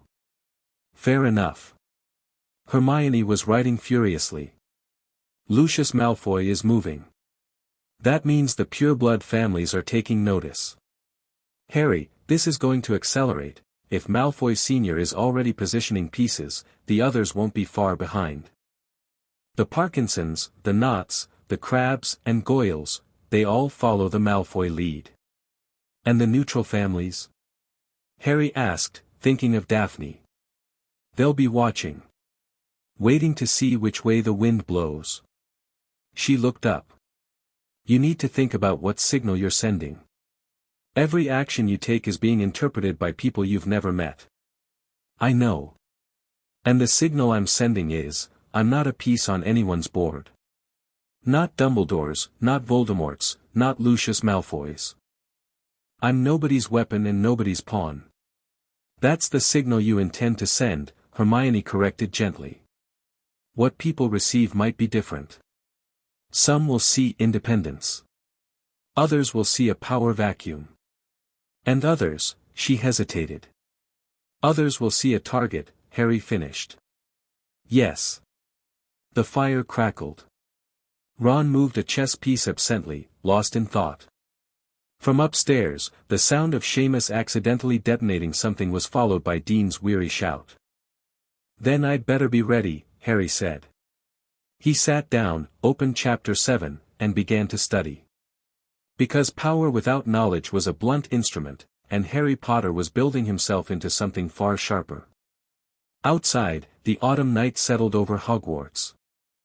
The castle's lights glowed warm against the darkness, and the black lake reflected the stars, and somewhere in the forbidden forest, something ancient stirred and looked toward the castle and felt the new magic burning there, bright as a bonfire, bright as a star. It had been a long time since anything that powerful had walked these grounds. The forest remembered the last one. The stones of the castle remembered. And in the depths of the lake, the giant squid paused in its dreaming circuits and turned one enormous eye upward, toward the light, and wondered. Chapter 4, The Old Man's Fear. October arrived wet and grey, the Scottish Highlands dissolving into curtains of rain that hammered the castle windows and turned the grounds into a patchwork of mud and standing water. The black lake rose against its banks, dark and swollen, and the forbidden forest dripped and brooded under skies the color of old iron. Harry barely noticed the weather. He was too busy learning. Not the curriculum was a skeleton, a bare framework of magical education that covered the basics and ignored the depths. Harry consumed it the way a bonfire consumed kindling, quickly, completely, and with an appetite for more. He'd moved through first-year material in the first 2 weeks. By mid-October, he was working through third-year theory in his spare time while maintaining the appearance of a diligent first-year in class, mostly because Hermione had pointed out that alienating his professors by visibly outpacing their syllabi would be politically stupid. "You can be the most powerful wizard in the building and still need allies among the staff," she'd said, and she was right, and Harry was learning that Hermione was right about most things, which was both reassuring and occasionally annoying. So he sat through classes and did the assigned work and demonstrated competence without spectacular displays, and the professors, most of them, relaxed into a cautious normalcy around him. McGonagall still watched him with sharp, evaluative eyes, but she'd stopped flinching when he performed non-verbal magic, which Harry considered progress. Flitwick had taken to setting him separate, more advanced exercises during charms, a private arrangement that benefited them both. Harry got material worthy of his abilities, and Flitwick got to study him like a particularly fascinating experimental subject. Snape remained Snape. Cold, hostile, radiating his complicated resentment.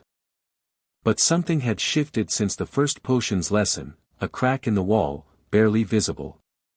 Snape no longer tried to humiliate Harry with impossible questions. Instead, he ignored him with a deliberateness that was itself a statement, grading Harry's perfect potions with grudging acceptables and never quite meeting his eyes. Harry let him be. Snape's reckoning was coming, but it would come on its own timeline, and pushing it would only harden the man's defenses. The real education was happening outside class. Every night, Harry went to the room of requirement. He'd established a routine, 2 hours of magical practice, 1 hour of reading, and then sleep, or what passed for sleep, which was increasingly less than his body technically needed, as though his magic was filling in the gaps that rest couldn't reach. The practice sessions were transformative. Harry had moved beyond standard spellwork into territory that didn't have names, or rather, had names that hadn't been spoken in centuries. Elemental manipulation was becoming second nature, fire answered him like a trained hawk, water moved at his thought, stone reshaped itself under his hands.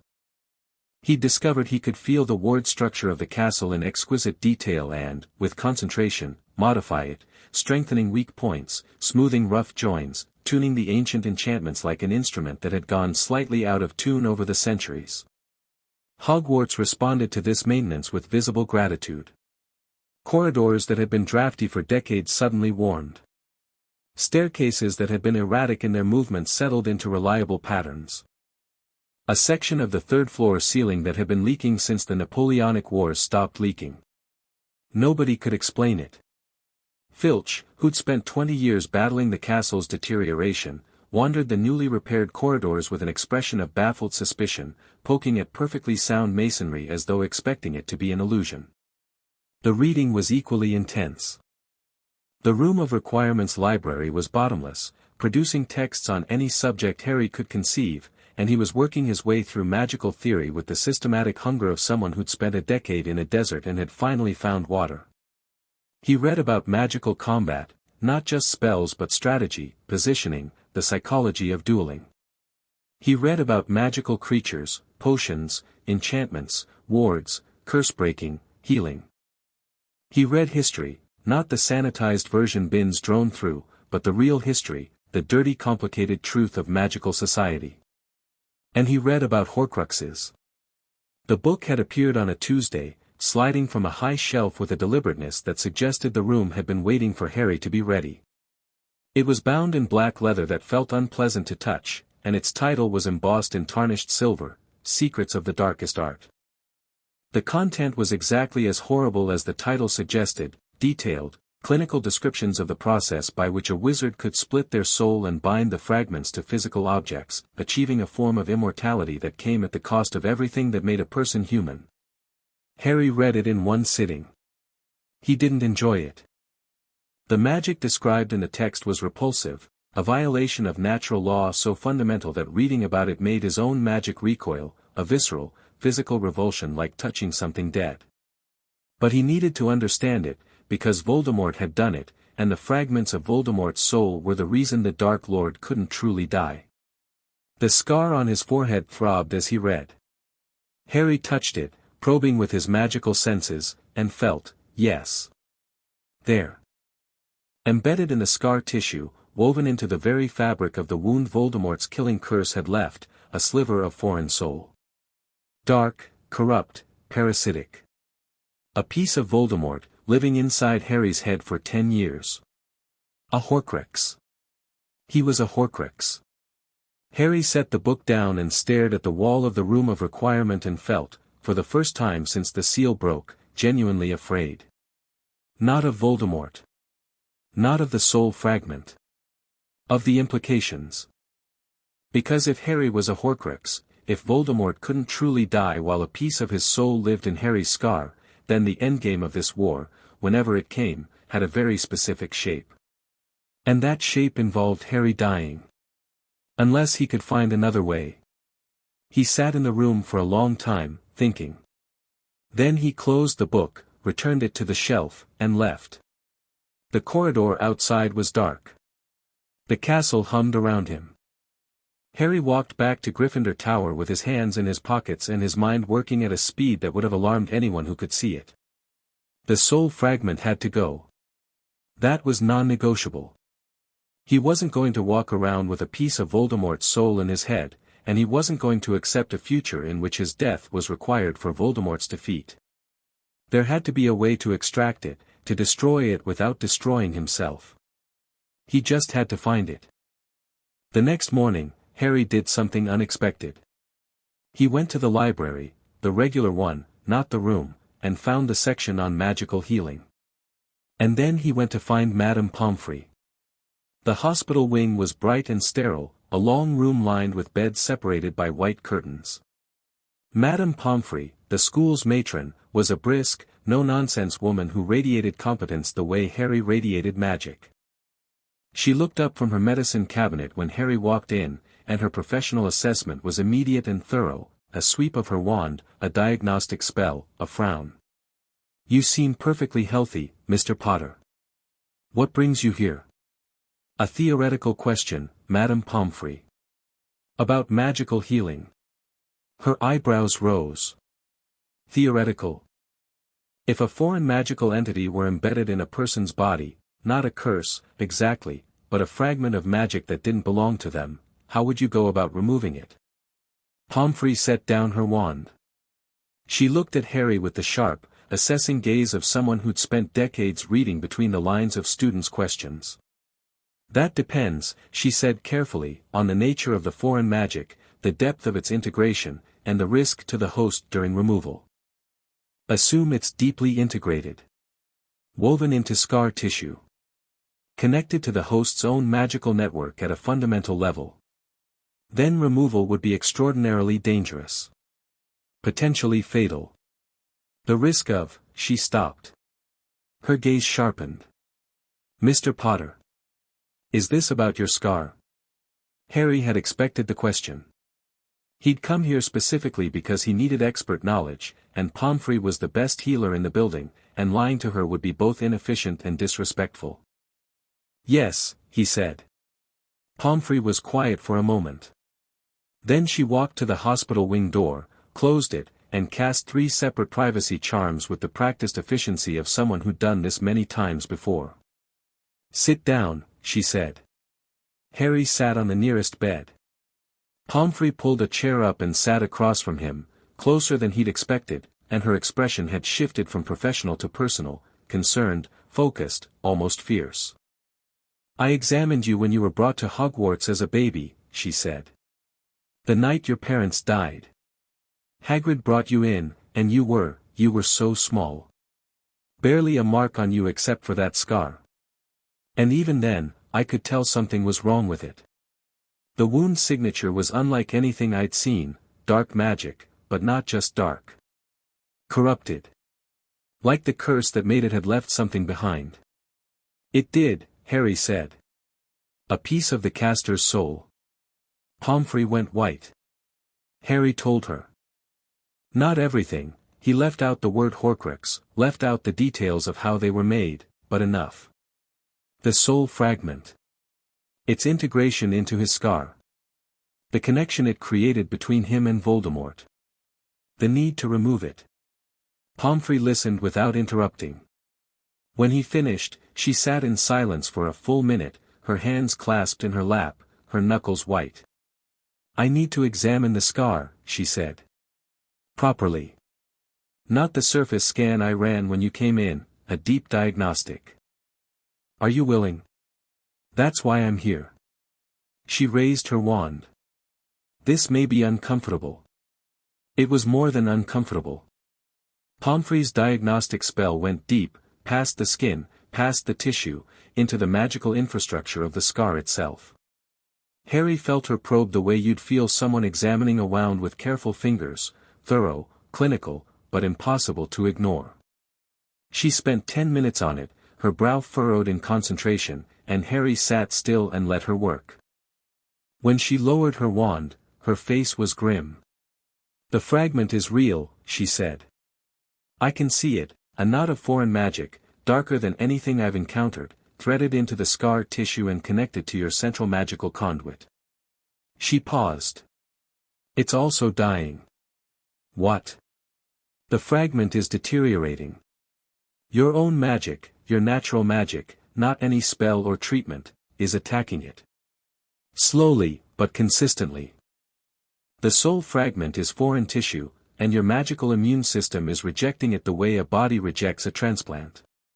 Harry stared at her. How long has this been happening? Based on the degradation pattern, since your seal broke. Your unbound magic is orders of magnitude more powerful than the fragment, and it's been eroding it steadily since September. At this rate, she performed a quick calculation, her wand tracing glowing figures in the air. At this rate, the fragment will be completely destroyed within 2 to 3 years. Possibly sooner, if your magic continues to strengthen.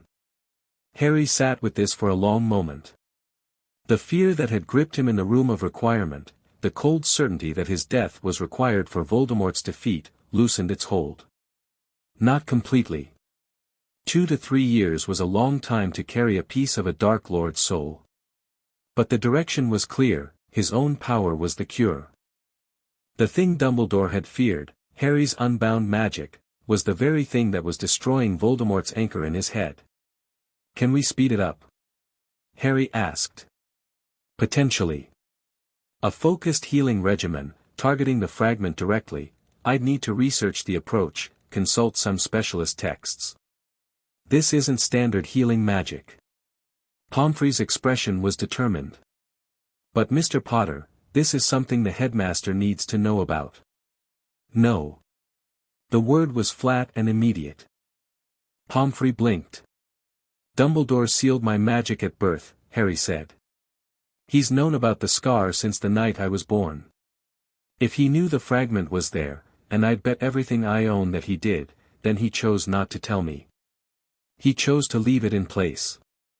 Maybe because he didn't know how to remove it, or maybe because he saw a use for it. Either way, I don't trust him with this information. Pomfrey's mouth thinned. I've worked with Albus for 30 years, and he's kept secrets from you for 30 years. He kept the seal from McGonagall. He kept Voldemort's presence in the castle from the staff.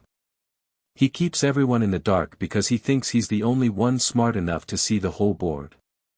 Harry softened his voice. I'm not asking you to betray him. I'm asking you to help me, as your patient, with a medical condition. That's between us. Pomfrey sat very still. Harry could feel the war inside her, loyalty to Dumbledore, duty to her patient, anger at the secrets she was only now learning about. She was a healer. She'd taken oaths. And a child in her care had a piece of a Dark Lord's soul in his forehead, and the man she'd trusted for 3 decades had apparently known and done nothing.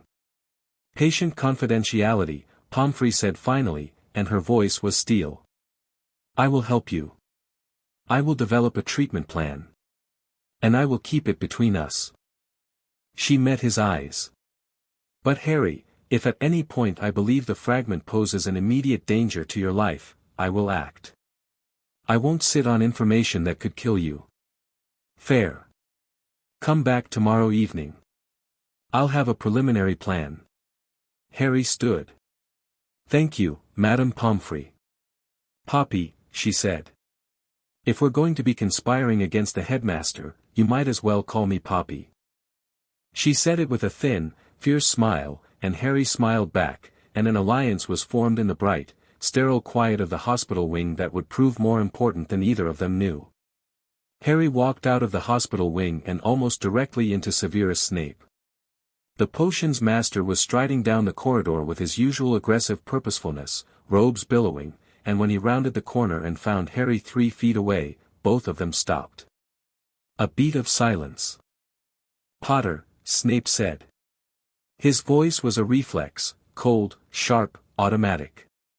But his eyes, in that first unguarded second, told a different story. They dropped to Harry's scar, then away, then back. And in the dark depths of Snape's tightly controlled magic, Harry felt it again, the grinding conflict, the hatred and the guilt, the wound that wouldn't heal. Professor, Harry said. What were you doing in the hospital wing? Talking to Madame Pomfrey about my scar. Snape went very still. A muscle in his jaw twitched. Your scar, he repeated. Yes.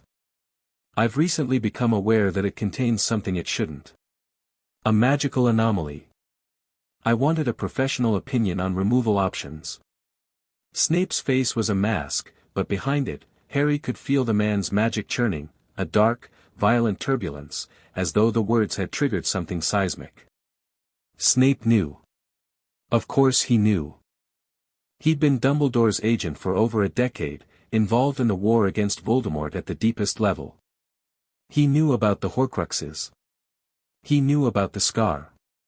And he knew what Dumbledore's plan for Harry was, the plan Harry had just threatened to derail. This is not something you should be pursuing independently, Snape said. His voice was controlled, but the control was costing him. The headmaster sealed my magic at birth and left me with muggles who kept me in a cupboard. I'm not inclined to follow his guidance on matters of my own body. Something cracked in Snape's composure. Not visibly, the man's face remained stone, but magically, a fissure in the rigid architecture of his self-control. You know nothing of what the headmaster has sacrificed, I know what he sacrificed me for. Harry looked at Snape steadily. I know you were part of it. You knew about the seal. You've known since the beginning. Did my mother know? The question hit Snape like a physical blow. He rocked back on his heels, and for one terrible second, his mask shattered completely. The face beneath it was ravaged, grief, guilt, horror, love, all of it raw and bleeding, the landscape of a man who'd been carrying an impossible weight for a decade. No, Snape whispered. Lily didn't know. She was dead before, but if she'd been alive. If she'd known you let Dumbledore seal her son's magic. If she'd known you stood by while her child grew up in a cupboard. Stop. What would she have said, Professor? Stop. Snape's voice cracked like a whip, and the torches along the corridor flared with his uncontrolled magic, casting wild shadows. He was breathing hard, his hands clenched at his sides, his black eyes burning with an intensity that was almost frightening. Harry stopped. Not because Snape commanded it, but because he could see what he'd done. The wound he'd opened was deep, and Snape was hemorrhaging, and there was a line between confrontation and cruelty, and Harry had nearly crossed it. I'm sorry, Harry said. That was unfair. Snape stared at him. The apology had clearly not been in any script he'd prepared for. His mouth opened, closed. I'm not trying to hurt you, Harry continued quietly. I can see that you're already in pain. I can feel it every time I walk into your classroom. You loved my mother, and you blame yourself for her death, and you've been living in that guilt for 10 years, and Dumbledore has been using you, ever since. You know nothing about, I know everything I need to. Your magic tells me. Every time you look at me and see her eyes, your whole magical signature cracks, and the guilt bleeds through like light through broken glass. Harry took a step closer. Professor Snape. Severus. I am not my father. I am not going to torment you the way he did. And I am not a weapon to be pointed at Voldemort by a man who made promises over my mother's body. Snape was trembling. The tremor ran through his entire body, hands, shoulders, the tight line of his jaw. He was a man held together by control, by discipline, by the rigid architecture of his chosen role, and Harry was pulling the supports out one by one. What do you want from me? Snape asked, and his voice was stripped of every defense. The truth. About my mother. About you. About the role Dumbledore assigned you in all of this. And after the truth, your help. My help. You're a master of potions and the dark arts. You understand soul magic better than anyone in this castle except possibly Dumbledore. And unlike Dumbledore, you have a reason to want me alive that goes beyond strategy. And what reason is that? I have my mother's eyes. The corridor was so silent Harry could hear the rain against the windows 3 rooms away. Snape stood before him, stripped bare, and Harry watched the man's genius. Because Snape was a genius, Harry could see that clearly now, a mind of extraordinary power and precision buried beneath layers of bitterness and self-loathing, work through the proposition. You're asking me to defy Dumbledore, Snape said. I'm asking you to choose. Not between Dumbledore and Voldemort, between what was done to me and what should have been done. Between the man who used you and the boy who's asking for your help. Snape closed his eyes. When he opened them, something had changed. Not warmth, Snape might never be warm toward him, but resolution. A decision made in the space between heartbeats, irrevocable. Tuesday evenings, Snape said. My office. Tell no one. Agreed. And Potter, Snape's voice hardened, the professional mask sliding back into place but fitting differently now, sitting on a different foundation. If you ever use your mother's memory against me again, I will make you regret it. Primordial or not. Understood. Snape turned and swept down the corridor, robes billowing, and Harry watched him go and felt the shift, the tectonic realignment of a man who'd been standing on one side of a line for a decade and had just stepped across it. He went back to Gryffindor Tower. Hermione was waiting, because Hermione was always waiting when something important had happened, as though she had a sixth sense for pivotal moments. You look like you've been through something, she said. I've been recruiting. Who? Snape. Hermione's quill hit the table. She stared at him. Ron, who was practicing charms on a pillow and had been successfully ignoring them until now, made a choking noise. Snape. He's the most skilled potioneer in the country, he understands soul magic, and he loved my mother enough to spend 10 years as a double agent. Those are useful qualities. He hates you, Ron pointed out. He hates what I represent. But what I represent is changing. And he just agreed to help me on Tuesday evenings, so I'd say the hate is negotiable. Hermione was doing the thing where she processed rapidly, her eyes flickering as she integrated new information into her mental model. The soul fragment. You told him about the soul fragment. I told him enough. He's going to help me find a way to remove it faster than the natural degradation. And Dumbledore? Doesn't know. And won't know. Not about this. Hermione frowned. Harry, I understand your reasons for distrusting Dumbledore, but actively concealing a medical condition from the headmaster while conspiring with a professor behind his back, that's not just defiance. That's a shadow operation. Yes. You're building a parallel power structure. Pomfrey for healing, Snape for soul magic, me for research, Greengrass for intelligence, the twins for reconnaissance, and Neville and Ron for being the kind of people who keep me honest. Ron blinked. That's what I do. That's everything. You and Neville, you see me as Harry. Not as the primordial, not as the boy who lived, not as a political earthquake. Just Harry. Do you know how rare that is? Ron's ears went red, which was his default response to genuine emotion. He looked at his pillow, which he'd accidentally set on fire, and busied himself with putting it out. Right, he muttered. Well. Someone's got to. Hermione was smiling. A small, private smile that she probably didn't know she was making, and Harry caught it and felt something warm and grounding in his chest that had nothing to do with magic. They spent the rest of the evening studying. Normal, mundane, reassuringly ordinary studying. Hermione quizzed them on transfiguration theory. Ron explained chess openings that somehow made perfect sense as metaphors for magical combat. Neville arrived with dirt under his fingernails and a grin on his face, having just successfully propagated a fanged geranium by talking to it.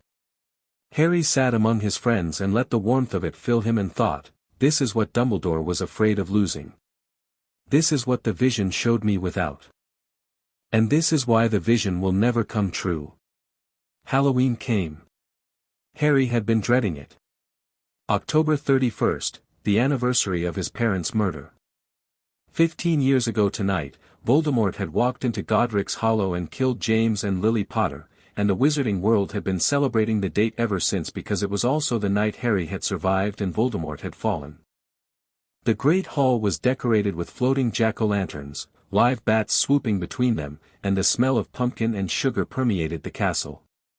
Students were in high spirits. The feast was spectacular, mountains of food, enchanted decorations, an atmosphere of riotous celebration.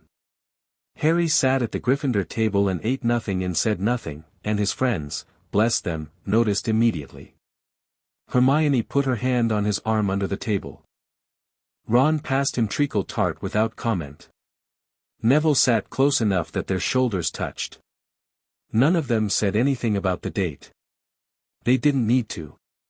Harry was grateful for the silence and the warmth, and he was about to attempt a piece of pumpkin pie when the doors of the Great Hall burst open and Quirrell came sprinting in, turban askew, face white with genuine terror. "Troll," he screamed. "Troll in the dungeons. Thought you ought to know." And then he collapsed in a dead faint that Harry was fairly certain was theatrical, because the Voldemort presence on the back of his head was radiating smug satisfaction. The hall erupted in panic. Dumbledore's voice cut through it, silence. And the room went still. Orders were given, prefects to escort students to their dormitories, staff to the dungeons. Harry stood up. Hermione was gripping his arm. "It's a diversion," Harry said quietly, pitched for his friend's ears only. "Quirrell let the troll in. He's using it to draw the staff away from the third floor." "The stone," Hermione breathed. Dumbledore took the stone out of the mirror. "It's in his office now. But Quirrell doesn't know that, and Voldemort is pushing him to make a move."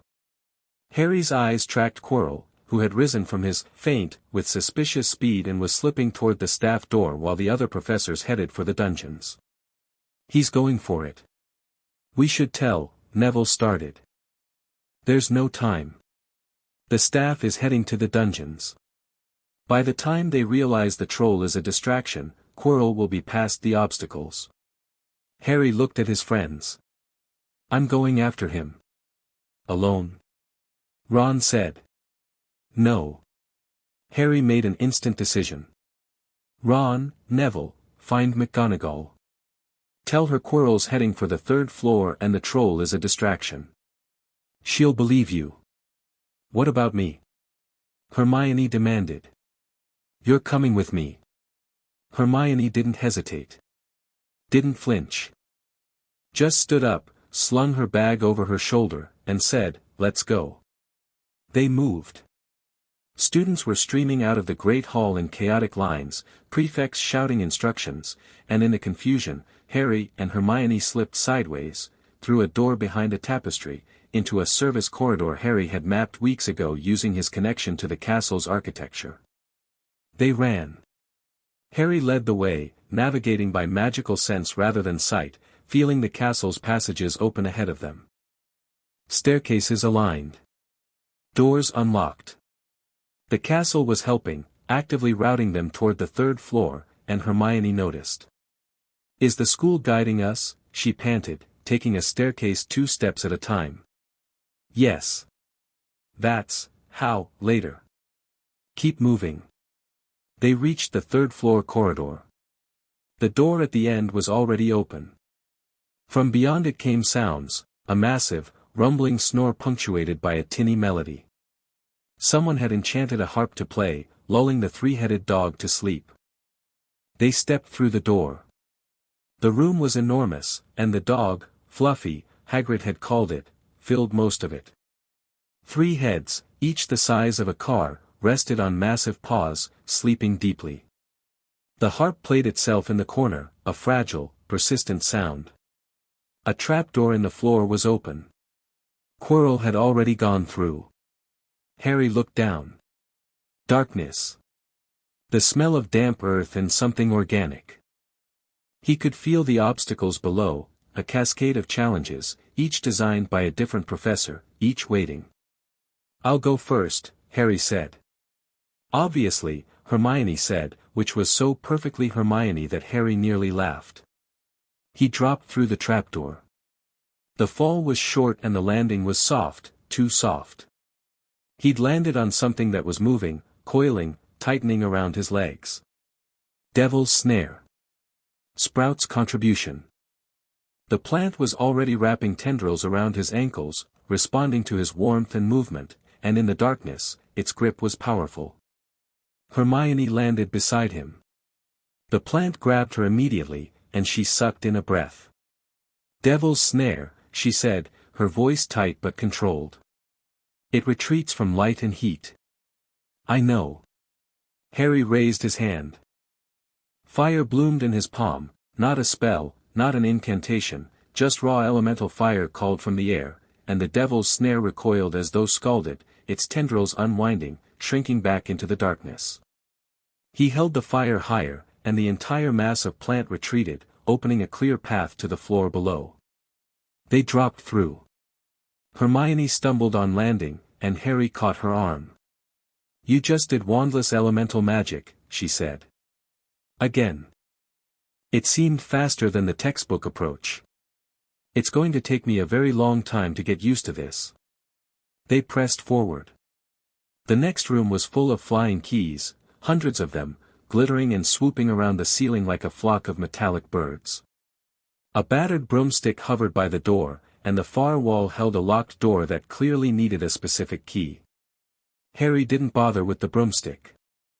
He raised his hand, reached out with his magic, and felt the keys, their enchantments, their individual signatures. One was different from the others, old-fashioned, silver, with a bent wing where someone had already grabbed it. Quirrell's Passage. Harry called the key.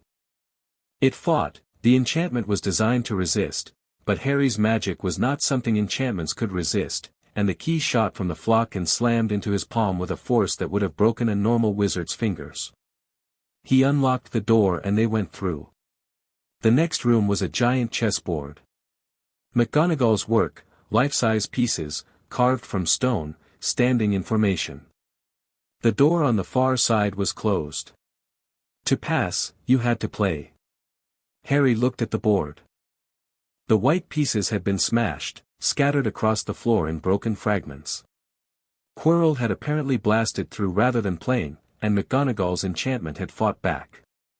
Scorch marks on the floor. Cracks in the walls. The remnants of a battle rather than a game. "He's powerful enough to force his way through," Hermione said, looking at the destruction. "That's not Quirrell. That's Voldemort's magic, channeled through him." "He's burning Quirrell out," Harry agreed. "Using too much power through a body that can't handle it. Quirrell doesn't have much time." They moved through the ruined chessboard. The next obstacle was a dead troll, already unconscious, slumped against the wall, a massive club lying beside it. Quirrell had passed this too, though Harry suspected the troll upstairs was the original intended obstacle and this one was a backup. Then Snape's room. A table of potions, a wall of purple fire blocking the forward door, a wall of black fire blocking the retreat. A logic puzzle on a scroll. Hermione read it once, solved it in 20 seconds, and identified the correct potion. "There's only enough for one person," she said, holding up the small bottle. "I don't need it." Harry walked toward the purple fire, extended his hand, and the flames parted around him. Not extinguished, parted. Moved aside, creating a doorway in the magical fire through which he stepped without feeling more than a gentle warmth. Hermione stared through the gap. "How? The fire is a magical construct. I can feel its boundaries. I'm asking it to make room." "You're asking fire to make room. Drink the potion and come through normally. I'll wait on the other side." Hermione drank. The potion allowed her to walk through the fire unharmed, and she emerged on the other side with an expression that combined awe with scientific frustration. "We are going to have a very long conversation about the physics of what you just did. Looking forward to it." But first, they were in the final chamber. And Quirrell was there. The room was circular, stone-walled, lit by torches that burned with a cold blue light. At the center stood the mirror of Eriste, tall, ornate, gold-framed, its surface dark and reflective. Quirrell stood before it, his turban removed, the face of Voldemort visible on the back of his bald head. He was speaking to the mirror, or trying to, his hands pressed against the glass, his voice a frantic mutter. "It's not here," Quirrell was saying. "Master, the stone, the mirror won't give it to me. It's supposed to be here, because it's not," Harry said, stepping into the room. Quirrell spun. His face was shattered, gray, sweating, the muscles twitching with the strain of channeling Voldemort's magic through a body not built for it. His eyes were bloodshot. His hands trembled. "Potter, the stone was removed from the mirror weeks ago. You're staring at an empty container." Quirrell's face contorted. Behind him, literally behind his face, Voldemort spoke. "Let me see him." Quirrell turned slowly, presenting the back of his head. Voldemort's face stared at Harry from its grotesque position, the red eyes burning in the blue torchlight. "You," Voldemort said. "Again. Me again." Harry walked further into the room, placing himself between Voldemort and Hermione, who was standing in the doorway with her wand drawn and her face very white but very determined. "And you're still stuck on the back of someone else's head. We have to stop meeting like this." Voldemort's lipless mouth curved. "Always the wit. Where is the stone, Harry?" "Safe. Not here. Not anywhere you can reach it. Everything is somewhere I can reach it. Eventually." The red eyes moved to Hermione. "And who is this?" "The Muggle-born girl. Granger. I've heard Quirrell's thoughts about his students. She's clever, this one. Too clever for her blood." "Don't talk about her," Harry said, and the temperature in the room dropped 5 degrees. "Protective. How touching." Voldemort's eyes returned to Harry. "You know I can't let you leave. The stone may be gone, but you've confirmed something valuable. Dumbledore moved it. Which means Dumbledore knows I'm here, and his plan has changed. That information is worth the trip. You already knew Dumbledore was aware.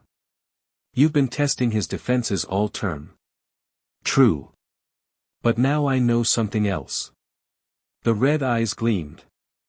"I know you came here without him. You came to face me without telling Dumbledore, without asking for his help, without relying on his protection. Which means you don't trust him." A cold smile. "We have more in common than you'd like to admit." "No," Harry said. "We don't. I don't trust Dumbledore because he lied to me. You don't trust anyone because you're incapable of it. There's a difference." "Is there?" "Trust is a weakness, Harry. It's a door you leave open for others to walk through, and the only people who walk through open doors are the ones looking to take something." Voldemort's voice was soft, intimate, almost kind. "Your mother trusted your father to protect her. Your father trusted Dumbledore to keep them safe. And they both died because the people they trusted couldn't deliver. They died because you murdered them. Because someone they trusted betrayed them to me. Peter Pettigrew. The secret keeper. Their friend. Voldemort said the word like it tasted rotten. Trust is the currency of the weak, Harry. Power, real power, makes trust unnecessary. The words hung in the cold air. Harry felt their weight, felt the cold logic of them, felt the seductive pull of a worldview that eliminated vulnerability by eliminating connection. And he understood, with a clarity that went beyond his years, that this was Voldemort's core belief, the foundation on which everything else was built. Not cruelty for its own sake. Not evil as an aesthetic. Just the deep, terrified conviction that connection was weakness and isolation was strength. Peter Pettigrew, Harry repeated. The secret keeper. Ah. You didn't know that name. Voldemort's smile widened. There's so much Dumbledore hasn't told you. Shall I tell you the rest? About Sirius Black, your godfather, who was blamed for Peter's betrayal and sits in Azkaban prison to this day. About the trial that never happened. About the man who is innocent and rotting in a cell while the real traitor hides. Harry's magic surged. The torches flared white. The mirror of Eriste vibrated. The stone floor cracked in a spider web pattern radiating from Harry's feet. Harry, Hermione said from behind him. A warning. An anchor. He breathed. The surge subsided. The torches dimmed to blue. You're trying to destabilize me, Harry said. His voice was steady, but it cost him. Feed me painful truths to trigger an emotional response. It's the same play as last time, different information, same strategy. Is the information less true because I'm the one delivering it? No. It's less useful because you're delivering it with intent to manipulate. Voldemort laughed. A genuine, cold, appreciative sound. You are magnificent. 11 years old and you see through manipulation the way most adults see through glass. I haven't met anyone like you in 50 years. And you won't again. Harry raised his wand. The Elder Wand, the Stormcloud Wand. It hummed in his hand, eager, ready. You have two options. Leave Quirrell. Flee this castle. Find your Horcruxes and whatever shadow of life you can manage, and stay away from me and my friends and this school. And option 2. I make you leave. Voldemort's smile didn't waver. You can't kill me, boy. I know. You've split your soul too many times for death to take. But I can hurt you. I can damage whatever's left of you so badly that recovery takes years instead of months. And I can destroy Quirrell's body, which leaves you a shade again, formless, powerless, drifting. You'd kill Quirrell? Harry felt the weight of the question. Quirrell, who was still alive in there, still conscious, his own personality buried beneath Voldemort's dominance but not entirely gone. Harry could feel him, a faint, terrified presence screaming behind the mask. Quirrell is already dying, Harry said. Your possession is consuming him. Every hour you spend in his body burns away more of his life force. He won't survive the year regardless. True. Voldemort sounded unconcerned. Hosts are expendable. People are not. Sentiment. Principle. They stood 10 feet apart, the mirror of Eriste between them, and the air was thick with competing magics, Harry's vast, warm, oceanic, Voldemort's cold, dark, corroded. The two energies pressed against each other, and the room groaned under the strain. Very well, Voldemort said. A demonstration, then. Since you insist. Quirrell's body turned. His hand came up, wand raised, and Harry felt Voldemort's magic pour through the man like acid through a pipe, too much, too fast, burning as it went, and the curse that erupted was not a schoolyard jinx. It was a killing curse. Green light filled the room. Hermione screamed. The Avada Kedavra streaked toward Harry's chest with the speed of thought. Harry raised his hand, not his wand, his hand, and caught it. The green light hit his palm and stopped. Not deflected, not shielded against, not dodged. Caught. The killing curse, the most feared spell in the magical world, the unstoppable, unblockable incarnation of death, met Harry Potter's unbound magic and was held. It burned. God, it burned. The curse screamed against his palm, the antithesis of everything he was, death against life, destruction against creation, and Harry could feel it trying to do what it was designed to do, end him, snuff him out, erase him from existence. His mother's sacrifice flared in his blood, a golden warmth that rose to meet the green death, and the two forces clashed in his outstretched hand, and Harry held. He held, and he pushed. The killing curse reversed. It traveled back along its own trajectory, compressed, concentrated, amplified by the sheer force of Harry's will, and it hit Quirrell in the chest. Quirrell screamed. The sound was inhuman, a high, tearing shriek that contained two voices, Quirrell's and Voldemort's, harmonizing in agony. The killing curse, turned back on the caster but filtered through Harry's magic, didn't kill Quirrell, it couldn't, because Voldemort's parasitic presence was absorbing the damage, taking the hit meant for the host, but it tore the two of them apart. Harry saw it happen. The dark, spectral form of Voldemort ripped free from Quirrell's body like a shadow peeling off a wall, a screaming, formless mass of corrupted magic and fractured soul. Quirrell collapsed, his body hitting the stone floor with a sickening sound, and Voldemort's shade hung in the air for one terrible moment, red eyes in smoke, a face made of darkness, screaming with rage and pain and, yes, fear. This is not over, Potter. I will return. I will find a body, I will find the stone, and I will. Harry raised his wand and spoke a single word. Not a spell, a command, drawn from the deepest wellspring of his magic, from the place where his power connected to the fundamental forces of reality. Go. The word carried weight. Not sound, substance. It hit the shade of Voldemort like a hurricane, and the dark form was blasted backward, through the wall, through the stone, through the wards of the castle.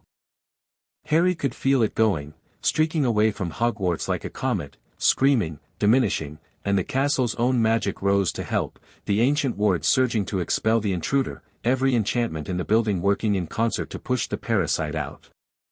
Voldemort was gone. Ripped from Quirrell, expelled from Hogwarts, sent howling into the night. Harry lowered his wand. His hand, the one that had caught the killing curse, was white and shaking.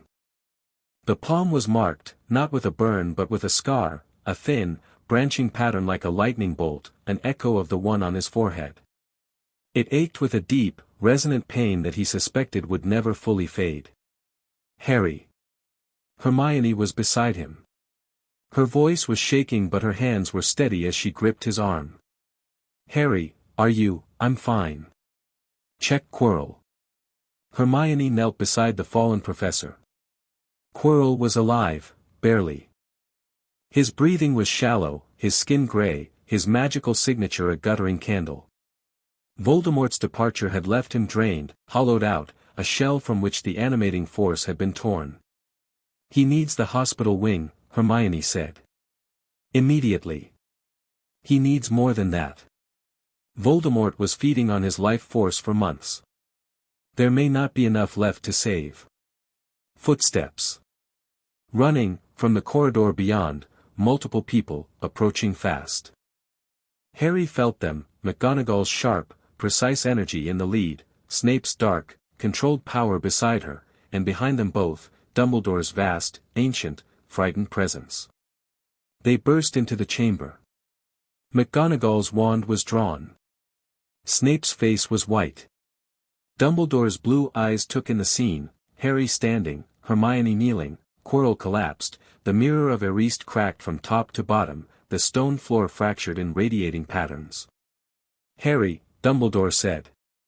What happened? I expelled Voldemort from the castle. Quirrell needs medical attention. The stone was never here, you already know that. Harry looked at Dumbledore steadily. And we need to talk about Peter Pettigrew. Dumbledore's face went still. And Sirius Black. The silence that followed was nuclear.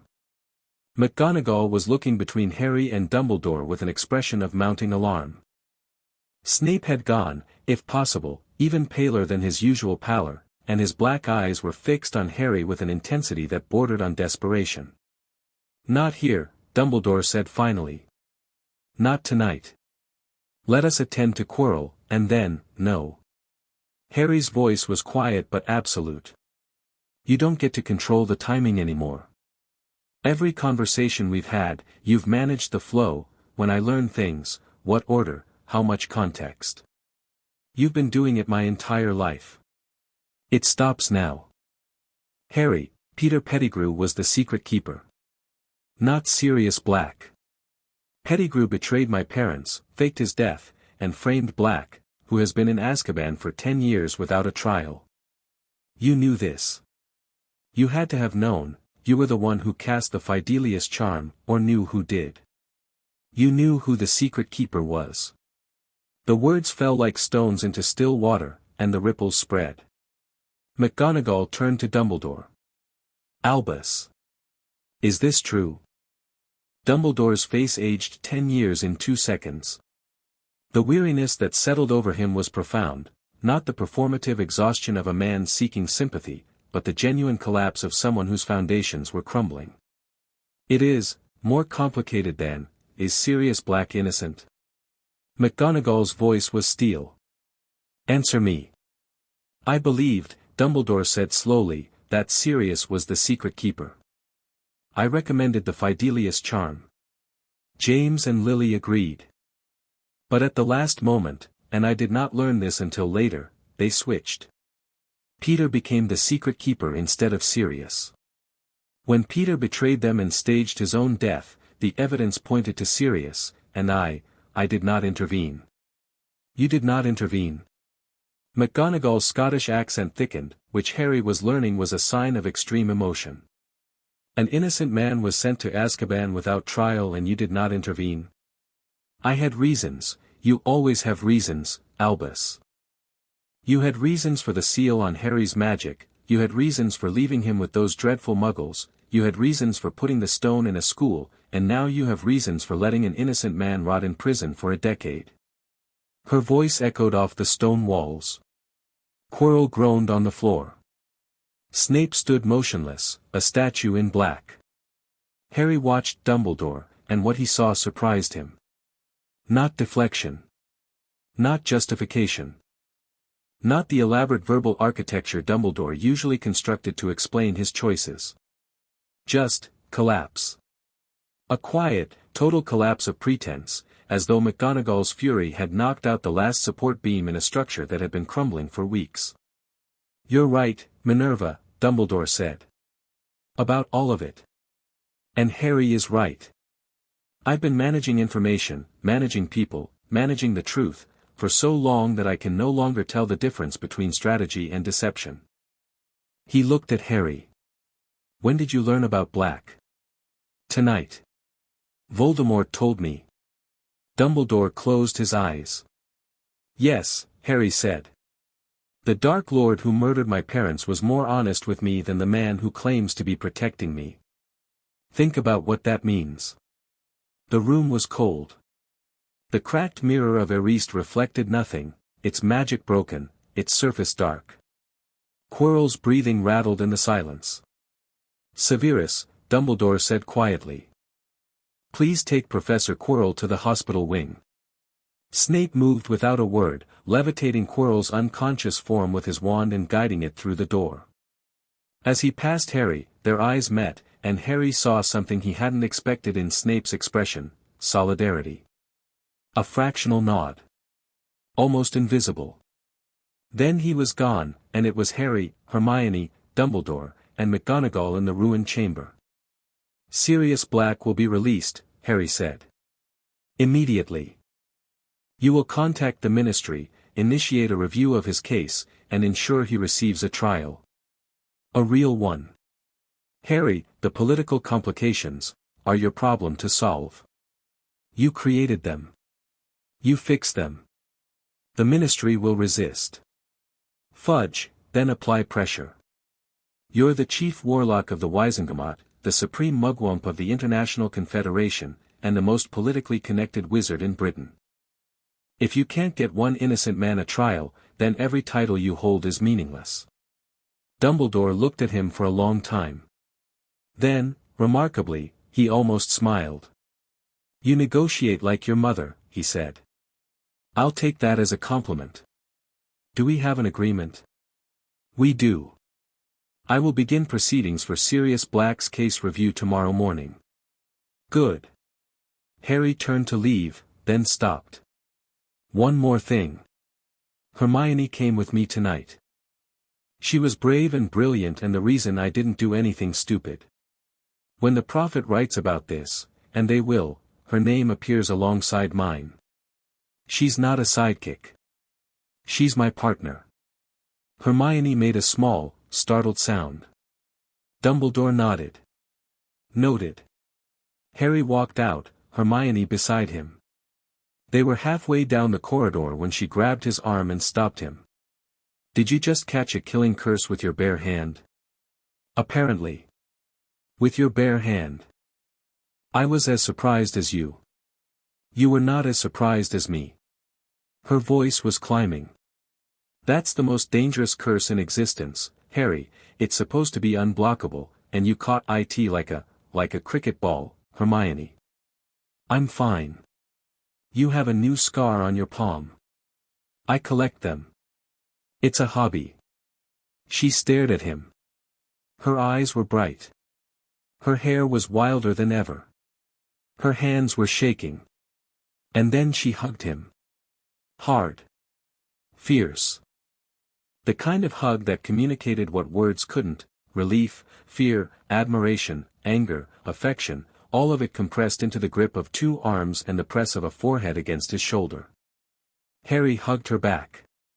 And standing in a corridor in the bowels of Hogwarts, with the echoes of dark magic still fading from the air and the castle humming its ancient approval around them, he realized that Voldemort was wrong about everything.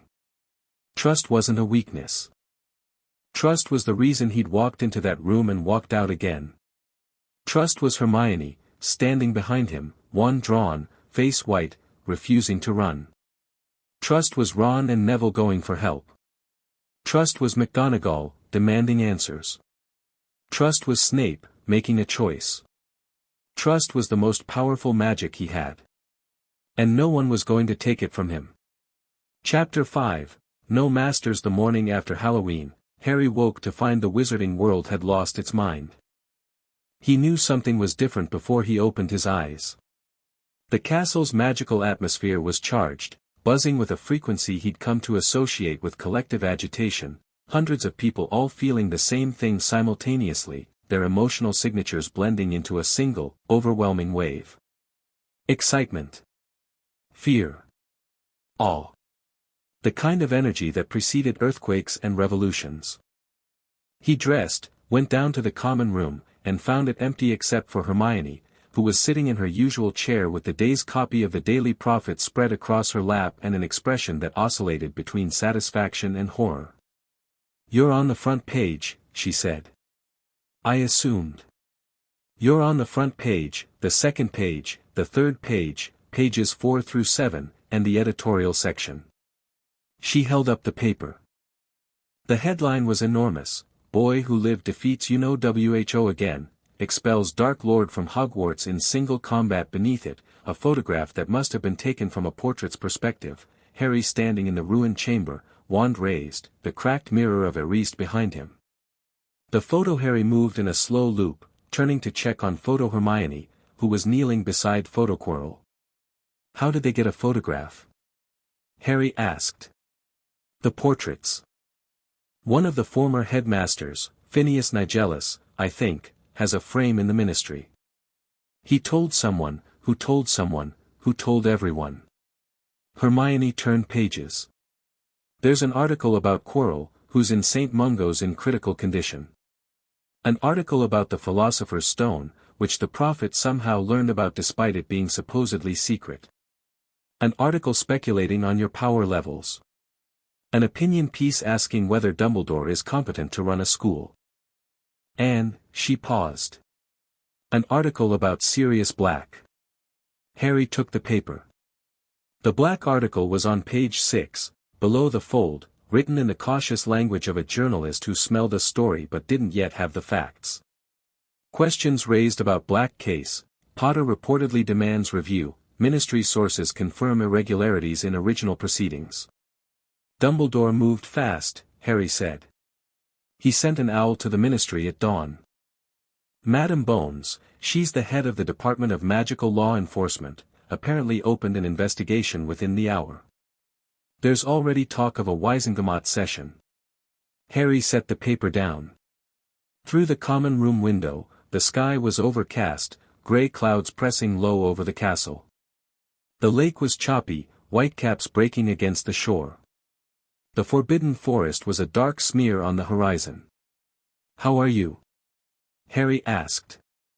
Hermione blinked. "What?" "Last night.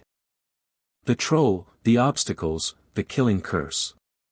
That was your first real combat situation. I want to know how you're processing it." Hermione set down her quill. She'd been taking notes on the Prophet articles, because of course she had, and was quiet for a moment. "I'm angry," she said. "Not at you. At all of it. The fact that a Dark Lord was living on a professor's head in a school full of children. The fact that Dumbledore knew. The fact that we, 2 11-year-olds, were the ones who dealt with it." She paused. "And I'm scared. Not of what happened. Of how easily you did it. The killing curse scared you. You caught it with your hand, Harry. Your hand. The Avada Kedavra, the spell that killed your parents, the spell that no one in recorded history has ever blocked, and you caught it like it was a ball someone threw at you." Her voice was steady, but her eyes were bright. "I read about that curse when I was 9 years old, in one of the first books I ever found about magic. It said the killing curse cannot be stopped. It said if someone casts it at you, you die. Period. No exceptions. And last night I watched you prove that wrong, and part of me was relieved and part of me was proud and part of me was terrified." "Yes." She met his eyes. "Because if you can do that, if you can stop the unstoppable, then what are your limits? Where's the line? And what happens if you ever have a bad day?" Harry sat down across from her. The fire wasn't lit, Hermione hadn't bothered, and the common room was grey and cool in the morning light.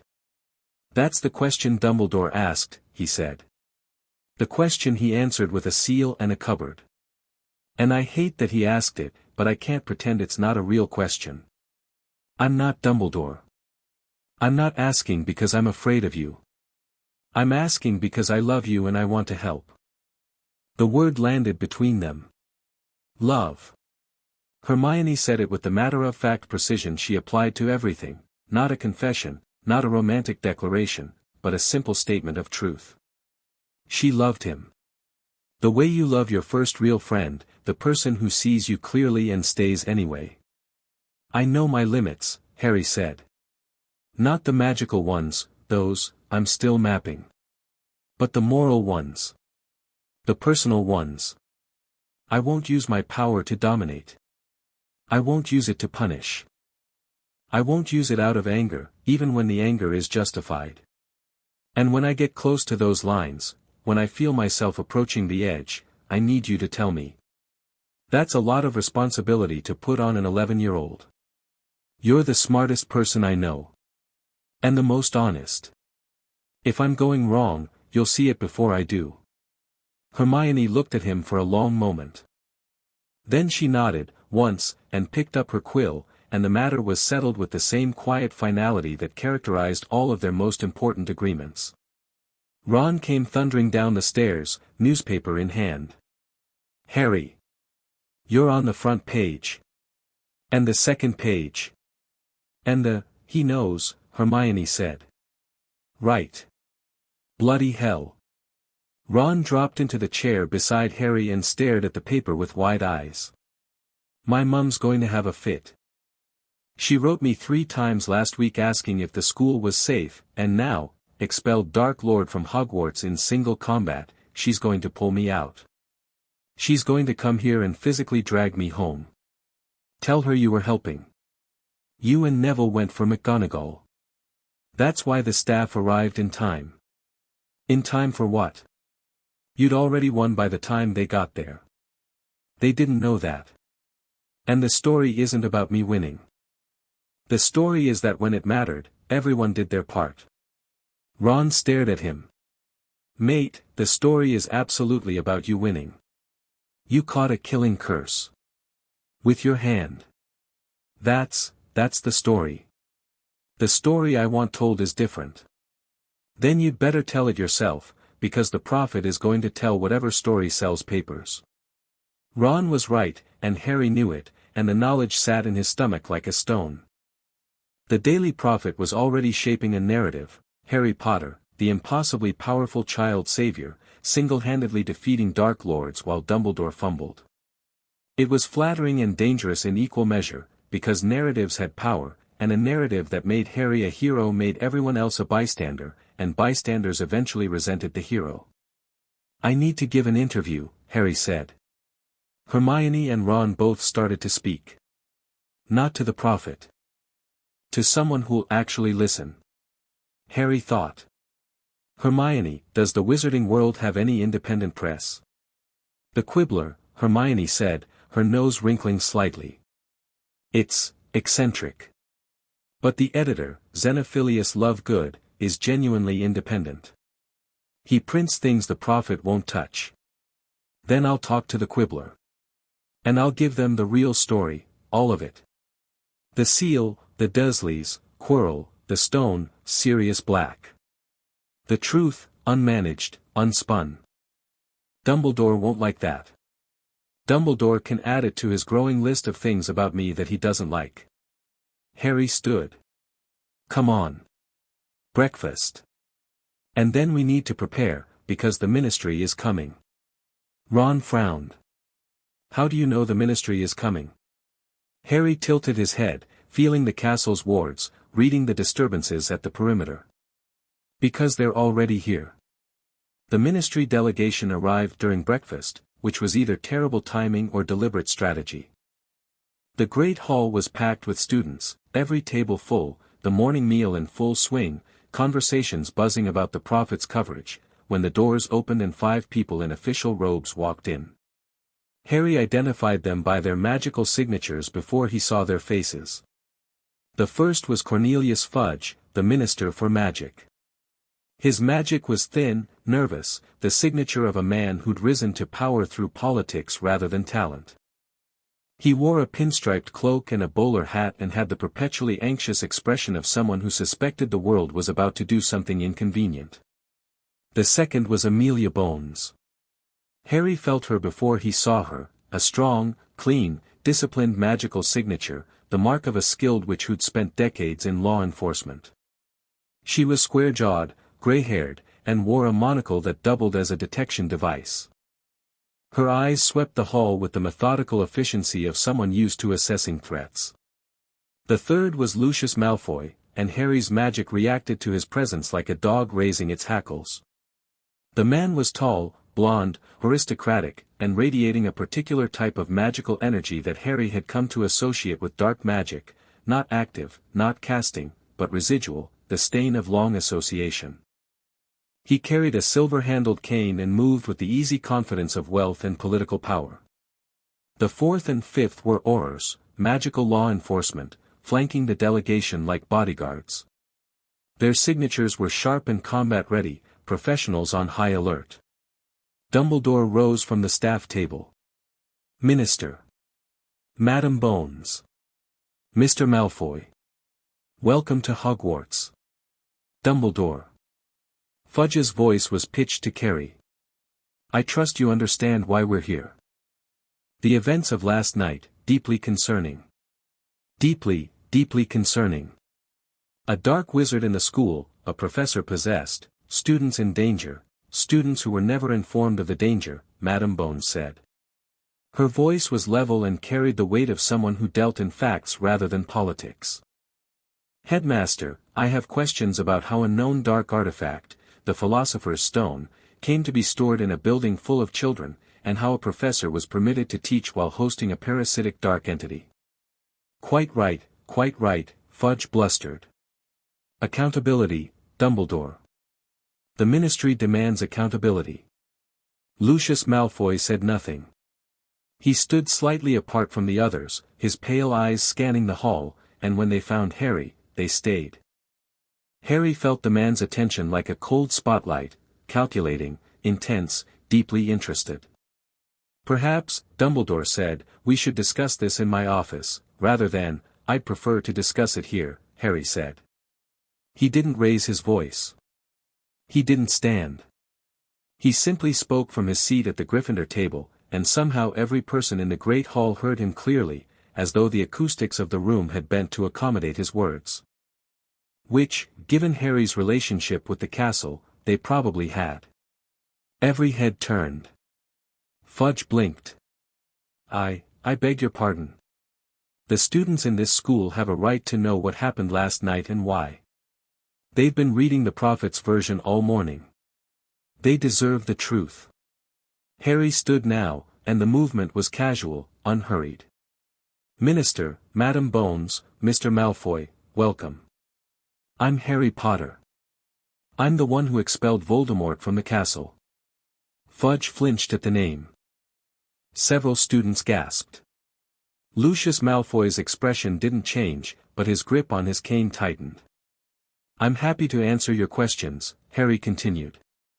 But I'd like to do it here, in front of the school, because everyone in this room was put at risk by decisions made on their behalf without their knowledge or consent. I think transparency is overdue. Madam Bones looked at Harry with an expression he couldn't quite read, part assessment, part something warmer. Mr. Potter, you're 11 years old. You understand that this is a formal ministry inquiry? I do. I also understand that formal ministry inquiries have a tendency to happen behind closed doors and produce conclusions that serve political interests rather than truth. I'd rather have witnesses. A ripple went through the hall. Students sat up straighter. Professors exchanged glances. Dumbledore's face was unreadable. Madam Bones turned to Fudge. The boy has a point, Minister. Transparency serves the public interest. Fudge looked like he wanted to argue but couldn't find the angle. Lucius Malfoy leaned toward him and murmured something. Harry's enhanced hearing caught fragments. Let him speak, reveal himself, rope to hang, and Fudge's expression shifted from uncertain to calculating. Very well, Fudge said. Mr. Potter, the floor is yours. Harry walked to the front of the Great Hall. Every eye followed him. He stood before the staff table, facing the students, and the ministry delegation arranged themselves behind him, and Dumbledore sat in his golden chair with his hands folded and his blue eyes watchful. Harry told the story. All of it. He told them about the Philosopher's Stone, what it was, where it came from, why Dumbledore had brought it to Hogwarts. He told them about Quirrell's possession, about Voldemort's parasitic attachment, about the months the Dark Lord had spent in the castle feeding on a professor's life force while teaching children. He told them about the troll, the diversion, the strategy, the calculated risk Voldemort had taken. He told them about going after Quirrell. About Hermione going with him. About Ron and Neville raising the alarm. About the obstacles, each one designed by a professor, each one overcome. About the final confrontation, the killing curse, the expulsion. He left out only the personal details, the seal, the Dursleys, the soul fragment. Those were his, and the ministry didn't need them. When he finished, the hall was silent. Then Madam Bones spoke. Mr. Potter, I want to be clear about what you're telling us. Professor Quirrell was possessed by you-know-who since the start of term. The headmaster was aware of this. And no action was taken to remove the threat until you, a first-year student, confronted it directly. That's correct. And the Philosopher's Stone was placed in the school as bait, with the knowledge that a dark wizard would attempt to steal it. Also correct. Bones turned to Dumbledore. Her expression could have cut glass. Headmaster. Would you care to respond? Dumbledore rose. He looked old in the morning light, old and tired, and Harry felt a complicated pang of something that might have been sympathy. Madam Bones, the decision to house the stone at Hogwarts was made in consultation with Nicholas Flamel and with the intent of protecting both the artifact and the public. The protections were designed to be insurmountable, they were surmounted by 2 first years. A murmur rippled through the hall. Dumbledore's composure held, but Harry could feel the strain beneath it. The situation with Professor Quirrell was complex. I was monitoring it closely, monitoring. Bones's monocle glinted. While a parasitic dark entity taught defense against the dark arts to children. The risk was calculated, the risk was unacceptable. Bones's voice didn't rise, but it hardened to the point where volume was unnecessary. Headmaster, I have the authority to launch a formal investigation into the management of this school and the decisions that led to last night's events. I intend to exercise that authority. Fudge was nodding vigorously, sensing the political winds. Absolutely. The ministry takes the safety of students very seriously. Very seriously indeed. Lucius Malfoy stepped forward. If I may, Minister. His voice was silk over steel, smooth and cultured and perfectly modulated. The events described by Mr. Potter paint a deeply troubling picture. A headmaster who places dangerous artifacts in a school. A Dark Lord permitted to teach children. And a first-year student forced to confront mortal danger because the adults responsible for his safety failed in their duty. He turned to the hall, addressing the students directly. I am here as a governor of this school. My concern is your welfare. And I must ask, can we continue to trust a headmaster who, by his own admission, was monitoring a threat to your lives rather than eliminating it? The question landed with calculated precision. Harry could see its effect, doubt spreading through the hall like ripples in water. Students who trusted Dumbledore implicitly were now looking at him with uncertainty. Staff members were shifting uncomfortably. The narrative was changing in real time, and Lucius Malfoy was steering it with the practiced hand of a man who understood power better than most people understood breathing. Harry felt the manipulation and acknowledged its skill. Lucius wasn't wrong about Dumbledore, that was what made the play effective. He was using truth as a weapon, the same way Voldemort had in the dungeon chamber, wrapping valid criticism around a hidden agenda. Mr. Malfoy makes a fair point, Harry said, and watched Lucius's eyes widen fractionally with surprise. Dumbledore made mistakes. Serious ones. Students were put at risk, and the adults in this building owe us explanations and accountability. Lucius's surprise shifted to satisfaction. But let's not pretend this is about student welfare, Harry continued. Mr. Malfoy, your son told me you sent him here to spy on me. You're a school governor who's using that position for political leverage. And the ring on your left hand is emitting a dark magical signature that I can feel from here, which suggests your concern about dark influences in this school is somewhat selective. The satisfaction curdled. Lucius's face went still. The hall held its breath. I'm not defending Dumbledore, Harry said. He earned this criticism. But I'm also not going to let anyone, the ministry, the board of governors, or individual political actors, use my actions as a cudgel to advance their own agendas. He looked at Fudge. Minister, Madam Bones's investigation is appropriate and welcome. Dumbledore should be held accountable. But accountability should serve the students of this school, not the power games of adults who've never set foot in a classroom. He turned to the student body. Hundreds of faces, young and old, scared and excited, confused and hopeful. Last night, Voldemort was in this castle. He's gone now. Not because of the ministry, not because of the board of governors, and not because of any system that was supposed to protect you. He's gone because a group of first years decided someone had to act. He looked at Hermione, who was pale but sitting straight. At Ron, who was red-eared and grinning. At Neville, who met his eyes and nodded. They're the heroes of this story. Not me. Them. The Gryffindor table erupted. Then the Hufflepuffs. Then the Ravenclaws. Even a handful of Slytherins clapped. Harry caught Daphne Greengrass's cool, appreciative nod from across the hall. Fudge looked like a man who'd come to catch a fish and found a whale. Bones looked like she was reassessing every assumption she'd ever made. Lucius Malfoy looked like he'd bitten into a lemon and found it full of wasps. Dumbledore, behind Harry, sat very still.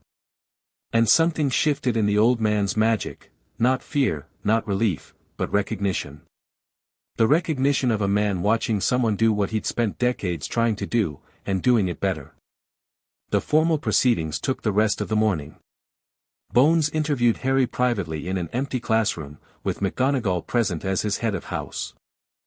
The interview was thorough, professional, and devoid of the political theater that had characterized the Great Hall confrontation. Bones asked precise questions and listened to the answers without interruption, and Harry respected her enough to give complete, honest responses. When they finished, Bones sat back and removed her monocle and cleaned it on her robe. "Mr. Potter," she said. "I've been in law enforcement for 30 years. I've interviewed dark wizards, war criminals, and the worst that magical society has to offer." She replaced the monocle. "You are the most remarkable 11-year-old I have ever met. I've had an unusual upbringing." "Indeed." She stood. "The investigation into the headmaster's conduct will proceed. You should know that Lucius Malfoy will use it to try to have Dumbledore removed. He's been looking for leverage for years." "I know."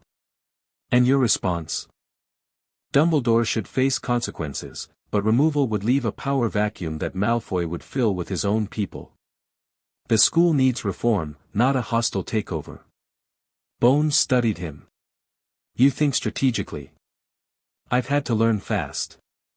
Most people twice your age don't see the board this clearly." She extended her hand. "I look forward to working with you, Mr. Potter."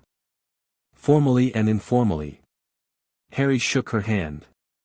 Her grip was firm, her magical signature clean and strong.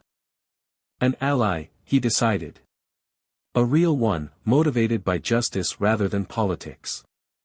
"There's one more thing," Harry said. Sirius Black. "Dumbledore's petition reached my office this morning.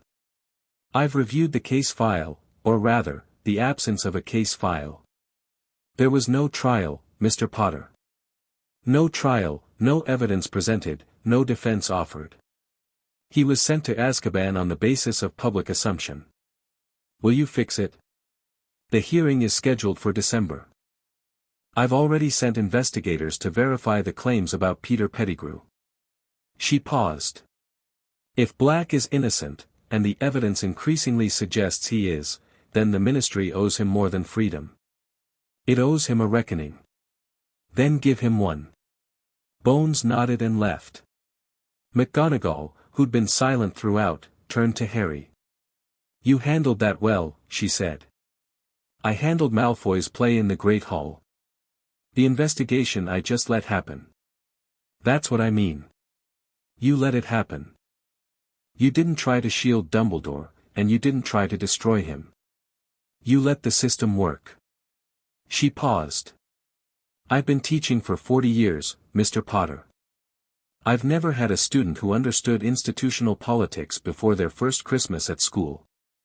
I've been thinking about power structures since I was old enough to notice that my cousin got 2 bedrooms and I got a cupboard." McGonagall's face tightened. "The Dursleys. Not your fault. Not your responsibility. But if you want to help, make sure the investigation is fair. Dumbledore made mistakes, but he's not a villain. Don't let Malfoy turn him into one." "I have every intention of," she stopped herself. Looked at him. "I just realized I was about to take instructions from an 11-year-old. Is that a problem?" "It should be. Somehow it isn't." She straightened her spectacles. Go to lunch, Potter. You've had enough politics for one morning. Harry went to lunch. The great hall was buzzing, students clustered in groups, the morning's events being dissected and debated at every table. Harry felt their emotions washing over him, excitement, fear, admiration, suspicion, hope. He was becoming a lens through which the school viewed itself, and the responsibility of that was heavier than any magic. He sat down between Ron and Hermione.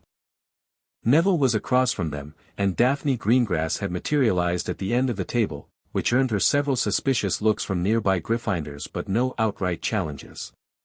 You destroyed Lucius Malfoy in front of the entire school, Daphne said without preamble. Publicly identified him as a political actor with dark magical artifacts. He'll be furious. Good. Not good.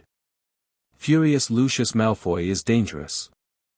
He has connections throughout the Ministry, the Wisengamot, and the Board of Governors. He'll retaliate. Let him try. Harry. Daphne's voice sharpened. I'm not questioning your power.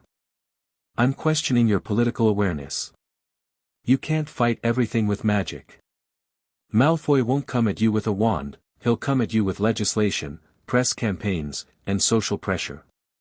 He'll isolate you, discredit you, and undermine your support base. Which is why I need you, Harry said. You're my eyes in Slytherin. What's the mood? Daphne glanced around, then leaned in. Divided. The younger students are impressed, you're powerful, you faced the Dark Lord, you won. They respect strength. The older students are warier, they see the political implications. And Draco, she paused. Draco is terrified. Of me? Of his father. You publicly embarrassed Lucius Malfoy using information that could only have come from inside the family. Draco told you about the spying, and you used it against his father in front of the entire school.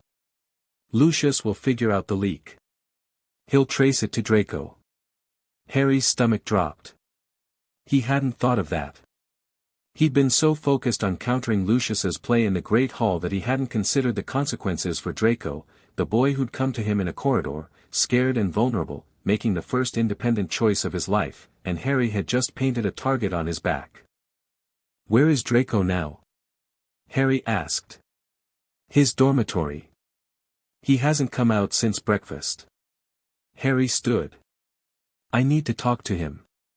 Harry, Hermione started. I made a mistake. I used Draco's information without thinking about how it would trace back to him. I need to fix this before Lucius does. He left the Great Hall.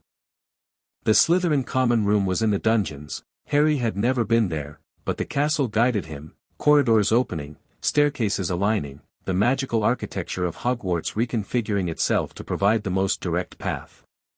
He reached the entrance to the Slytherin common room, a blank stone wall in a dungeon corridor. He could feel the students beyond it, a dozen or so, their magical signatures cool and green and sharp-edged. And one in particular, alone, burning with a toxic mixture of fear and anger and despair. Harry touched the wall. The enchantment resisted, this wasn't Gryffindor territory, and the Slytherin entrance had its own defenses, ancient and suspicious. But Harry's magic pressed against it, not forcing but asking, and the wall remembered who had built it, Salazar Slytherin, a founder, a primordial, and recognized the kinship in Harry's power. The wall opened. The Slytherin common room was green and silver and subterranean, lit by the eerie, filtered light of the lake pressing against the windows. Low-ceilinged, elegant, with leather furniture and dark wood and a fireplace carved with serpents. A handful of students were scattered around the room, and every one of them froze when Harry walked in. Potter? A seventh-year prefect, standing by the fire. How did you? This is the Slytherin common room. You can't be here. And yet here I am. Harry scanned the room. Where's Draco? Silence. The kind of silence that preceded either cooperation or confrontation. Harry could feel the room deciding, the collective Slytherin instinct for self-preservation battling with territorial pride. The prefect stepped forward. He was tall, dark-haired, with the kind of jaw that suggested he'd be imposing once he finished growing. You need to leave, Potter. Whatever you want with Malfoy, I'm here to help him. His father is going to hurt him because of something I did, and I'm not going to let that happen. The prefect hesitated. Something shifted in the room, a subtle recalculation, the Slytherin survival instinct recognizing a predator that was also offering protection. Down the hall, said a voice from the corner. Blaise Zabini, a tall, dark-skinned boy with watchful eyes. Third door on the left. Harry nodded to him and walked down the corridor. The dormitory doors were heavy oak, each carved with a silver serpent. Third on the left. Harry knocked. No answer. Draco. It's Harry. I need to talk to you. A long pause. Then the door opened. Draco stood there in his school robes, and he looked terrible, pale beyond his usual pallor, dark circles under his eyes, his composure shattered into something raw and young and frightened. How did you get in here? Draco asked, and his voice was flat with exhaustion. The castle let me in. Of course it did. The castle bends over backward for Harry Bloody Potter. Draco turned away, leaving the door open. An invitation, barely. Come in, then. Since you're apparently unstoppable. The dormitory was similar to the Gryffindor one, 4-poster beds, personal trunks, but cooler, the lake light giving everything a greenish cast. Crabbe and Goyle's beds were messy. Draco's was immaculate. The boy sat on the edge of it, his hands clasped between his knees, and looked at the floor. I'm sorry, Harry said. Draco's head snapped up. Whatever he'd expected, it wasn't that. In the Great Hall this morning. I used what you told me, about your father sending you to spy, to counter Lucius's political play. I didn't think about how it would trace back to you. That was careless, and I'm sorry. Draco stared at him. His mouth worked for several seconds before words came out. Sorry, he repeated. Harry Potter, the boy who lived, the wizard who catches killing curses with his bare hands, is apologizing to me. To a Malfoy. I'm apologizing to Draco. The Malfoy part is irrelevant. Something cracked in Draco's face. Not tears, something harder, more structural. The last pretense of composure giving way under a weight it was never designed to bear. He's going to know, Draco said. My father. He's going to figure out that I told you. And when he does, his voice broke. You don't know what he's like when he's angry. When he's been embarrassed. He won't do anything you can see. He never does. It's all under the surface. Disappointment. Silence. The look that tells you you've failed the family name, failed the bloodline, failed everything you were born to be. Draco, he'll pull me from Hogwarts. He'll say it's for my safety, because of you, because of the danger, because the headmaster can't be trusted, and he'll take me home and I'll spend the rest of my childhood learning to be exactly what he wants me to be. His heir. His instrument. His copy. The boy's magic was churning, bright and sharp but tangled, knotted with fear and anger and a desperate, suffocating love for a father who saw him as an extension of himself. Harry felt all of it, and it was painfully familiar. He won't pull you from Hogwarts, Harry said. Because if he tries, I'll stop him. Draco laughed, a short, bitter sound. How? He's a school governor. He has legal authority. I have something better. I have leverage. Harry sat on the bed opposite Draco's and leaned forward. Your father has dark magical artifacts in his home. I could feel it on his ring, the residual signature of objects steeped in dark magic. If a formal investigation were to examine Malfoy Manor, I suspect they'd find things that would end his career and his freedom. You'd threaten him? I'd ensure he knows that threatening you has consequences he can't afford. I'm not going to expose your father, Draco. That's not my style. But I'm going to make very sure he understands that his son is under my protection, and that protection extends to political and familial pressure as well as physical danger. Draco's face was doing something complicated. The fear was still there, but beneath it, something else was emerging, hope, fragile and disbelieving, the face of a drowning person seeing a hand. Why? Draco whispered. Why do you care what happens to me? I've been nothing but horrible to you since we met. I mocked your friends. I tried to get you in trouble. I'm everything you should hate. You're 12 years old and you're trapped. I know what that feels like. I know what it's like to live in a house where the people who are supposed to protect you are the ones you need protecting from. Draco flinched. You came to me in that corridor, Harry continued. You told me the truth when lying was safer. That matters. It matters more than every insult you've thrown, more than every smirk and every snide comment about blood status. That one moment of honesty told me who you actually are, underneath the performance your father trained into you. You don't know who I am. I know you're scared. I know you're smart. I know you love your mother more than your father, because when you talk about family, your magic warms for her and cools for him. And I know you're not a bully, you're a kid who was taught that cruelty is strength, and you're starting to figure out that it isn't. Draco was trembling. Not visibly, he was too well trained for that, but his magic shook, and Harry felt it. I'll talk to your father, Harry said. Not with threats.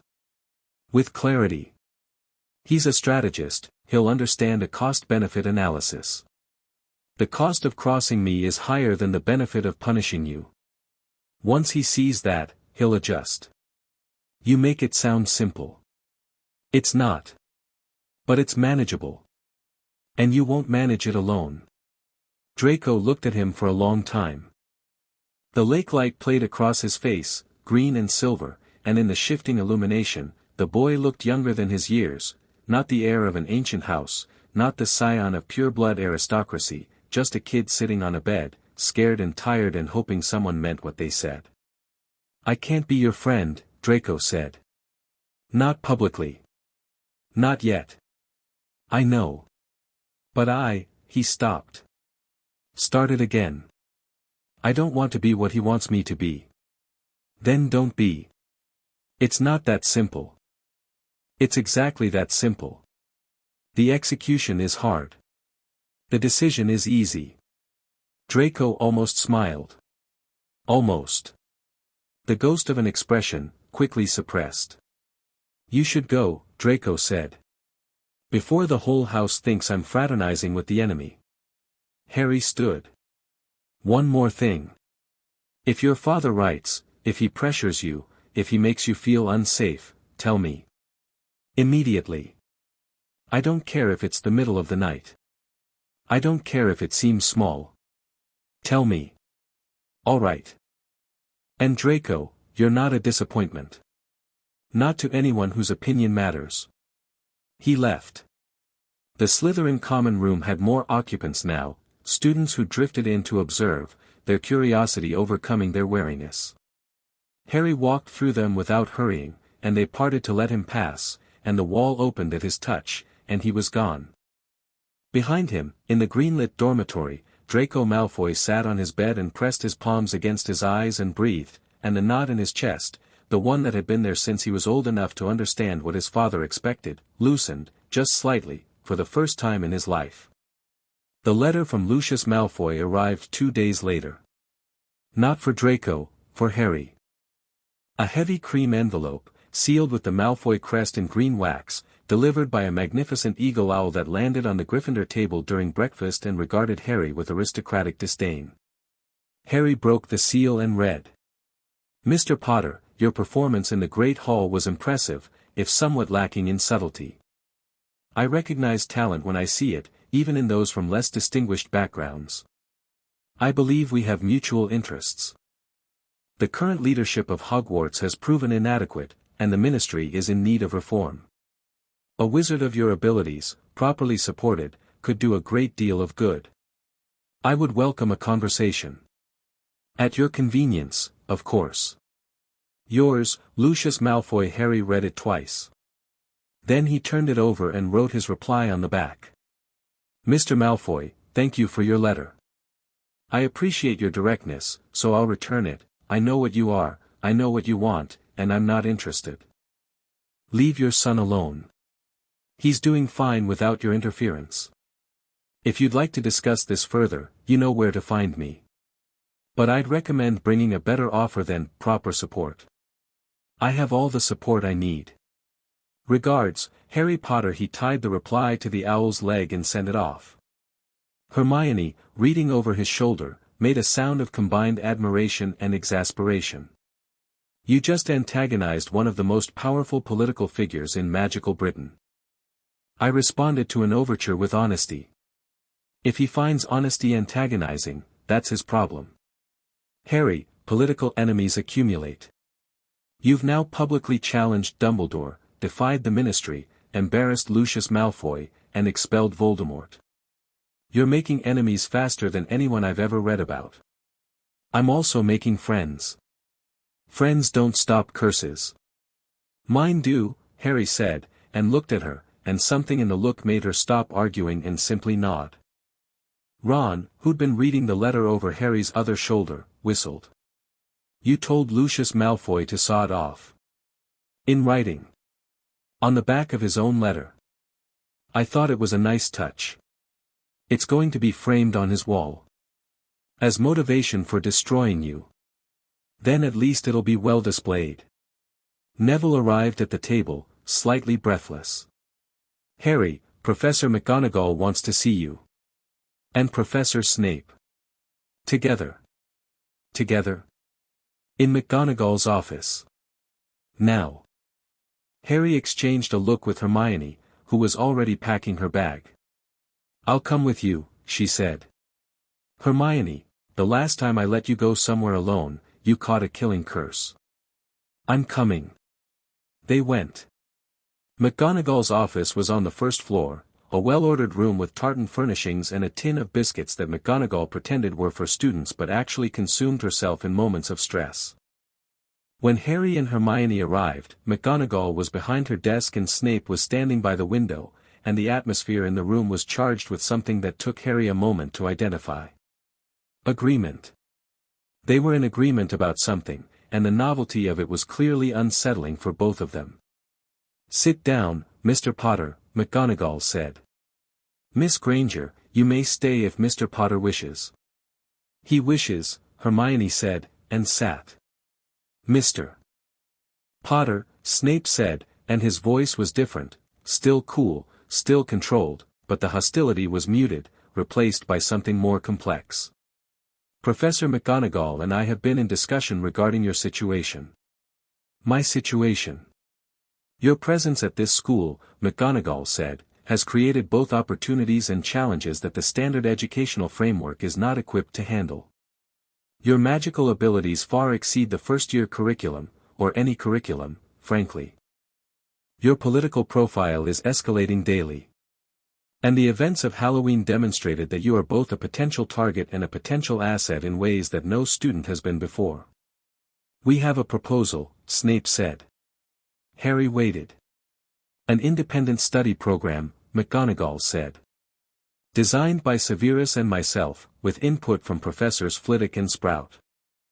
You would continue attending standard classes, for the social integration and because, despite your abilities, there is value in the collaborative learning environment, but your actual curriculum would be advanced. Significantly advanced. How significantly? Snape stepped away from the window. NEWT level in potions, transfiguration, and charms by the end of the year. OWL level in everything else. Additionally, I will provide instruction in occlumency and advanced magical theory during our Tuesday sessions. You're combining your teaching offer with the formal program. It is more efficient. Harry looked at McGonagall. This is unprecedented. You are unprecedented, Mr. Potter. The choice is to pretend otherwise and waste your time, or acknowledge reality and educate you accordingly. She straightened her spectacles. Albus has, reluctantly, approved the program. He had conditions, which Severus and I rejected. The program will be structured by us, overseen by us, and reported to the headmaster only in the broadest terms. You're building a wall between me and Dumbledore.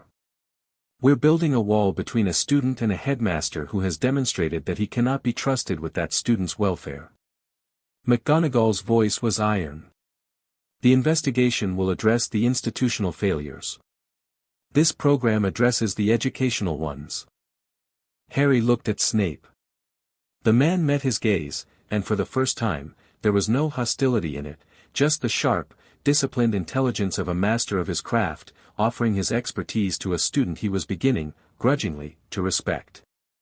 One condition, Harry said. They waited.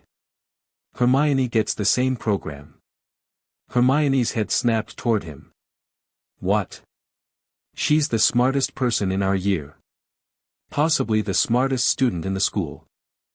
She's bored in standard classes and too polite to say so. If you're building an advanced program for me, extend it to her. Hermione's mouth opened, closed, opened again. Her eyes were very bright. McGonagall looked at Snape.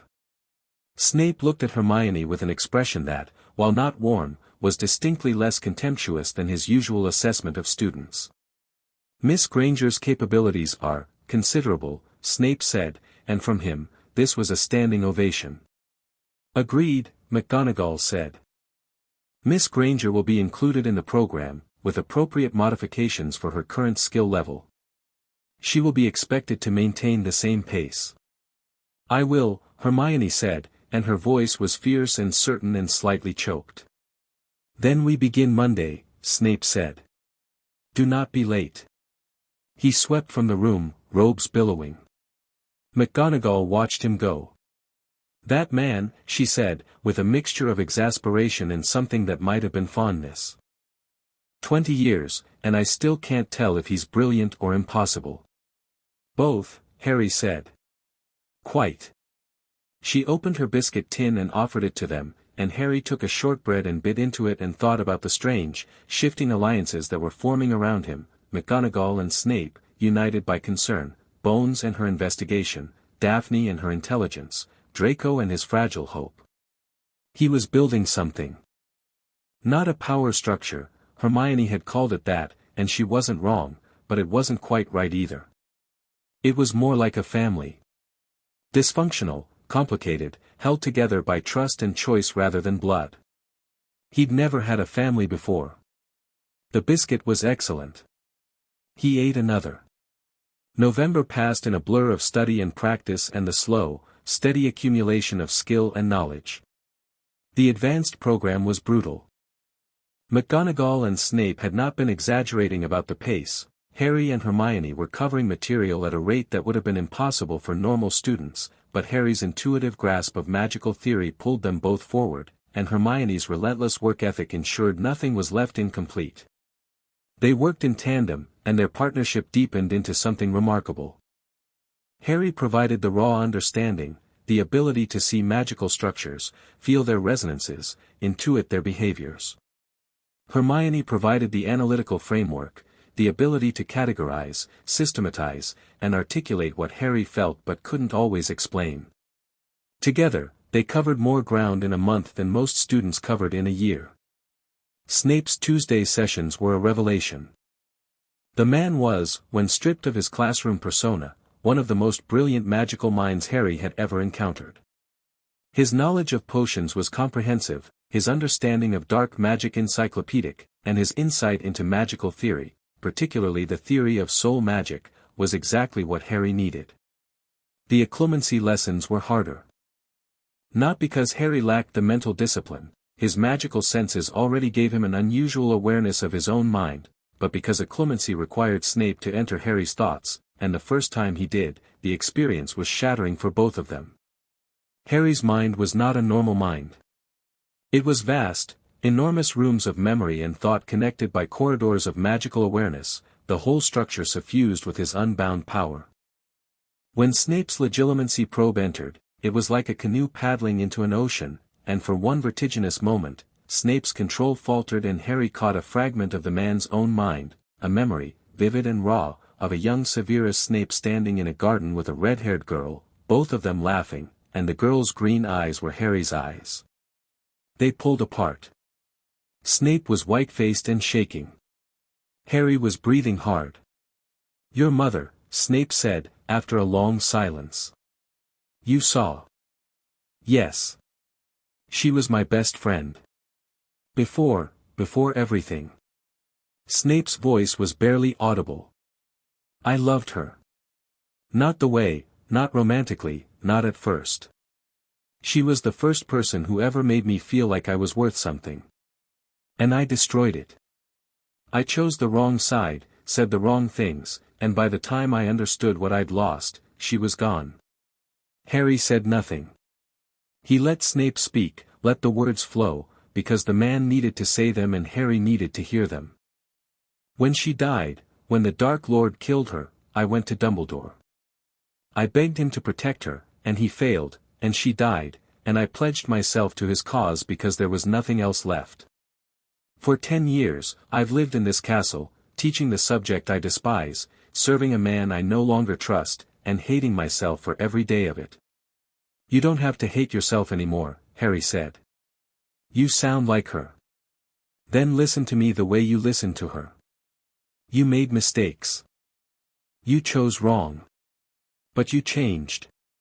You've been protecting students, protecting me, in ways I'm only starting to understand. That counts, Severus. It counts." Snape looked at him, and the black eyes were bright, and the rigid architecture of the man's self-control trembled but held. "Tuesday," Snape said. "Same time. Same time." They continued. The occlumency improved. Harry built mental shields of staggering complexity, his unbound magic providing the raw material, Snape's expertise providing the architecture. By mid-November, Harry's mind was a fortress, and the soul fragment in his scar, still present, still deteriorating, but still there, was walled off behind barriers so thick that even Voldemort's probing through the connection found nothing but blank stone. The healing sessions with Pomfrey continued in parallel. She'd developed a regimen, weekly treatments that targeted the fragment with precise, focused bursts of healing magic, accelerating the natural degradation. Each session was painful, a deep burning in Harry's scar that left him drained for hours afterward, but the fragment was shrinking. Pomfrey estimated it would be gone by spring. Harry trained. He studied. He built relationships. And slowly, steadily, the pieces of his life assembled into something that felt not just functional but meaningful. The Quidditch match changed everything. Or rather, it confirmed what everyone already suspected. Gryffindor versus Slytherin. The first match of the season. The stands were packed, the entire school turned out, plus a handful of parents and ministry officials who'd invented reasons to visit. The atmosphere was electric, the kind of tension that turned sporting events into tribal warfare. Harry dressed in scarlet robes in the Gryffindor changing room. Wood was giving a speech, detailed tactical analysis interspersed with motivational intensity, and the rest of the team was listening with the focused attention of athletes about to enter competition. Harry. Wood finished his speech and turned to him. "Catch the snitch. I don't care what else is happening. Catch the snitch." "Yes, Captain." They walked onto the pitch. The roar of the crowd hit Harry like a physical force, hundreds of voices, the collective emotional energy of an entire school focused on 14 players and a handful of enchanted balls. Harry mounted his nimbus and kicked off, and the world fell away. Flying was still the most purely joyful thing in his life. The wind, the speed, the three-dimensional freedom of movement that no ground-based activity could match. His magic and the broom's enchantments merged seamlessly, and Harry soared above the pitch in lazy circles, scanning for the snitch, feeling the game unfold below him. The Slytherin Seeker was a third-year named Terrence Higgs, competent, experienced, and completely outclassed. Harry found the snitch in the first 30 seconds. It was hovering near the base of the Slytherin goalposts, a tiny golden blur against the grey sky. He could have caught it immediately. The game would have been over in under a minute, the fastest capture in Hogwarts history, and Gryffindor would have won without the chasers ever touching the quaffle. Instead, Harry flew to where the snitch hovered, positioned himself directly above it, and waited. Below him, the game played out. Angelina scored. Then Katie. Then Alicia. The Gryffindor chasers were brilliant, fast, coordinated, flowing through the Slytherin defense like water through a broken dam. Fred and George kept the bludgers at bay with cheerful violence. Wood guarded the goalposts like a man possessed. Harry watched, and the snitch stayed below him, bobbing gently, apparently content to hover while he let his team have their moment. Hermione noticed. She was sitting in the stands with Ron and Neville and, surprisingly, Daphne Greengrass, who had claimed a seat beside them with the casual audacity that was becoming her trademark. "He's not catching it," Hermione said. "He's seen it, look at his position, but he's not catching it." "He's letting the team play," Ron said, understanding dawning. "He's letting them score. Letting them have the win, not just the victory. That's..." Daphne paused. "Actually quite astute." The score reached 150-20. Gryffindor was dominant, the Slytherin team demoralized. Wood had made a series of spectacular saves. Angelina had scored 7 goals. The crowd was delirious. Harry looked down at the snitch. It looked up at him. And then, because the moment was right and the team had had their glory, he dropped into a dive. It was obscene. A vertical plummet, 0 to terminal velocity in 3 seconds, the wind screaming, the stands a blur of color on either side, and Harry reached out his hand, his right hand, the one with the new scar from the killing curse, and closed it around the snitch at the base of the goalposts, pulling out of the dive 2 feet from the ground with a force that should have broken his neck but merely ruffled his hair. The stands erupted. The roar was seismic. Harry rose into the air holding the snitch above his head, and the Gryffindor team mobbed him, and the scarlet section of the stands was a solid mass of screaming, jumping, crying celebration. Final score, 300-20. The most lopsided Quidditch victory in a decade. In the stands, Draco Malfoy sat among the Slytherins and watched Harry Potter soar above the pitch, surrounded by his teammates, and felt something he didn't have a name for, not jealousy, not resentment, but something adjacent to both and deeper than either. A longing for something he'd never been allowed to want. In the staff box, McGonagall was on her feet, fist-pumping, propriety abandoned. Snape sat rigidly in his seat, his expression suggesting he'd swallowed something unpleasant. Dumbledore watched with those blue eyes that saw everything and understood, perhaps for the first time, that controlling Harry Potter had never been the right approach. He should have been helping him fly. That evening, in the common room, amidst the aftermath of a party that Fred and George had somehow provisioned with butterbeer and Honeyduke's chocolate, Harry sat in his armchair by the fire and felt settled. Not content, because contentment implied completion, and he was far from complete. But settled, the way a foundation settles, solid and weight-bearing, ready to support what was built on top of it. Hermione was reading beside him. Ron was replaying the match to anyone who'd listen, his account growing more dramatic with each retelling. Neville was showing his fanged geranium to a group of fascinated second-years. The fire crackled. The common room was warm and loud and alive. Harry's scar didn't hurt. For the first time in weeks, the connection to Voldemort was silent, not blocked by a clemency, but genuinely quiet, as though the Dark Lord had retreated so far into the shadows that even the magical link between them couldn't reach. He knew it wouldn't last. Voldemort was out there, weakened but alive, planning his return. The Horcruxes were still hidden. The Ministry was still compromised. Lucius Malfoy was still maneuvering. And Dumbledore, despite his chastened promises, was still Dumbledore, brilliant, manipulative, playing games within games. But tonight, in this room, with these people, Harry let himself be 11 years old. He drank butterbeer and laughed at Ron's increasingly fictitious match commentary and helped Neville repot his geranium and listened to Hermione explain the theoretical impossibility of his flying technique with the passionate intensity of someone who'd given up trying to stop the impossible and had decided to document it instead. Tomorrow, the war would continue. The politics, the training, the careful accumulation of power and allies and knowledge. Tonight, he was just Harry. And that was enough.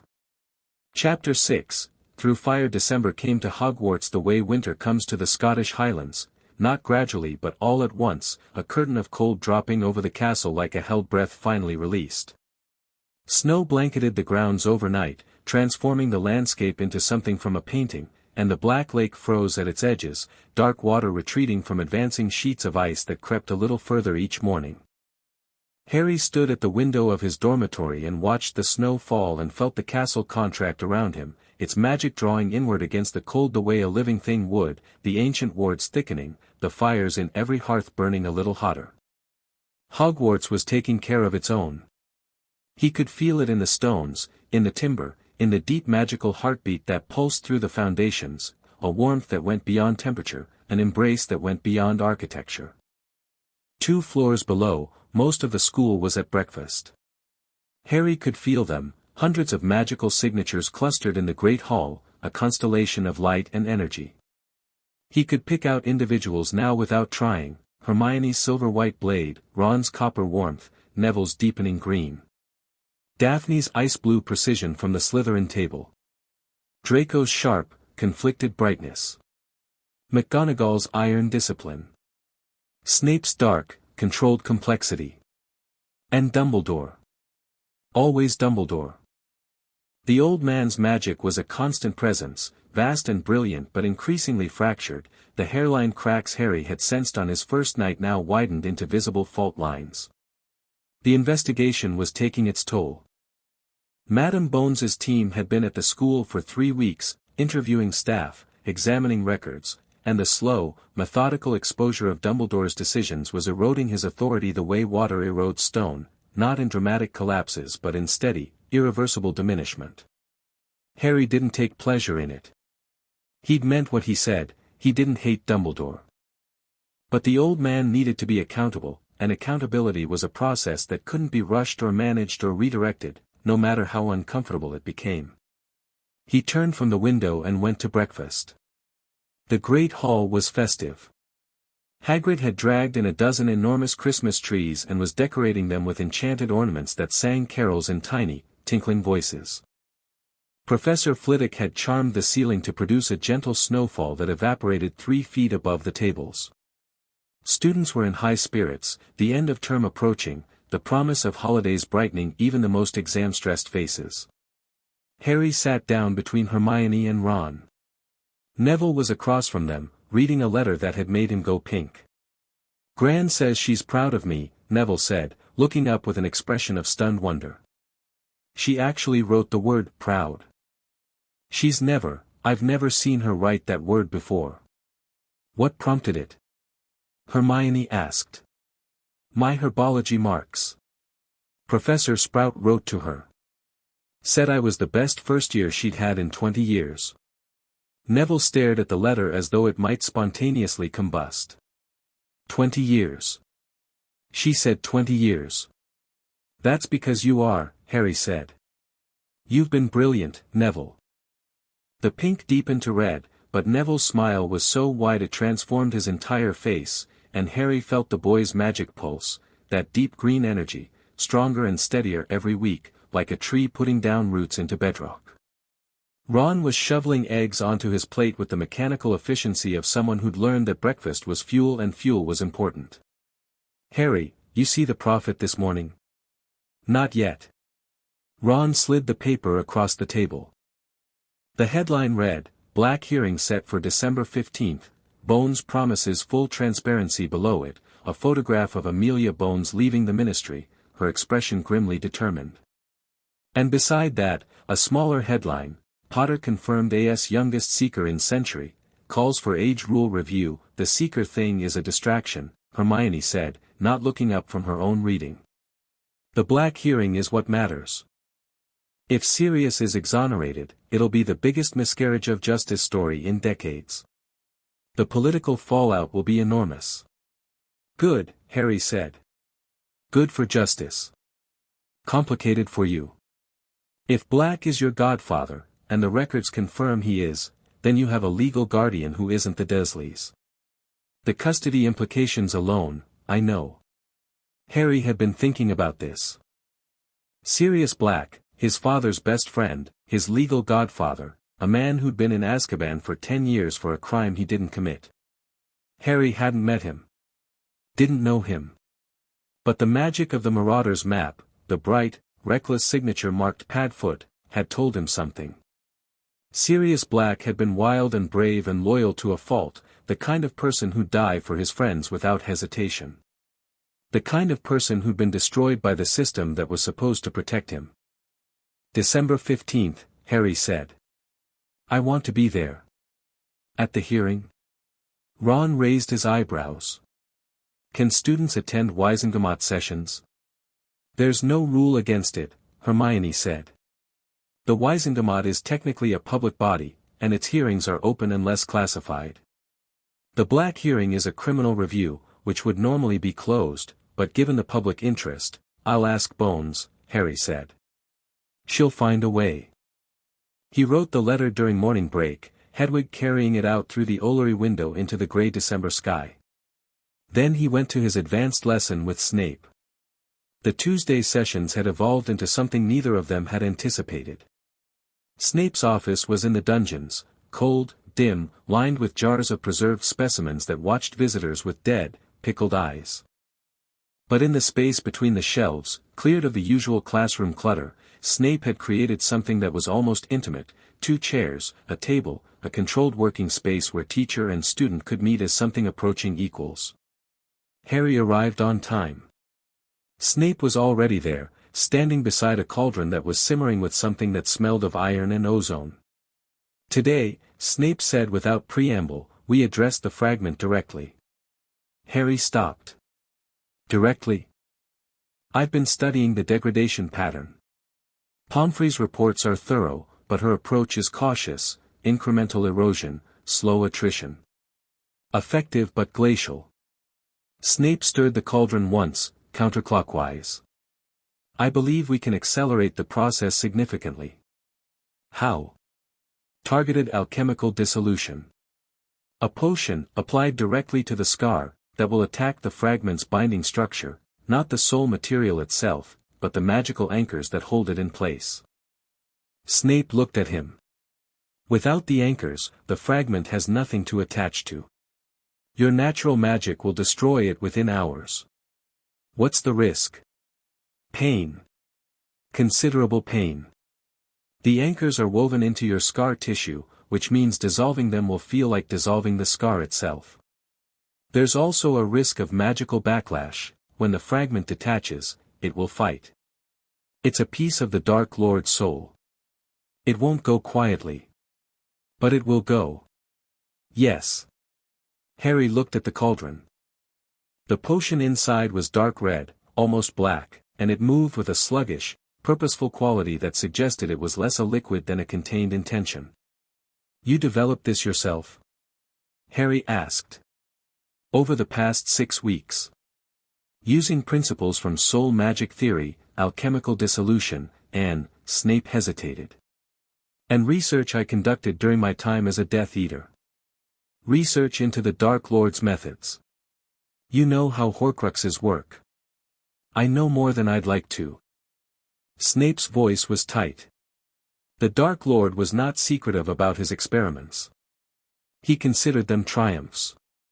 He spoke of them to his inner circle with pride. The word tasted like ash in Snape's mouth. Harry could feel it. I learned enough to understand the theory. And I've spent the past decade trying to forget it. Now you need to remember. Now I need to use it. Against him. Snape met Harry's eyes. This is penance, Potter. Not for you. For me. For every mistake I made, every line I crossed, every moment I stood in that man's shadow and told myself it was acceptable. If I can destroy even one piece of him, even this smallest fragment, then perhaps the scales balance. Slightly. Harry held his gaze. The man's magic was churning, dark and complex and utterly sincere. Snape wasn't performing remorse. He was living it, had been living it for years, a constant internal punishment that no external authority could match. "Let's do it," Harry said. Snape nodded. He filled a small crystal vial with the potion and held it up to the torchlight. The liquid was almost alive, swirling with purpose, and Harry could feel its magical signature, not healing, exactly, but undoing. A potion designed to unmake what should never have been made. "Sit," Snape said. Harry sat. Snape moved behind him and placed one hand on Harry's shoulder, the first voluntary physical contact between them, and it carried a weight that went beyond the clinical. "This will hurt," Snape said. "I know." Snape tipped the vial. A single drop of the potion fell onto Harry's scar. The pain was immediate and absolute. Not sharp, not burning, structural, as though the foundations of something deep inside him were being dissolved. Harry gasped, his hands gripping the arms of the chair, and he felt the potion's magic penetrate his scar and find the anchors, tiny, barbed hooks of dark magic that Voldemort's soul fragment had driven into Harry's own magical network, holding itself in place like a parasite gripping its host. The potion dissolved them. One by one, the anchors dissolved, and each dissolution was an agony that ran through Harry's entire body, because the anchors were woven into him, into his nerves, his magic, his very sense of self. Removing them was like removing stitches from a wound that had healed around them, and the fragment, the piece of Voldemort's soul, felt itself coming loose and fought. Harry heard it. Not words, a scream, a howl of rage and desperation, the sound of something dying that didn't want to die. The fragment thrashed against its dissolving bonds, sending spikes of dark magic through Harry's consciousness, images, fragments of Voldemort's memories, a rush of hatred and cruelty and fear. A young man standing before a mirror, seeing himself crowned. A cold voice speaking words of power in a chamber underground. A flash of green light, and his mother falling. "Hold on," Snape said, and his hand tightened on Harry's shoulder, and his other hand rose, wand drawn, casting containment spells around Harry's head in rapid, precise succession, boxing in the fragment's death throes. Harry held on. He reached into himself, into the vast ocean of his unbound magic, and directed it at the fragment the way you direct a river at a dam. His power surged, golden white, immense, uncontainable, and it crashed against the dark, corrupt mass of Voldemort's soul piece like a wave against a sand castle. The fragment shattered. Not dissolved. Not eroded. Shattered, broken apart by a force so overwhelming that the dark magic couldn't maintain its coherence. Harry felt the pieces scatter and disintegrate, each one burning away in the light of his own magic like ash in a furnace, and the scream reached a crescendo and then cut off, sudden, total, final, and the scar on Harry's forehead split open and bled, a single thick drop of blood that was black before it turned red. Then silence. Harry slumped in the chair. The pain receded, not gradually but all at once, as though a switch had been thrown. His scar throbbed, a clean, honest pain, the pain of a wound healing rather than a wound being maintained, and the place inside him where the fragment had lived for 11 years was empty. Empty. Clean. His. "It's gone," Harry whispered. Snape came around the chair. His face was gray, his hands shaking, his wand still raised in a containment posture. He looked at Harry's scar, at the thin trickle of blood, at the wound that was already closing, the skin knitting itself back together with the efficiency of Harry's supercharged healing, and his expression underwent a transformation that Harry had never seen on Snape's face. Relief. Pure, overwhelming, soul-deep relief. "It's gone," Snape confirmed. His voice cracked on the second word. Harry reached up and touched his forehead. The scar was still there, a thin line, lightning bolt-shaped, but different now. Lighter. The skin around it no longer carried the cold, corrupt tingle of dark magic. It was just a scar. Just skin. Just him. He laughed. It bubbled up from somewhere deep and uncontrollable, a laugh of sheer, giddy liberation, and Snape stared at him as though he'd lost his mind, and Harry didn't care. "It's gone," he said again, and this time the words tasted like freedom. Snape sat down heavily in the other chair. He looked like a man who'd just put down a weight he'd been carrying for a decade and wasn't sure what to do with his empty hands. "I need to tell Pomfrey," Harry said. "Yes. And the others. Hermione, Ron, Neville." "Yes. Not Dumbledore." Snape was quiet for a moment. Then, "No. Not Dumbledore." They sat in the dungeon office, teacher and student, former enemy and reluctant ally, and the silence between them was not comfortable. It was too raw for that, too charged with everything that had been said and felt and survived, but it was honest, and after everything, honesty was enough. "Thank you," Harry said. "Severus." "Thank you." Snape's jaw tightened. He nodded once, sharply, and stood, and began cleaning the cauldron with movements that were slightly too controlled, and Harry knew that the man was holding himself together with the same rigid discipline that had sustained him for a decade, and that somewhere beneath the composure, Severus Snape was weeping. Harry left him to it. Some things needed to be private. The news spread through Harry's inner circle like a shockwave. He told Hermione first, in their usual corner of the common room, and watched her go through a rapid sequence of emotions: shock, relief, scientific fascination, anger that he'd undergone the procedure without telling her, more relief, and finally a hug so fierce it left bruises. "You could have died," she said into his shoulder. "I didn't." "You could have." The magical backlash alone, if Snape's containment spells had failed, they didn't. He was brilliant, Hermione.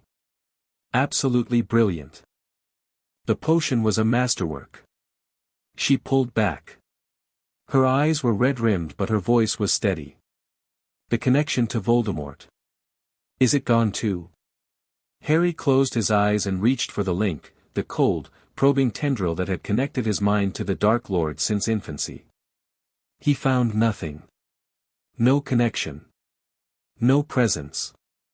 No distant, malevolent intelligence watching from the shadows. "Gone," he said. "Completely gone. Which means Voldemort can't sense you anymore. And I can't sense him. It's a trade-off, but it's worth it. The security alone, he can't probe your mind, can't read your emotions, can't track your location." Hermione was already in analysis mode, the emotional response giving way to strategic assessment. This changes the entire dynamic. Without the connection, Voldemort is blind to you. He'll have to rely on conventional intelligence, spies, agents, human sources. Like Pettigrew. If Pettigrew's still alive. The hearing is in 4 days. If they can prove Black is innocent, proving Pettigrew's alive becomes the next step. Ron took the news with characteristic directness. Brilliant. One less piece of that bastard in the world. Then he clapped Harry on the back and challenged him to chess, because Ron processed intense emotions by redirecting them into competition. Neville went quiet for a long time when Harry told him. Then he said, "My parents were tortured by people who served Voldemort. Every piece of him that's destroyed brings us closer to justice for them." "Thank you, Harry." Daphne, told in a brief, private conversation in the library, absorbed the information with her usual cool precision and immediately began calculating the strategic implications. "Without the soul fragment, your magical core is entirely your own. The fragment was corrupted tissue, it was likely suppressing certain abilities or distorting others. You may find your power shifts in the coming weeks." "Shifts how?" "I don't know. No one's ever had a Horcrux removed from a living host before. You're in uncharted territory." She paused. "Again. Story of my life. At this point, it's the story of everyone's life." She stood. "Be careful at the hearing, Potter. The Wizengamot is a battlefield, and the weapons there are words, not wands. I'll manage. I know. That's what worries me. December 15th arrived under a sky of hammered pewter, low clouds pressing down on London like a lid. Harry dressed in his best robes, proper wizarding robes, not the school uniform, purchased by owl order from Madame Malkins on Hermione's insistence that presentation mattered in political settings. McGonagall escorted him.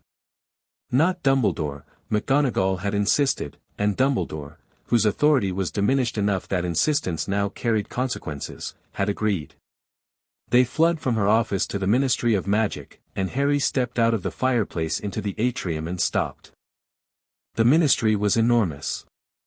A vast underground complex, all dark wood and green tile and golden light, with a fountain at the center depicting a witch, a wizard, a centaur, a goblin, and a house elf in harmonious cooperation that Harry's magical senses told him was a lie even before his brain caught up. The magical energy of the building was layered and dense, centuries of accumulated bureaucratic magic, enchantments stacked on enchantments, the whole structure humming with institutional power. And it was watching him. Not the building itself, the people. Ministry workers in the atrium turned to stare as Harry walked through. Conversation stopped. Quills paused. The recognition was instant and universal, and the reactions ranged from awe to fear to the specific, calculating assessment of political operators evaluating a new variable. Harry walked through them without slowing. McGonagall kept pace beside him, her stride brisk, her expression forbidding, the human equivalent of a "do not approach" sign. The Wizengamot chamber was in the lower levels, a large, circular courtroom with tiered seating in a horseshoe arrangement, the members in plum-colored robes, the accused chair at the center. Harry had been given a seat in the public gallery, but Bones had arranged for him to sit in the front row, directly facing the proceedings. The chamber was packed. Every seat filled, standing room occupied, the air thick with anticipation and the sharp, crackling energy of political tension. Harry spotted Lucius Malfoy in the upper tiers, his pale hair unmistakable, his expression carefully neutral. Fudge sat in the minister's box, looking uncomfortable. Dumbledore was present as Chief Warlock, seated in the presiding chair, and when his eyes found Harry, something passed between them, an acknowledgement, not of alliance but of shared investment in the outcome. The doors at the back of the chamber opened. Sirius Black was brought in by two Aurors. Harry's first impression was of damage. The man who walked between the guards was thin, gaunt, really, the angular bones of his face standing out beneath skin that had the gray, wasted quality of long imprisonment. His hair was long and matted, his eyes sunken, his robes hanging on a frame that had once been tall and well-built but was now reduced to angles and shadows. But when Sirius Black looked up and scanned the gallery and found Harry's face, his eyes, dark, deep, fierce, ignited. Harry felt the man's magic flare. Even diminished, even wasted by a decade of Dementor exposure, Sirius Black's magical signature was unmistakable, the same bright, reckless energy Harry had felt in the Marauder's map, Padfoot's signature, wild and loyal and unbroken. 10 years of Azkaban hadn't killed it. Hadn't even dimmed it, not really. It was banked, suppressed, buried under layers of trauma and deprivation, but alive. Burning. Sirius stared at Harry, and Harry stared back, and the connection between them was immediate and visceral, not magical, not the kind of bond that spells created, but something older and more fundamental. Blood and oath and love, passed down from a father to his best friend and kept alive in a cell for a decade by sheer, stubborn refusal to let it die. I know you, Harry thought. I've known you since I touched the map and felt your magic beside my father's. Sirius was seated in the chair at the center of the chamber. Chains clinked but didn't bind, Bones had ordered the restraints disabled, a small gesture that spoke volumes about her assessment of the case. Bones herself stood to present the prosecution's review. She was methodical, precise, devastating. She laid out the facts, no trial. No evidence presented.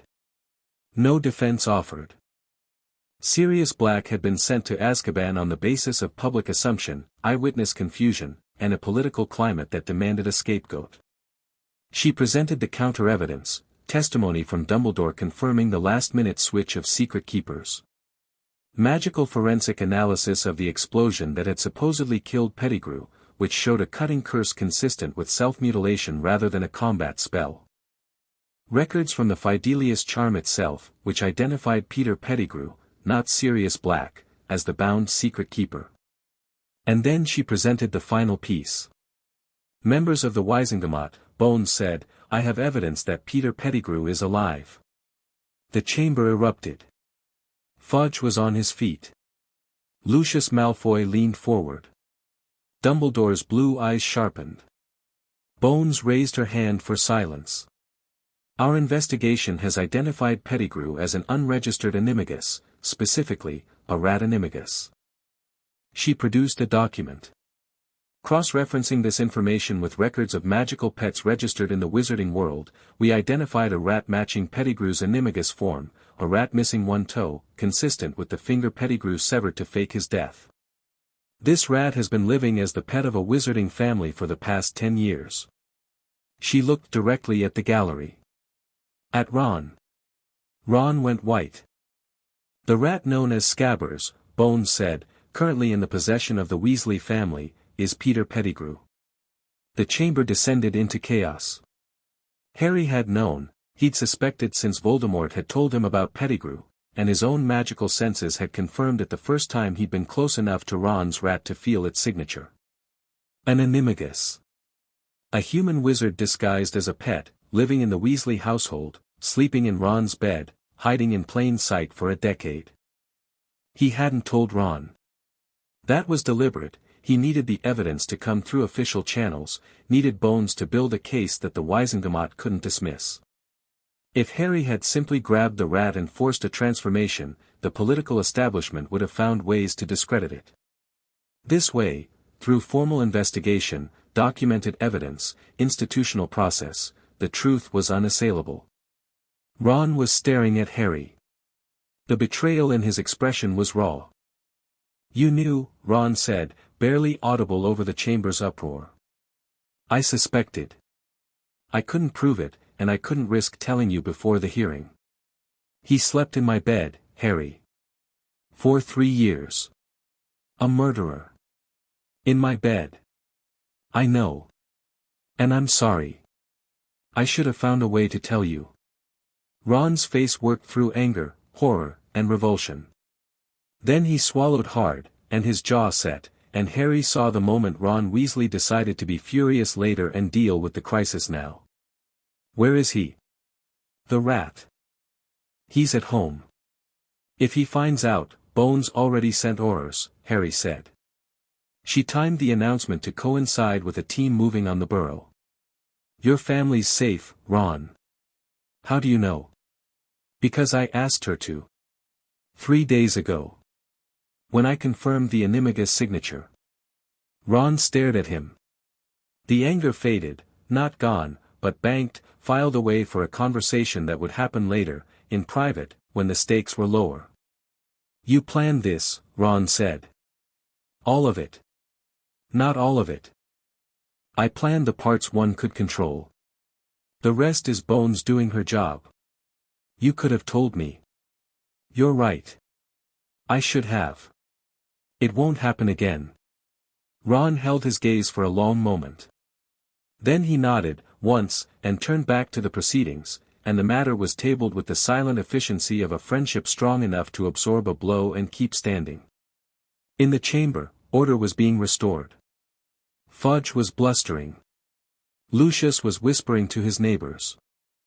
And Sirius Black, in the chair at the center of the room, was sitting very still with tears running down his hollow cheeks, because for the first time in 10 years, someone was telling the truth about what had happened to him. The vote was almost unanimous. Guilty verdicts required a majority, acquittal required the same. The Wisingamot voted 47-3 in favor of exoneration, with the 3 dissenting votes coming from members Harry identified by their magical signatures as Death Eater sympathizers who would have voted against the Sunrise if Lucius Malfoy had asked them to. Sirius Black was free. The chains on the chair retracted.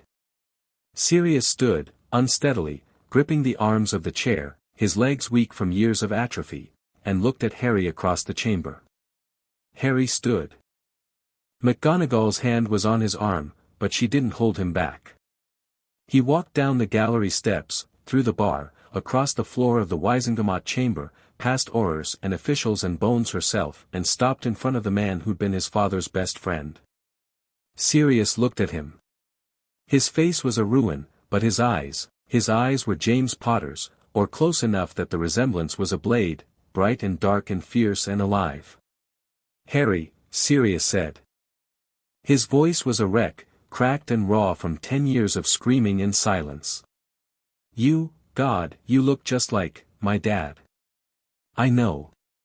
Sirius's face crumpled. The composure he'd been maintaining, the rigid, prison-forged self-control that had kept him upright through the hearing, dissolved, and he was just a man, broken and exhausted and looking at the face of the friend he'd lost. Harry stepped forward and hugged him. It wasn't a polished moment.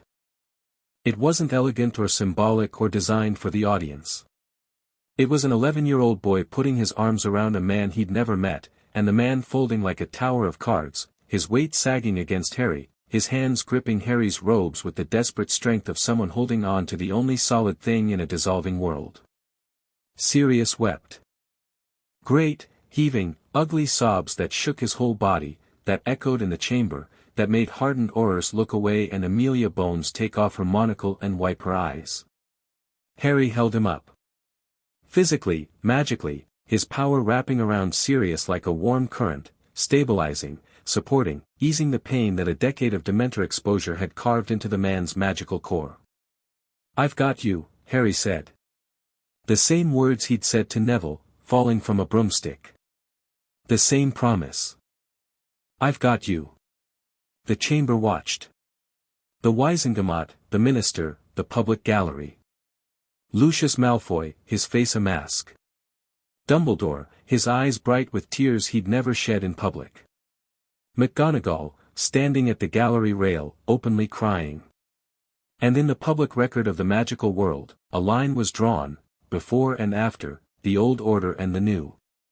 The boy who lived, holding up the innocent man the system had destroyed, in the heart of the institution that had failed them both. The aftermath was a hurricane. The Prophet ran 3 editions that day. The morning paper had covered the hearing's announcement. The afternoon edition carried the verdict and Harry's embrace of Sirius across the entire front page under the headline, "Justice at Last, Black Exonerated, Potter Reunited with Godfather." The evening edition devoted itself entirely to the political fallout, calls for Fudge's resignation, demands for a review of all Azkaban sentences, an editorial by a former Wizengamot member calling the Black case the gravest miscarriage of justice in modern magical history. Harry didn't read any of them. He was at St. Mungo's Hospital, sitting beside Sirius Black's bed while healers worked to undo a decade of damage. The physical toll was severe. Sirius was malnourished, his muscles atrophied, his immune system compromised. But the deeper damage was magical. Dementor exposure, sustained over 10 years, had eroded his magical core the way acid erodes metal. The healers were cautious in their prognosis. Recovery was possible. Full recovery was uncertain. Harry listened to their assessment, thanked them, waited until they left, and then placed his hand on Sirius's chest. He poured his magic into the man. Not healing spells, those were Pomfrey's domain, and the St. Mungo's healers were skilled. What Harry gave Sirius was something different, raw magical energy, channeled from his unbound core into the depleted, damaged network of his godfather's magic. Like a transfusion, but instead of blood, it was power, warm, golden, vast. Sirius gasped. His back arched off the bed. His eyes flew open and he stared at the ceiling with an expression of shocked wonder. What are you doing?" "Refueling you." "Lie still. It feels like sunshine. Like actual sunshine, inside my chest. That's my magic interacting with yours. Your core is depleted. I'm giving it something to work with." Sirius turned his head to look at Harry. The gaunt face was already changing, color returning to the gray cheeks, the sunken eyes brightening. Not a physical transformation, a magical one. The Padfoot signature, banked and buried, was responding to Harry's power the way a campfire responds to kindling. James could never do this, Sirius said hoarsely. Nobody can do this. I'm a bit unusual. You're a bit, Merlin's beard. Harry, what are you? Ask me later. Right now, focus on getting better. Harry maintained the flow for 20 minutes. By the time he stopped, Sirius was sitting up, the color in his face approaching something human, his magical signature burning brighter than it probably had since before Azkaban. He was still thin, still damaged, but the foundation was solid. The rest would come with time. Sirius looked at his hands. Flexed them. Made a fist. Then looked at Harry with an expression that contained so many emotions it was almost illegible. You're really his son, Sirius said. James, he was my best friend, Harry. My brother. And he'd be so proud of you it would be embarrassing. Tell me about him. When you're stronger. I'll tell you everything. Every story, every prank, every stupid thing we did. You deserve all of it. Sirius's voice was steadying, the rasp fading. And your mum, Lily, was the best of all of us. Smarter, braver, kinder. She's the one who saw something in Snape when the rest of us just saw a greasy git. She saw correctly. Sirius blinked. You're defending Snape. He's been helping me. All term. Things have changed. Things have clearly changed a lot. Sirius leaned back against his pillows. Harry, I'm your godfather. Legally, magically. James and Lily named me. Which means, if you'll have me, you don't have to go back to those muggles. Harry went still. He'd known this was coming. Had planned for it, prepared for it. But hearing the words, spoken aloud, by a real person, in a real room, hit differently than the abstract knowledge that his living situation was about to change. He didn't have to go back to the Dursleys. He didn't have to go back to the cupboard, the chores, the silence, the locked doors, the absence of love. He didn't have to go back to being the unwanted boy in the too big clothes, sleeping among the dust and the spiders, counting the days until he could leave. He was already free. The magic, the power, the friends, the alliances, he'd built himself a life that the Dursleys couldn't touch. But there was a difference between freedom earned through strength and freedom granted through love, and the second kind was something Harry Potter had never had. Yes, he said. His voice was thick. I'll have you. Sirius's face broke into a grin, a real one, the first genuine grin in 10 years, wide and bright and slightly manic, and he looked, for just a moment, like the young man in the Marauder's map, reckless and alive and ready for anything. Then let's go home, Sirius said. Wherever that is. We'll figure it out. Together. Together. Harry returned to Hogwarts that evening. McGonagall met him at the gate and walked with him in silence through the snow-covered grounds, the castle glowing ahead of them, warm and golden against the winter dark. Black's recovery, she asked. Faster than the healers expected. I helped. You helped. I have a lot of magic, Professor. Sharing some of it seemed like the least I could do. McGonagall said nothing for several steps. Then, you're taking him on. Black. As your guardian. He's my godfather. My parents chose him. He's been in Azkaban for a decade. He'll need support, stability, time to recover, I know. And he'll have it. Harry looked at her. I'm not doing this alone. I'll need help. Yours, if you're willing. McGonagall stopped walking. The snow fell around them in soft, steady curtains, and the castle's lights reflected off her spectacles. My help, she said. You've been more of a parent to me in 4 months than anyone else in my life. I know that's not your job. I know you're my professor, not my family. But you stood up for me when Dumbledore failed, you fought for me when the investigation started, and you're here now, walking me through the snow, making sure I'm all right. Harry's voice was quiet in the winter air. That's family. Whether either of us planned it or not. McGonagall's composure held. It held the way a dam holds against rising water, not through strength but through sheer, determined refusal to break. Her jaw tightened. Her eyes glistened. Her hands, clasped behind her back, clenched. You are the most impossible child I have ever taught, she said.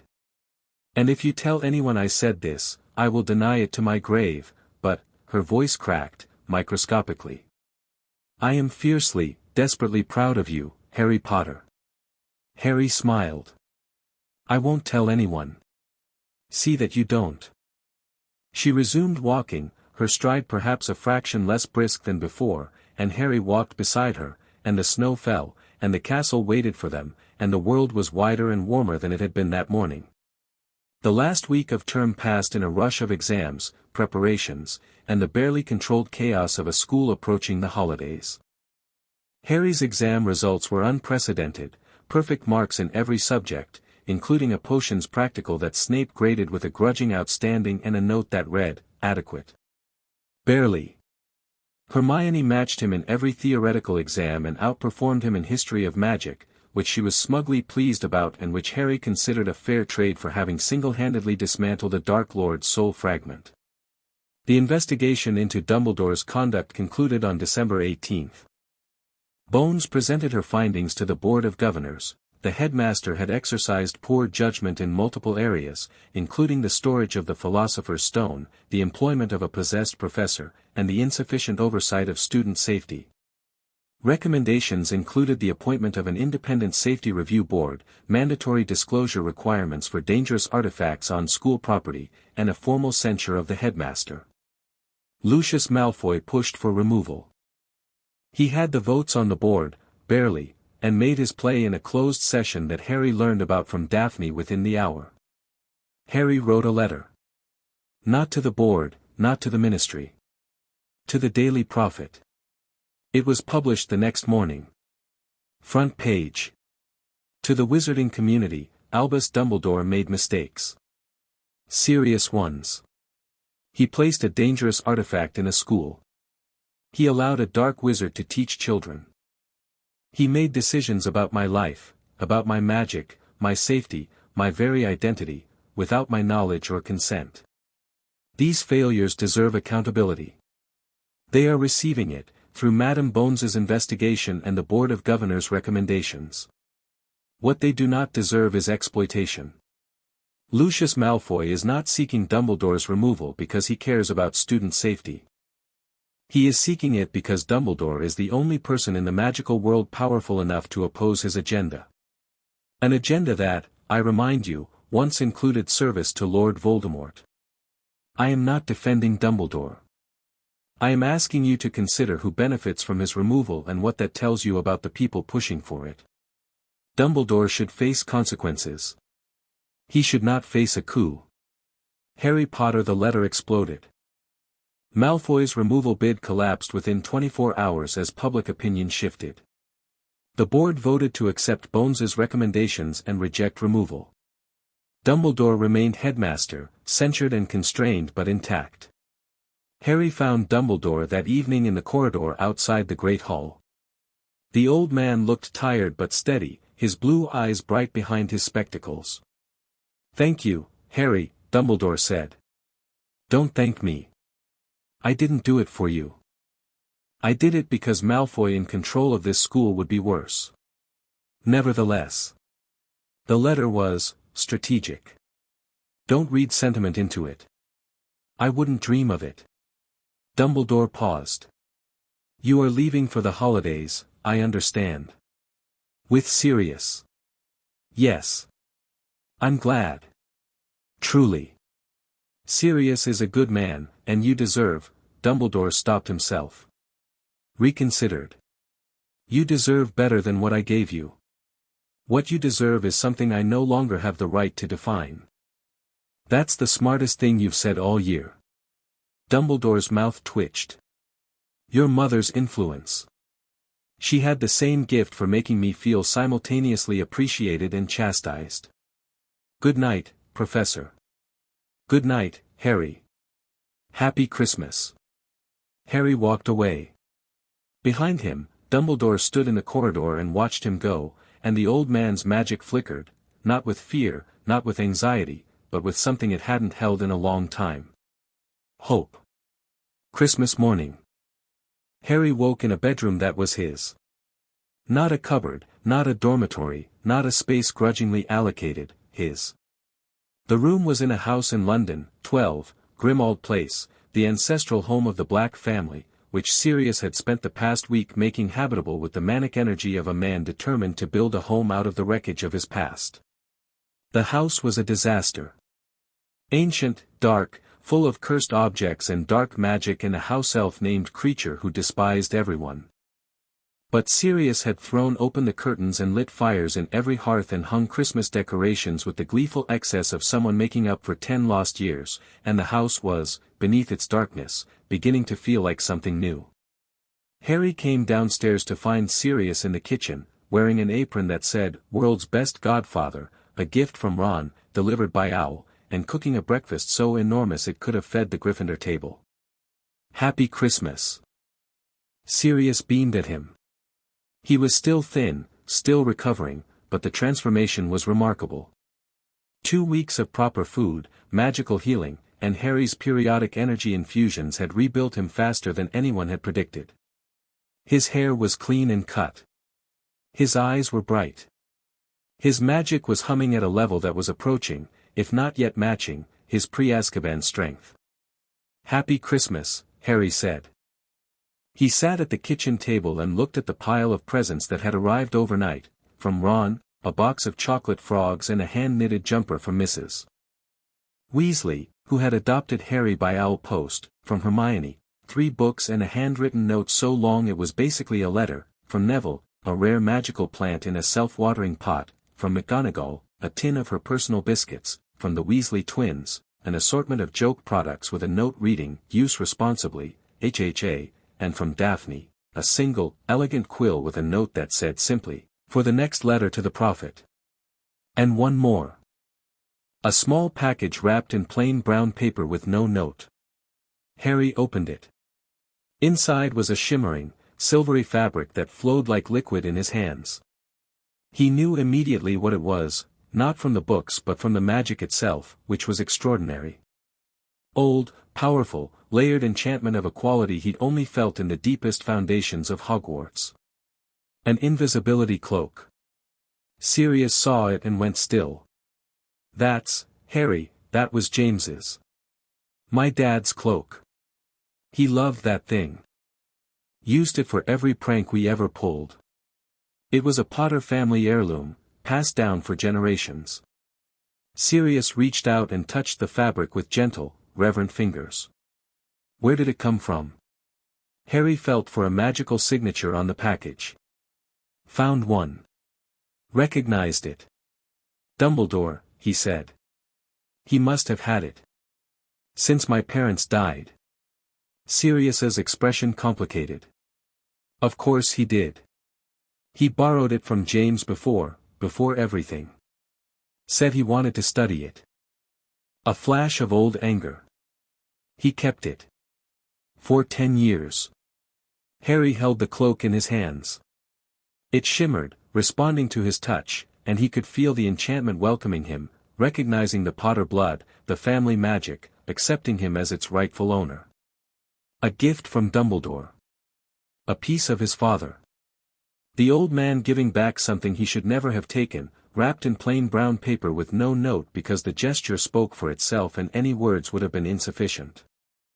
Harry folded the cloak carefully and set it aside. Then he ate breakfast with his godfather, and Sirius told him stories about James and Lily, real stories, messy and funny and heartbreaking, full of the specific details that only a best friend would remember. The way James ran his hand through his hair when he was nervous. The way Lily laughed with her whole body. The time they'd turned Snape's shampoo into glue and Lily had made James apologize, and James had done it so badly that Lily hexed him herself. Harry laughed until his stomach hurt. And cried, a little, when Sirius described the wedding, James grinning like a maniac, Lily radiant, and Sirius standing beside his best friend as best man, holding the rings, thinking, this is what happiness looks like. Remember this. They spent the day together. Just the two of them, in the old dark house that was slowly becoming light. They explored rooms and catalogued cursed objects and argued with Creature and ate too much food and sat by the fire while the London sky turned from grey to dark. Harry, Sirius said, as the evening deepened. I need to ask you something. Anything. What you are.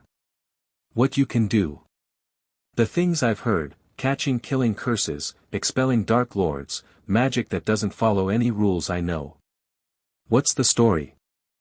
So Harry told him. Everything. The seal, the breaking, the primordial nature of his power, the soul fragment and its destruction, the confrontations with Voldemort and Dumbledore, the alliances he'd built and the enemies he'd made. He told Sirius about Hermione's brilliance and Ron's loyalty and Neville's quiet courage. About Snape's painful redemption and McGonagall's fierce protectiveness. About Daphne's pragmatic intelligence and Draco's first steps toward independence. He told him about the vision, Dumbledore's vision, of fire and ruins and grief. About the future he was determined to prevent. Sirius listened to all of it without interrupting. When Harry finished, his godfather was quiet for a long time, staring into the fire. Your mum and dad, Sirius said finally, died protecting you. Lily's sacrifice, that's what stopped the killing curse the first time. Love. The most powerful magic there is, and the one the Dark Lord never understood. I know. No, you don't. Not yet. Sirius turned to him. His eyes were bright and dark and very serious. Harry, you're the most powerful wizard I've ever heard of. Maybe the most powerful wizard who's ever lived. And that matters. It matters for the war that's coming, for the world you're going to shape. But it's not the thing that makes you extraordinary. Then what is? The fact that you grew up in a cupboard, unloved and unwanted, and the first thing you did with your power was protect a clumsy kid who'd fallen off a broomstick. Sirius's voice was rough. That's Lily. That's her magic, Harry. Not the wand kind, the real kind. The kind that catches you when you fall and holds you up when you can't stand and fights for you when nobody else will. Harry said nothing. The fire crackled. The old house creaked around them. You're going to win this war, Sirius said. Not because you're the most powerful. Because you're the most loved. And because you love back, fiercely and without reservation, and that is the one thing Voldemort will never understand and never defeat. Harry looked at his godfather, this broken, brave, ridiculous man who'd survived 10 years of hell and come out the other side still capable of love, and felt something click into place inside him. Not magic. Something deeper. A sense of completeness, of foundation, of home. Thank you, Harry said. For being here. For surviving. Couldn't let my godson down. Sirius grinned, that bright, reckless Padfoot grin. Your dad would have killed me. And then your mum would have killed me again, more effectively. Harry laughed. And the fire burned, and the snow fell outside the windows, and two people who'd been alone for a very long time sat together in a warm room and were, for once, exactly where they belonged. Chapter 7, Unbound. The train back to Hogwarts felt different. Not the train itself, the Hogwarts Express was the same scarlet locomotive, the same rattling carriages, the same countryside blurring past the windows in a wash of January grey. But Harry was different, and the world he was returning to was different, and the distance between Christmas morning at Grimmauld Place and the platform at Hogsmeade Station felt less like a train journey and more like a crossing between two countries. He sat in the compartment with Hermione, Ron, and Neville, and the four of them occupied the space with the easy comfort of people who'd been through things together and come out closer for it. Ron was eating a cauldron cake with the systematic dedication he applied to all food. Neville was reading a herbology journal that his grandmother had given him for Christmas, occasionally making small noises of excitement that he didn't seem aware of. Hermione was reviewing her notes for the advanced program. She'd spent the holidays studying, because Hermione's idea of a vacation involved a reading list and a color-coded schedule. Harry watched the countryside roll past and let himself feel the simple pleasure of returning to a place that wanted him. "You're quiet," Hermione said without looking up. "Thinking. About? What comes next?" She set down her notes. "Voldemort. Voldemort. The Horcruxes. The war that's coming whether we want it or not." Harry turned from the window. "I destroyed the fragment in my scar. That's one. But there are others, I don't know how many, I don't know where they are, and every one of them has to be found and destroyed before Voldemort can truly die." Ron swallowed his cauldron cake. "So we find them. It's not that simple.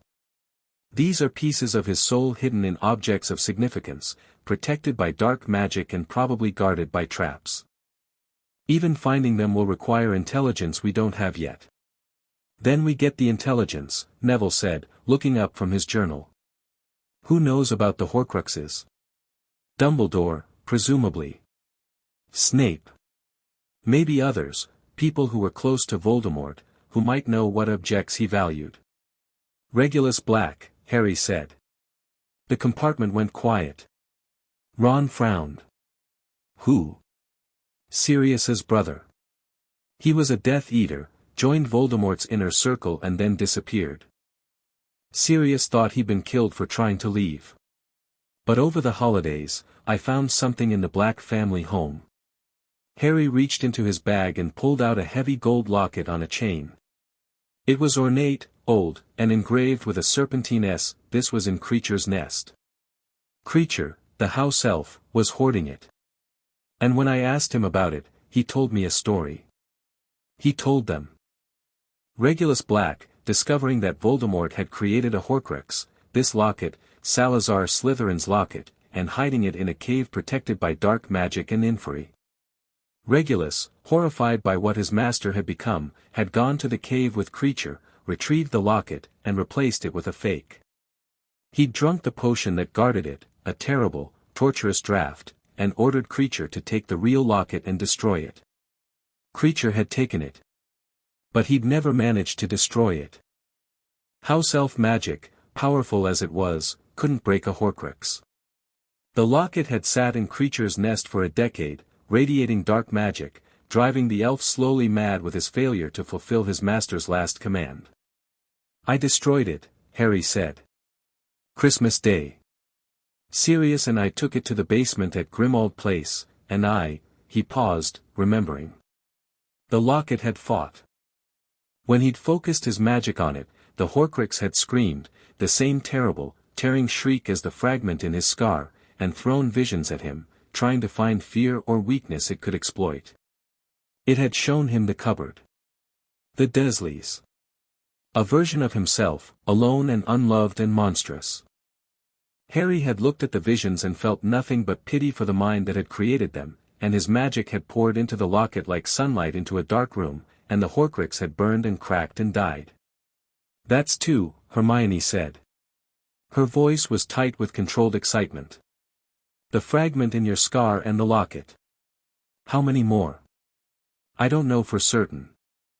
But based on what I've read about Voldemort's obsession with magical numbers, and the degree of soul fragmentation I sense through the old connection, I'd estimate 5 more. 7 pieces total, including the fragment that still inhabits whatever's left of his original form." 7, Ron said. "Of course.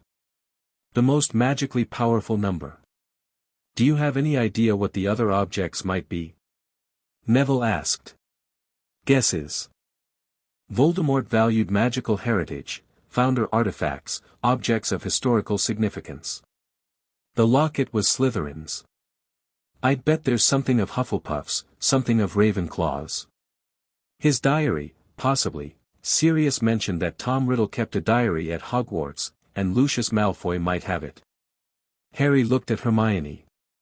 This is where I need your research skills. And Daphne's intelligence network. And Dumbledore's knowledge, though extracting it honestly will be its own challenge. You're going to work with Dumbledore on this? Ron looked skeptical. He's been studying Voldemort for 50 years. He has information I need. That doesn't mean I trust him, it means I recognize his value as a resource. Harry leaned back. But the Horcrux hunt isn't the only thing happening this term. Voldemort is out there, disembodied, looking for a way back.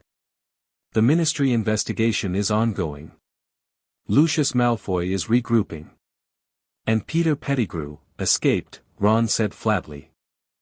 The compartment went cold. Hermione closed her eyes. Neville winced. Pettigrew had been cornered at the Burrow by Aurors the day of the Black Hearing. He'd transformed from his rat form in a panic, fought briefly, and disapparated, managing to break through the apparition wards with a desperate burst of magic that had left 2 Aurors stunned and the Weasley kitchen in ruins. He was now at large, a confirmed Death Eater and traitor, and every day he remained free was a day Voldemort had a potential servant searching for him. He'll go to Voldemort, Harry said. He's a coward, and cowards run to whoever seems strongest. Which means Voldemort will have hands and a wand sooner than we'd like. Can you track Pettigrew? Hermione asked. Your magical senses, he's beyond my range. The castle amplifies my perception, but outside Hogwarts, I can only sense things within a few miles. Pettigrew could be anywhere. Bones has Aurors searching, Neville offered.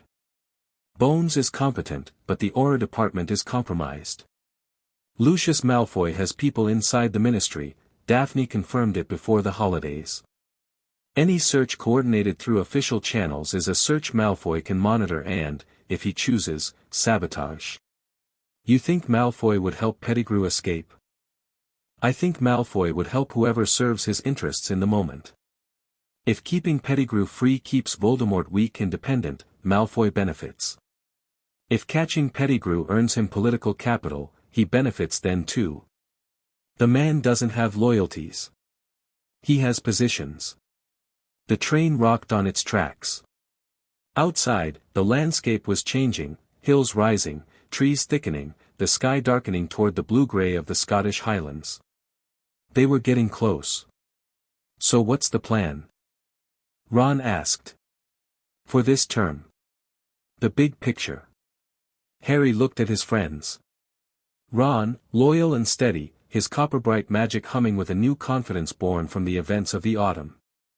Neville, transformed, still quiet, still gentle, but with a core of steel that hadn't been there in September, his deep green magic burning stronger every day. Hermione, brilliant and fierce, her silver-white energy sharper than ever, honed by months of advanced study into something genuinely formidable. They were ready. Not for everything, they were 12, and some challenges would require years of growth, but for the next step. The next piece of the war.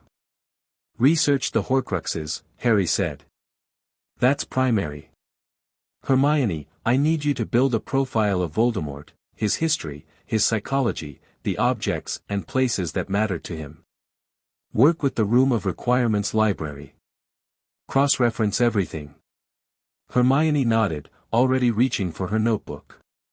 Ron, you're my strategist. You see patterns I miss, the chess players eye for positioning and timing. I need you thinking about how Voldemort might try to return, what resources he'd need, and where the vulnerabilities are. Play out the scenarios. Ron straightened.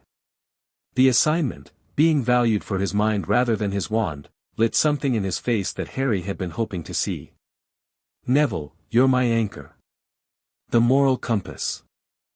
When I'm too deep in strategy and politics, when I'm thinking like Dumbledore or Voldemort instead of like a human being, I need you to pull me back. Can you do that? Neville met his eyes. I've been doing that since September. I know. Don't stop. The train was slowing. Hogsmeade Station materialized through the snow, the little platform, the carriages waiting, the lanterns swaying in the wind. And Daphne? Hermione asked. What's her assignment? Intelligence. The political landscape. Who's moving, who's watching, who's positioning for the next phase. The war won't just be fought with wands, it'll be fought with information and alliances and public opinion. And your assignment? Ron asked. What's the great Harry Potter doing while we're all working? Harry smiled. Getting stronger. Finding the Horcruxes. And having a very honest conversation with Albus Dumbledore about everything he hasn't told me yet. The train stopped. They gathered their things, filed out into the cold, and the carriages were waiting, pulled by creatures Harry could see clearly, thestrals, skeletal and dark and strangely beautiful, their leathery wings folded against their flanks.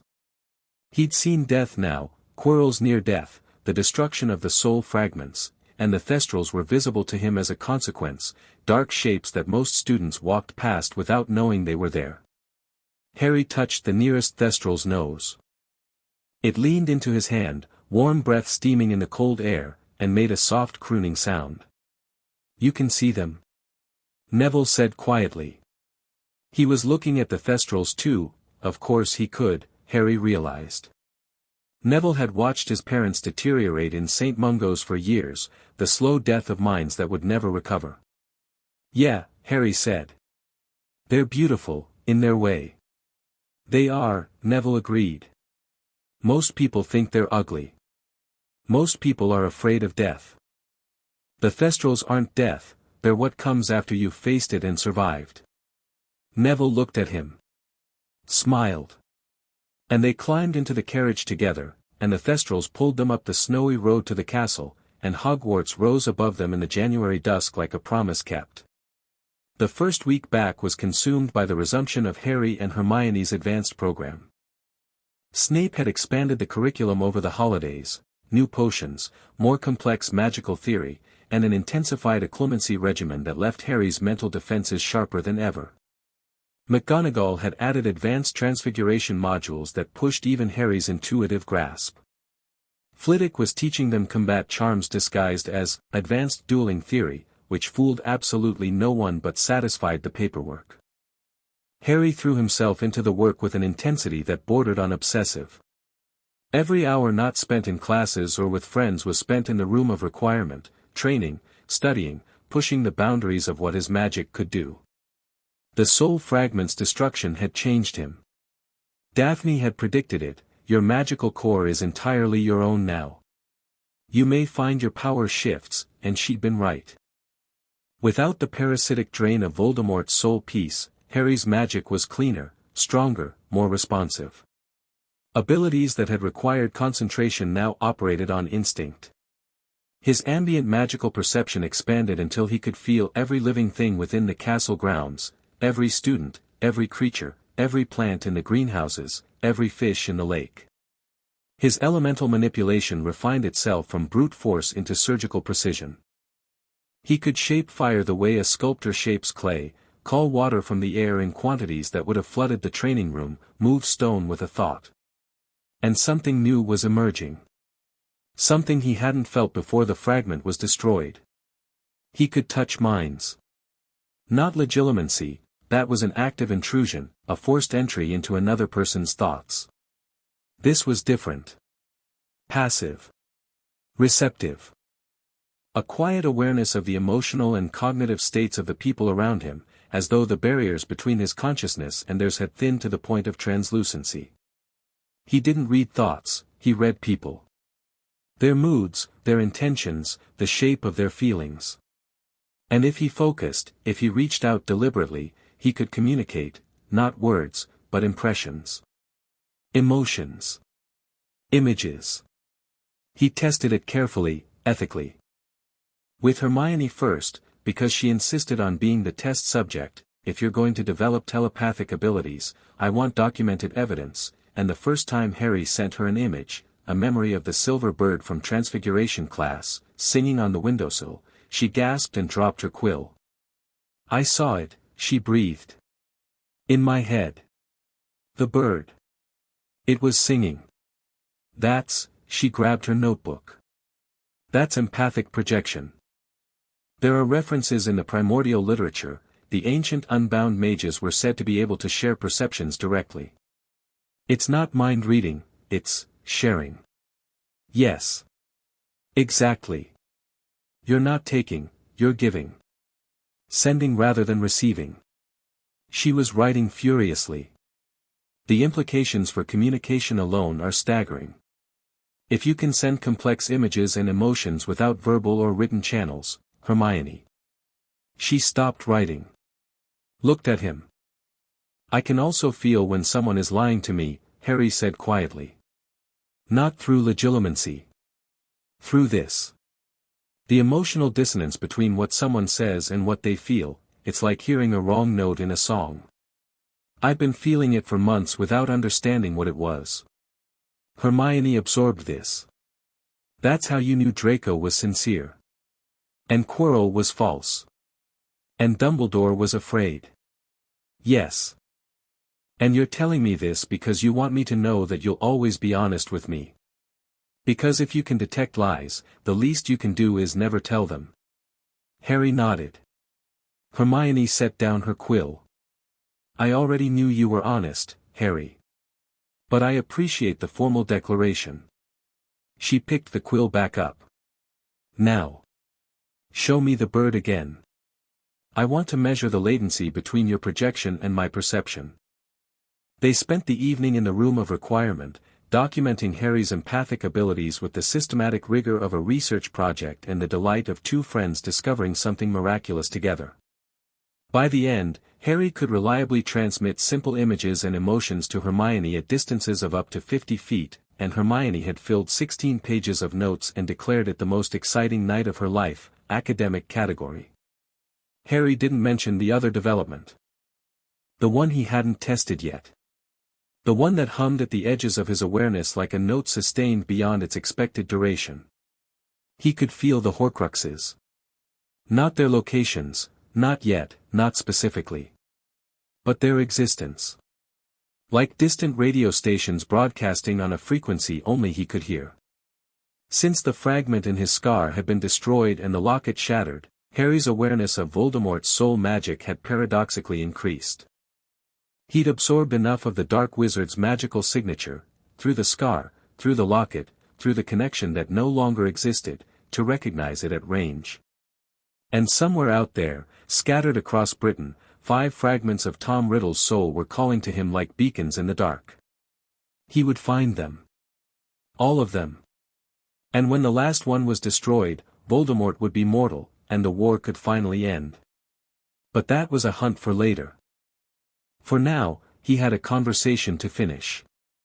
Dumbledore's office was the same as always, the whirring instruments, reactivated, but no longer keyed to Harry's signature. Harry had checked, the sleeping portraits, Fawkes on his perch. The phoenix sang when Harry entered, that clear, rising note that always made the world feel momentarily right. Dumbledore was behind his desk. He looked better than he had in December, still old, still tired, but steadier. The investigation's conclusion had removed the immediate political pressure, and the censure, while humbling, had given him a framework for moving forward. He was a man under constraint rather than under siege, and constraint, Harry suspected, was something Dumbledore understood. Harry, Dumbledore said. Thank you for coming. You said you had information about the Horcruxes. I did. I do. Dumbledore gestured to the chair. Harry sat. I've been studying Tom Riddle for over 50 years. I've collected memories, magical recordings of key moments in his life, from people who knew him. And from those memories, I've been able to piece together a picture of the objects he chose to house his soul. Tell me. Dumbledore opened a drawer and placed a small stone basin on the desk, a pensieve, Harry recognized, a device for viewing stored memories. The silver surface swirled with captured thoughts. There are 7 pieces, Dumbledore said. You've already destroyed 2, the fragment in your scar and Slytherin's locket. The others, as far as I can determine, are, Tom Riddle's diary, which I believe is in the possession of Lucius Malfoy. Helga Hufflepuff's cup, which was last known to be in the vault of Bellatrix Lestrange at Gringotts. Rowena Ravenclaw's diadem, which Tom hid somewhere he believed no one would ever look. Marvolo Gaunt's ring, which is hidden in the ruins of the Gaunt family home in Little Hangleton. And the final piece, the fragment that remains within Voldemort himself. Harry absorbed the list. 6 objects, including the 2 he'd already destroyed.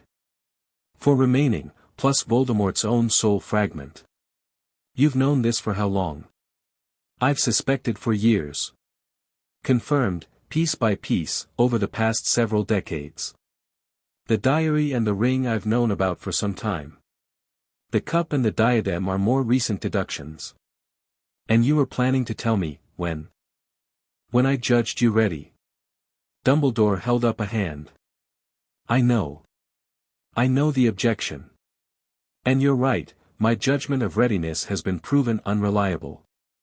So here I am, telling you everything, before you're forced to discover it yourself. Harry studied the old man. The empathic perception was active, he couldn't turn it off anymore, it was simply part of how he experienced the world, and what he felt from Dumbledore was genuinely different from the complex, fearful energy of the previous term. The fear was still there, but diminished. In its place was something more tentative and more honest, a willingness to be wrong. A willingness to follow rather than lead. The ring, Harry said. You mentioned it specifically. Why? Something flickered across Dumbledore's face. Because I've already attempted to retrieve it. Over the Christmas holiday. Harry went still. Attempted. Dumbledore raised his right hand. It was blackened, the skin dark, withered, dead-looking, as though the hand had been burned or cursed. The damage extended from his fingertips to his wrist, where it stopped in a sharp line, and the magical signature of the injury was unmistakable. Dark magic. Horcrux magic. The same corrupted energy Harry had felt in the locket and the scar fragment. You put it on, Harry said. I put it on. Dumbledore's voice was quiet, self-recriminating. The ring contained a stone, the Resurrection Stone, one of the Deathly Hallows. I saw it, and for one moment, I forgot what the ring truly was. I forgot the Horcrux. I thought only of the stone, and what it could give me. Whom it could bring back. His eyes were distant. Haunted. It was a moment of weakness. The ring's curse struck immediately. Severus has contained it, but the damage is significant. How significant? Dumbledore met his eyes. A year. Perhaps less. The curse is progressive and incurable. Severus's skill has slowed it, but it cannot be stopped. The office was silent except for the soft whirring of instruments and Fawkes's low, mournful trill. Harry looked at the blackened hand. At the old man behind the desk who had, in a moment of human frailty, reached for the thing he wanted most and been punished for it. The great Albus Dumbledore, undone not by a Dark Lord's trap but by his own longing, for forgiveness, for redemption, for the sister he'd lost a century ago. Let me see it, Harry said. Harry, the curse is, let me see the hand. Dumbledore hesitated, then extended the blackened hand across the desk. Harry took it gently. The skin was cold, the fingers rigid, the dark magic crawling through the dead tissue like frost spreading across glass. He could feel the curse, its architecture, its intent, its method. It was sophisticated. Malicious. Designed to kill slowly, feeding on the victim's magical core, spreading incrementally from the point of contact. But it was also, at its foundation, a piece of Voldemort's magic. And Harry knew Voldemort's magic now. He'd held it in his scar for 11 years. He'd destroyed it twice. He understood its frequency, its structure, its weaknesses. He closed his eyes and poured his magic into the hand. Not the blunt, overwhelming force he'd used against the Horcruxes. Something more precise. Something he'd been developing in his training sessions, the ability to target a specific magical signature and dissolve it without harming the surrounding tissue. Surgical. Exact. The magical equivalent of removing a tumor without cutting the patient. The curse resisted. It was strong, anchored deep in the bone, woven into the very cells of Dumbledore's hand. But Harry's magic was vaster, and it knew the enemy, and it went to work with the implacable patience of an ocean wearing down a cliff. Dumbledore gasped. His hand spasmed. The blackened skin flickered, darkening, lightening, darkening again, as Harry's magic and the curse fought at the cellular level. The whirring instruments on the desk spun wildly. Fawkes sang, a rising, powerful note, phoenix fire magic joining Harry's own, and the combined force surged through Dumbledore's hand like light through stained glass. The curse broke. Not all at once, it unraveled, strand by strand, the dark magic dissolving into nothing as Harry's power burned it away. The blackened skin faded to gray, then to pale, then to the normal, age-spotted complexion of an old man's hand. The fingers flexed. The warmth returned. The deadness receded. Harry let go. His hands were shaking with effort, the first time in months that any magical exertion had genuinely taxed him, and his forehead was damp with sweat. Dumbledore stared at his hand. He turned it over. Flexed each finger individually. Made a fist. The hand was whole. Healed. Alive. That's not possible, Dumbledore whispered. I've been hearing that a lot lately. Dumbledore raised his eyes. They were very blue and very bright and very full of something that Harry couldn't entirely name, gratitude, yes, and wonder, but also a kind of dawning comprehension, as though a puzzle he'd been working on for decades had just revealed its solution. You're not just powerful, Dumbledore said. You're the answer. Not to the prophecy, to the problem. The fundamental problem of dark magic. You can undo it. Not just resist it or counter it or defend against it, you can dissolve it. Erase it. Return corrupted magic to its natural state. I don't know about all dark magic. But Voldemort's, yes. I've absorbed enough of his magical signature to target it specifically. The Horcruxes. I can find them. I've been feeling them since the fragment in my scar was destroyed, distant signals, broadcasting on a frequency I can track. And I can destroy them without the specialized tools the standard literature describes. No basilisk venom. No fiend fire. Just, me. Dumbledore sat back in his chair.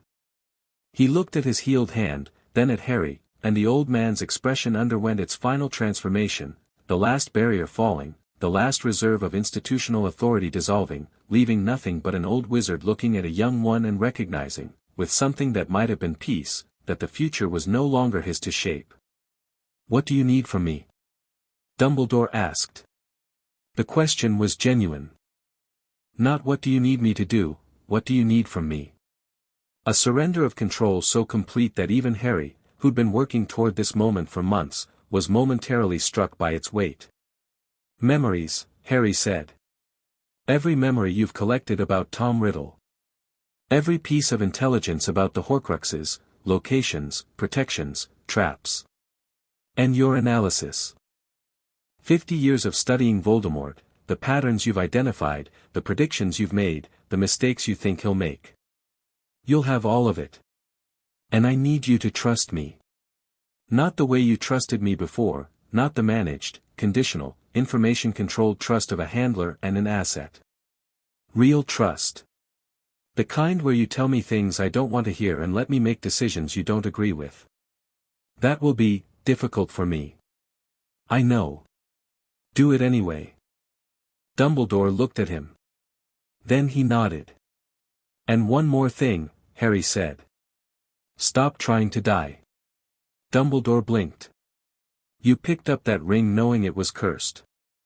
Maybe consciously, maybe not, but some part of you reached for the resurrection stone because you wanted to see the people you've lost. Because you've been carrying guilt for so long that death feels like a solution. Harry's voice was gentle but unyielding. I just healed your hand. I need you alive, Professor. The war needs you alive. Not as a chess player, not as a puppet master, as a teacher. The thing you were supposed to be all along. Dumbledore was very quiet for a very long time. Your mother, he said finally, would have said exactly the same thing. In almost exactly the same words. Good. She was right about most things. She was right about everything. Dumbledore's voice was thick. Including Severus, and including me, and including you. Especially you. He opened the desk drawer and placed a collection of small crystal vials on the surface, dozens of them, each containing a silver memory, each labeled in Dumbledore's spidery handwriting. Take them, Dumbledore said. Study them. Come back to me with questions. And Harry, yes. Thank you. For the hand. For the second chance. For not being the person I was afraid you'd become. Harry gathered the memories and stood. I never was that person, Professor. You just couldn't see it past the vision. I see it now. Then we'll be all right. He left the office.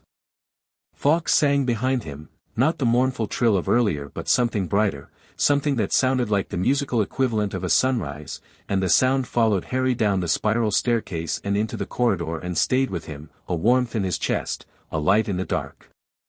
The weeks that followed were the most productive of Harry's life.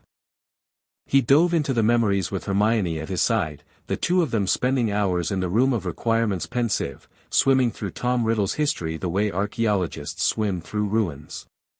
They saw him as a child, beautiful, cold, already cruel, manipulating other children in the orphanage with an instinct for power that was chilling in its precociousness. They saw him at Hogwarts, brilliant, charming, gathering followers the way a black hole gathers light, and beneath the charm, a void where a soul should have been. They saw the making of the Horcruxes. Not directly, Dumbledore's memories were collected from witnesses, not from Riddle himself, but in the aftermath. The deaths that preceded each creation. The objects chosen, each one a trophy, a symbol, a piece of magical history that Riddle believed he was claiming for himself. He doesn't love these objects, Hermione said, studying the memory of young Riddle acquiring Hufflepuff's cup. He doesn't even appreciate them. He uses them. They're containers, nothing more. The magical heritage, the history, he doesn't care about any of it. He just wants to own it. He's a collector, Harry agreed. Not of things. Of power. The objects represent dominion, over the founders, over history, over death itself. Which makes them predictable. He chose objects of significance because he needed to feel important. If we can map his psychology, his narcissism, his obsession with legacy, we can predict the remaining locations. They worked. Hermione built her profile, a comprehensive psychological and magical analysis of Tom Marvolo Riddle that ran to 40 pages and was, in Harry's estimation, the most dangerous document in the wizarding world. It mapped Voldemort's mind with a precision that would have horrified the Dark Lord, identifying patterns and vulnerabilities that 50 years of opposition had failed to expose. The diary was with the Malfoys.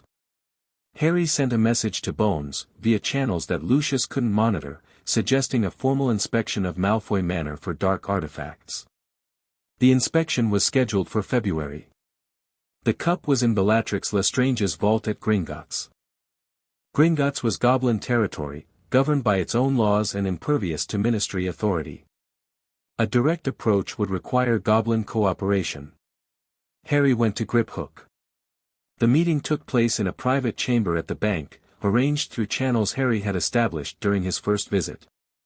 Griphook, the same sharp-faced goblin who'd taken him to his vault in July, sat across a stone table and regarded Harry with the same grudging respect he'd shown months ago. Mr. Potter. You've been making a name for yourself. I need access to a vault. Bellatrix Lestrange's. Impossible.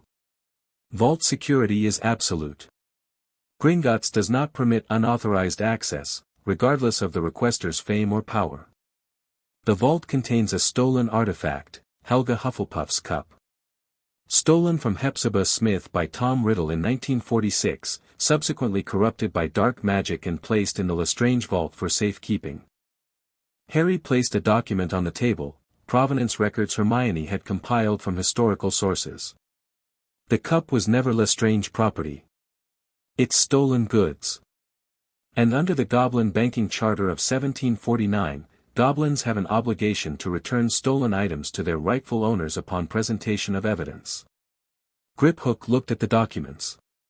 His dark eyes moved over the pages with the precise, calculating speed of a banker reviewing a contract. The charter requires verification, Griphook said slowly. And the rightful owner is dead. Smith's estate was bequeathed to the Hogwarts Trust. As Smith's will clearly states, Hermione found it in the Ministry archives. Hufflepuff's cup, as a founder artifact, was intended for the school. The current headmaster has authorized its retrieval. Harry produced a second document, Dumbledore's signature, obtained that morning, authorizing Harry as the trust's agent. Griphook studied both documents for a long time. Then he looked at Harry, and the grudging respect had deepened into something closer to genuine regard. "You argue like a goblin," Griphook said. "I'll take that as a compliment." It was one. Griphook set down the documents. "The retrieval will take 3 days to arrange. The vault's defenses are extensive. You will need to be present personally. The cup, if it is what you say it is, will likely resist removal." "It won't resist me." Griphook tilted his head. "No. I don't suppose it will." 3 days later, Harry stood in the deepest vaults of Gringotts, surrounded by mountains of gold and dark artifacts, and held Hufflepuff's cup in his hands. It screamed when he touched it, the same Horcrux scream, the same desperate thrashing of corrupted soul magic, and Harry's power rose to meet it, golden white and absolute, and the cup burned clean in his hands. The gold blackened, then brightened, and the Horcrux was gone, and the cup was just a cup again, beautiful, ancient, free. 3 down. 3 to go. February brought the Ministry inspection of Malfoy Manor.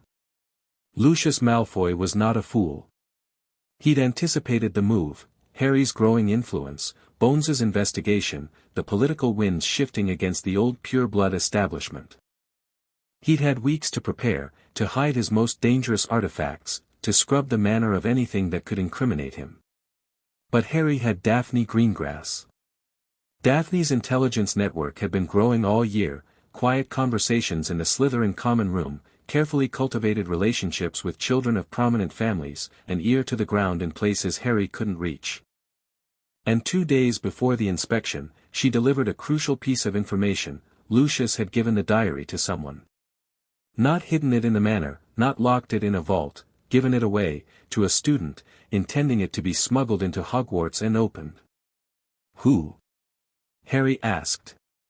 They were in the library, speaking in voices so low that even the books couldn't eavesdrop. Ginny Weasley. Harry's blood went cold. Not directly, Daphne continued, her voice tight. He slipped it into her cauldron at Flourish and Blotts last summer, before the term started. She's had it since September. And she's been writing in it. Writing in it. The Horcrux. The diary writes back. It's been influencing her, gradually, subtly. I noticed the changes over the holidays when she visited Hogwarts for the Quidditch match. Her magical signature was wrong. Discolored. Like something was feeding on her. Harry was on his feet before Daphne finished speaking. He felt for Ginny Weasley's magical signature, the youngest Weasley, Ron's sister, a first year who'd been quiet and withdrawn all term, whom Harry had noticed in passing but never paid close attention to. He found her. In Gryffindor Tower. And Daphne was right, her magic was wrong. Corrupted. The same dark frequency as the Horcruxes, winding through her signature like poison through a bloodstream. He moved. Not ran, moved, the castle responding to his urgency, corridors straightening, staircases aligning, the distance between the library and Gryffindor Tower collapsing as Hogwarts bent its architecture to speed his passage. He reached the portrait hole in minutes, spoke the password, climbed the stairs to the first-year girls' dormitory. He knocked. A girl answered, lavender brown, looking startled. Is Ginny Weasley here? She's on her bed. She's been acting strange all day. Really pale. Won't talk to anyone. Harry stepped past her. Ginny was sitting on her bed, cross-legged, hunched over a small black book. Her red hair hung lank around a face that was paper white, and her eyes were glazed, unfocused, staring at the diary's pages as though hypnotized. Harry could see it, the connection between the diary and the girl, a dark thread of magic running from the book into Ginny's hands, into her arms, into her chest. The Horcrux was feeding. Draining her life force, her magic, her personality, using it to fuel its own growing strength. Tom Riddle's memory, preserved in the diary, was becoming more real with every word Ginny wrote and every ounce of herself she poured into the pages. "Ginny," Harry said. She didn't respond. "Ginny." He knelt beside the bed. "I need you to give me the book." Her hands tightened on the diary. "No." Her voice was thin, distant, not quite hers. "He's my friend. He understands me." "He's not your friend, Ginny. He's a piece of Voldemort's soul, and he's killing you." "He's not, Tom wouldn't." Tom Riddle became Lord Voldemort. "The diary is a Horcrux. And if you don't let go of it, it will drain you until there's nothing left." Her eyes focused. Just barely, a flicker of the real Ginny Weasley, frightened and confused, surfacing through the diary's influence. "I can't," she whispered. "I can't let go. He won't let me." Harry reached out and placed his hand over hers, over the diary. The Horcrux's magic surged, angry, possessive, fighting to maintain its grip on the girl it was consuming.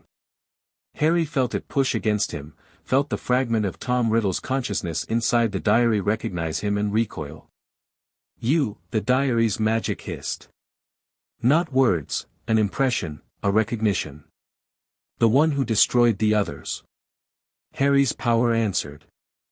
It flowed through his hand, into Ginny's, surrounding the diary in a cocoon of golden white energy that cut off the dark thread connecting it to the girl. Ginny gasped, a sharp, painful inhalation, the sound of someone surfacing from deep water, and her fingers loosened, and the diary fell from her hands onto the bed. Harry picked it up. The diary fought him. Harder than the locket, harder than the cup, this one was different, stronger, because it contained not just a soul fragment but a memory, a coherent piece of Tom Riddle's personality, with all the intelligence and malice of the 17-year-old boy who'd created it. It threw everything it had at Harry, visions, temptations, threats. It showed him power beyond imagining, offered him knowledge and dominion and a world reshaped in his image. It showed him Hermione, broken. Ron, dead. Neville, lost. Harry looked at the visions and felt nothing but tired recognition. "I've met you," he thought at the diary. "The real you. The thing you became. And you're a parasite wearing a dead man's face. You don't have anything I want." He squeezed. His magic compressed around the diary like a fist, and the Horcrux screamed, the loudest yet, a sound that rattled the dormitory windows and made Lavender Brown shriek, and ink bled from the pages in a black flood, and the diary convulsed in his hand, and then it was over. The dark magic dissolved. The fragment burned away. The diary was just a book, empty, ruined, dead. Harry dropped it on the bed. Turned to Ginny. She was crying. Silent, shaking sobs, her face buried in her hands, and Harry could feel the shame and terror pouring off her like heat from a fire. He sat on the edge of her bed and put his arm around her and said nothing, because sometimes presence was enough, and words could wait. Ron arrived minutes later. The twins had sent a message, someone had seen Harry running through the castle, and the sight of his little sister crying on her bed with a dark artifact beside her nearly broke him. Harry explained, quickly and quietly, and Ron's face went through fury and fear and settled on fierce protective love. "I've got her," Ron said, sitting on Ginny's other side, pulling her into a hug that enveloped her entirely. "I've got you, Gin. It's over." Harry left them together. 4 Horcruxes destroyed. 2 remaining, the ring at the Gaunt House, and the diadem hidden somewhere in Hogwarts. He went to the Room of Requirement. He didn't need to search for the diadem, he'd known it was here for weeks, its signal growing clearer as his sensitivity increased. Ravenclaw's diadem, hidden by Tom Riddle in the Room of Requirement itself, in the vast junk room where Hogwarts stored its centuries of accumulated detritus. Hidden in the one place Riddle believed no one would look, because no one would know the room existed. No one except another primordial who could feel the castle's heartbeat. Harry opened the room in its storage configuration. The space that materialized was enormous, cathedral-sized, filled with towering stacks of broken furniture, old textbooks, confiscated items, and the general debris of 1,000 years. The diadem was calling to him from somewhere in the middle distance, its dark signal pulsing like a diseased heartbeat. He walked through the labyrinth of junk. Past mountains of chairs. Past broken broomsticks and cracked cauldrons and a stuffed troll and what appeared to be a vampire's coffin. The diadem's signal grew stronger with each step, and Harry followed it the way you'd follow a sound in the dark, by instinct, by feel. He found it on a bust of an ugly old warlock, perched like a crown, tarnished and dark. Ravenclaw's diadem. Beautiful, once. Now corrupted, the silver blackened by Horcrux magic, the sapphire at its center pulsing with malevolent intelligence. Harry picked it up. The Horcrux fought, of course it did, they always fought, but the fight was brief. Harry's magic descended on it like a wave, and the dark fragment shattered, and the diadem burned clean, and the sapphire cleared from black to blue, and it was over. 5 down. 1 to go. Harry stood in the Room of Requirement holding the cleansed diadem of Rowena Ravenclaw and felt, for the first time, the shape of the ending. Not the war would go on, because Voldemort still existed, still plotted, still hungered for power and immortality. But the Horcruxes, the anchors, the insurance policies, the dark magic that made the monster immortal, were almost gone. 1 remained. The ring. In Little Hangleton. And beyond that, Voldemort himself, one final fragment of a soul that had been divided and diminished until it was barely recognizable as human, a ghost clinging to existence through sheer malice and will. Harry would deal with both. When the time came. But first, he had something more important to do. He found his friends in the common room.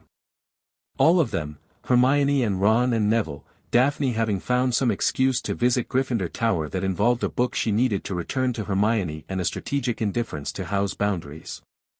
Harry placed the diadem on the table. 5 faces stared at it. "That's the 5th Horcrux," Hermione said. Her voice was almost reverent. "The diary is destroyed too. Ginny had it, I'll explain later. The ring is the last one. It's in a village called Little Hangleton, in the ruins of Voldemort's family home. I'll retrieve it over Easter." "You'll retrieve it," Ron repeated. "Alone?" "Not alone. With Dumbledore." Harry paused, letting that land. He tried to get it himself over Christmas and nearly died. He knows the location, the defenses, the traps. And I can cure the curse if it triggers again. We go together. "And after the ring?" Neville asked. "After the ring, Voldemort is mortal. He won't know it, he doesn't know the Horcruxes are being destroyed, because the connection between us is gone and his other protections haven't been triggered in ways he'd notice. When we're ready, when every piece of his soul is destroyed, we find him. And we end it." The fire crackled. The common room was warm and golden, and outside the windows, the Scottish winter was slowly loosening its grip, the first signs of spring visible in the lengthening days and the gradual retreat of snow from the lower hills. "You're talking about killing him," Daphne said. Not accusatory, clarifying. "I'm talking about defeating him. Permanently. Whether that means death or something else, I don't know yet. But he will never again threaten the people I love. That's not a goal. That's a promise." Hermione took his hand. Ron put his hand on Harry's shoulder. Neville nodded, quiet and solid and immovable. Daphne inclined her head, the Slytherin gesture of commitment, and her ice-blue magic pulsed once in affirmation. They sat together in the firelight, and Harry felt the warmth of them, not just physical, not just magical, but the deeper warmth of connection, of trust, of people who had chosen each other and would keep choosing each other through whatever came next. This was his power. Not the magic, that was a tool, a gift, a consequence of genetics and fate and a seal that broke too early. This was the real power, the choice to love, and be loved, and let that love make him stronger instead of more afraid. He thought of Dumbledore's vision. Fire and ruins and grief. The worst possible future, born from the worst possible version of himself, alone, unbound, unmade by loss. He looked around the common room. At his friends. At the school that had become his home. At the life he'd built from nothing, brick by brick, choice by choice, fueled not by the vast magic in his blood but by the simple, stubborn decision to be kind. The vision would never come true. Not because Harry was too powerful for it. But because he was too loved. The year wound down. Exams came and went. The investigation concluded. Dumbledore adjusted to his new constraints with a grace that surprised everyone except Harry, who understood that the old man had been waiting for someone to set boundaries he couldn't set himself. The last night of term, Harry went to the astronomy tower. Not for class, for himself. He stood on the observation platform under a sky blazing with stars, the castle dark and quiet below him, the lake a silver mirror reflecting the heavens, and he reached out with his senses one last time. He felt everything. The castle, warm and ancient, humming its eternal song. The forest, dark and wild, full of creatures that lived beyond human understanding. The lake, deep and cold, home to things that had been old when Hogwarts was new. The wards on the walls, strong and steady, the protective magic of 1,000 years of wizards who'd loved this place. And the people. His people. Sleeping in their dormitories, dreaming their separate dreams, each one a unique light in the vast magical tapestry of the school. Ron's copper brightness. Hermione's silver blade. Neville's deep green steadiness. Daphne's ice-blue precision, all the way down in the dungeons. Draco's sharp, conflicted spark, growing brighter by the day.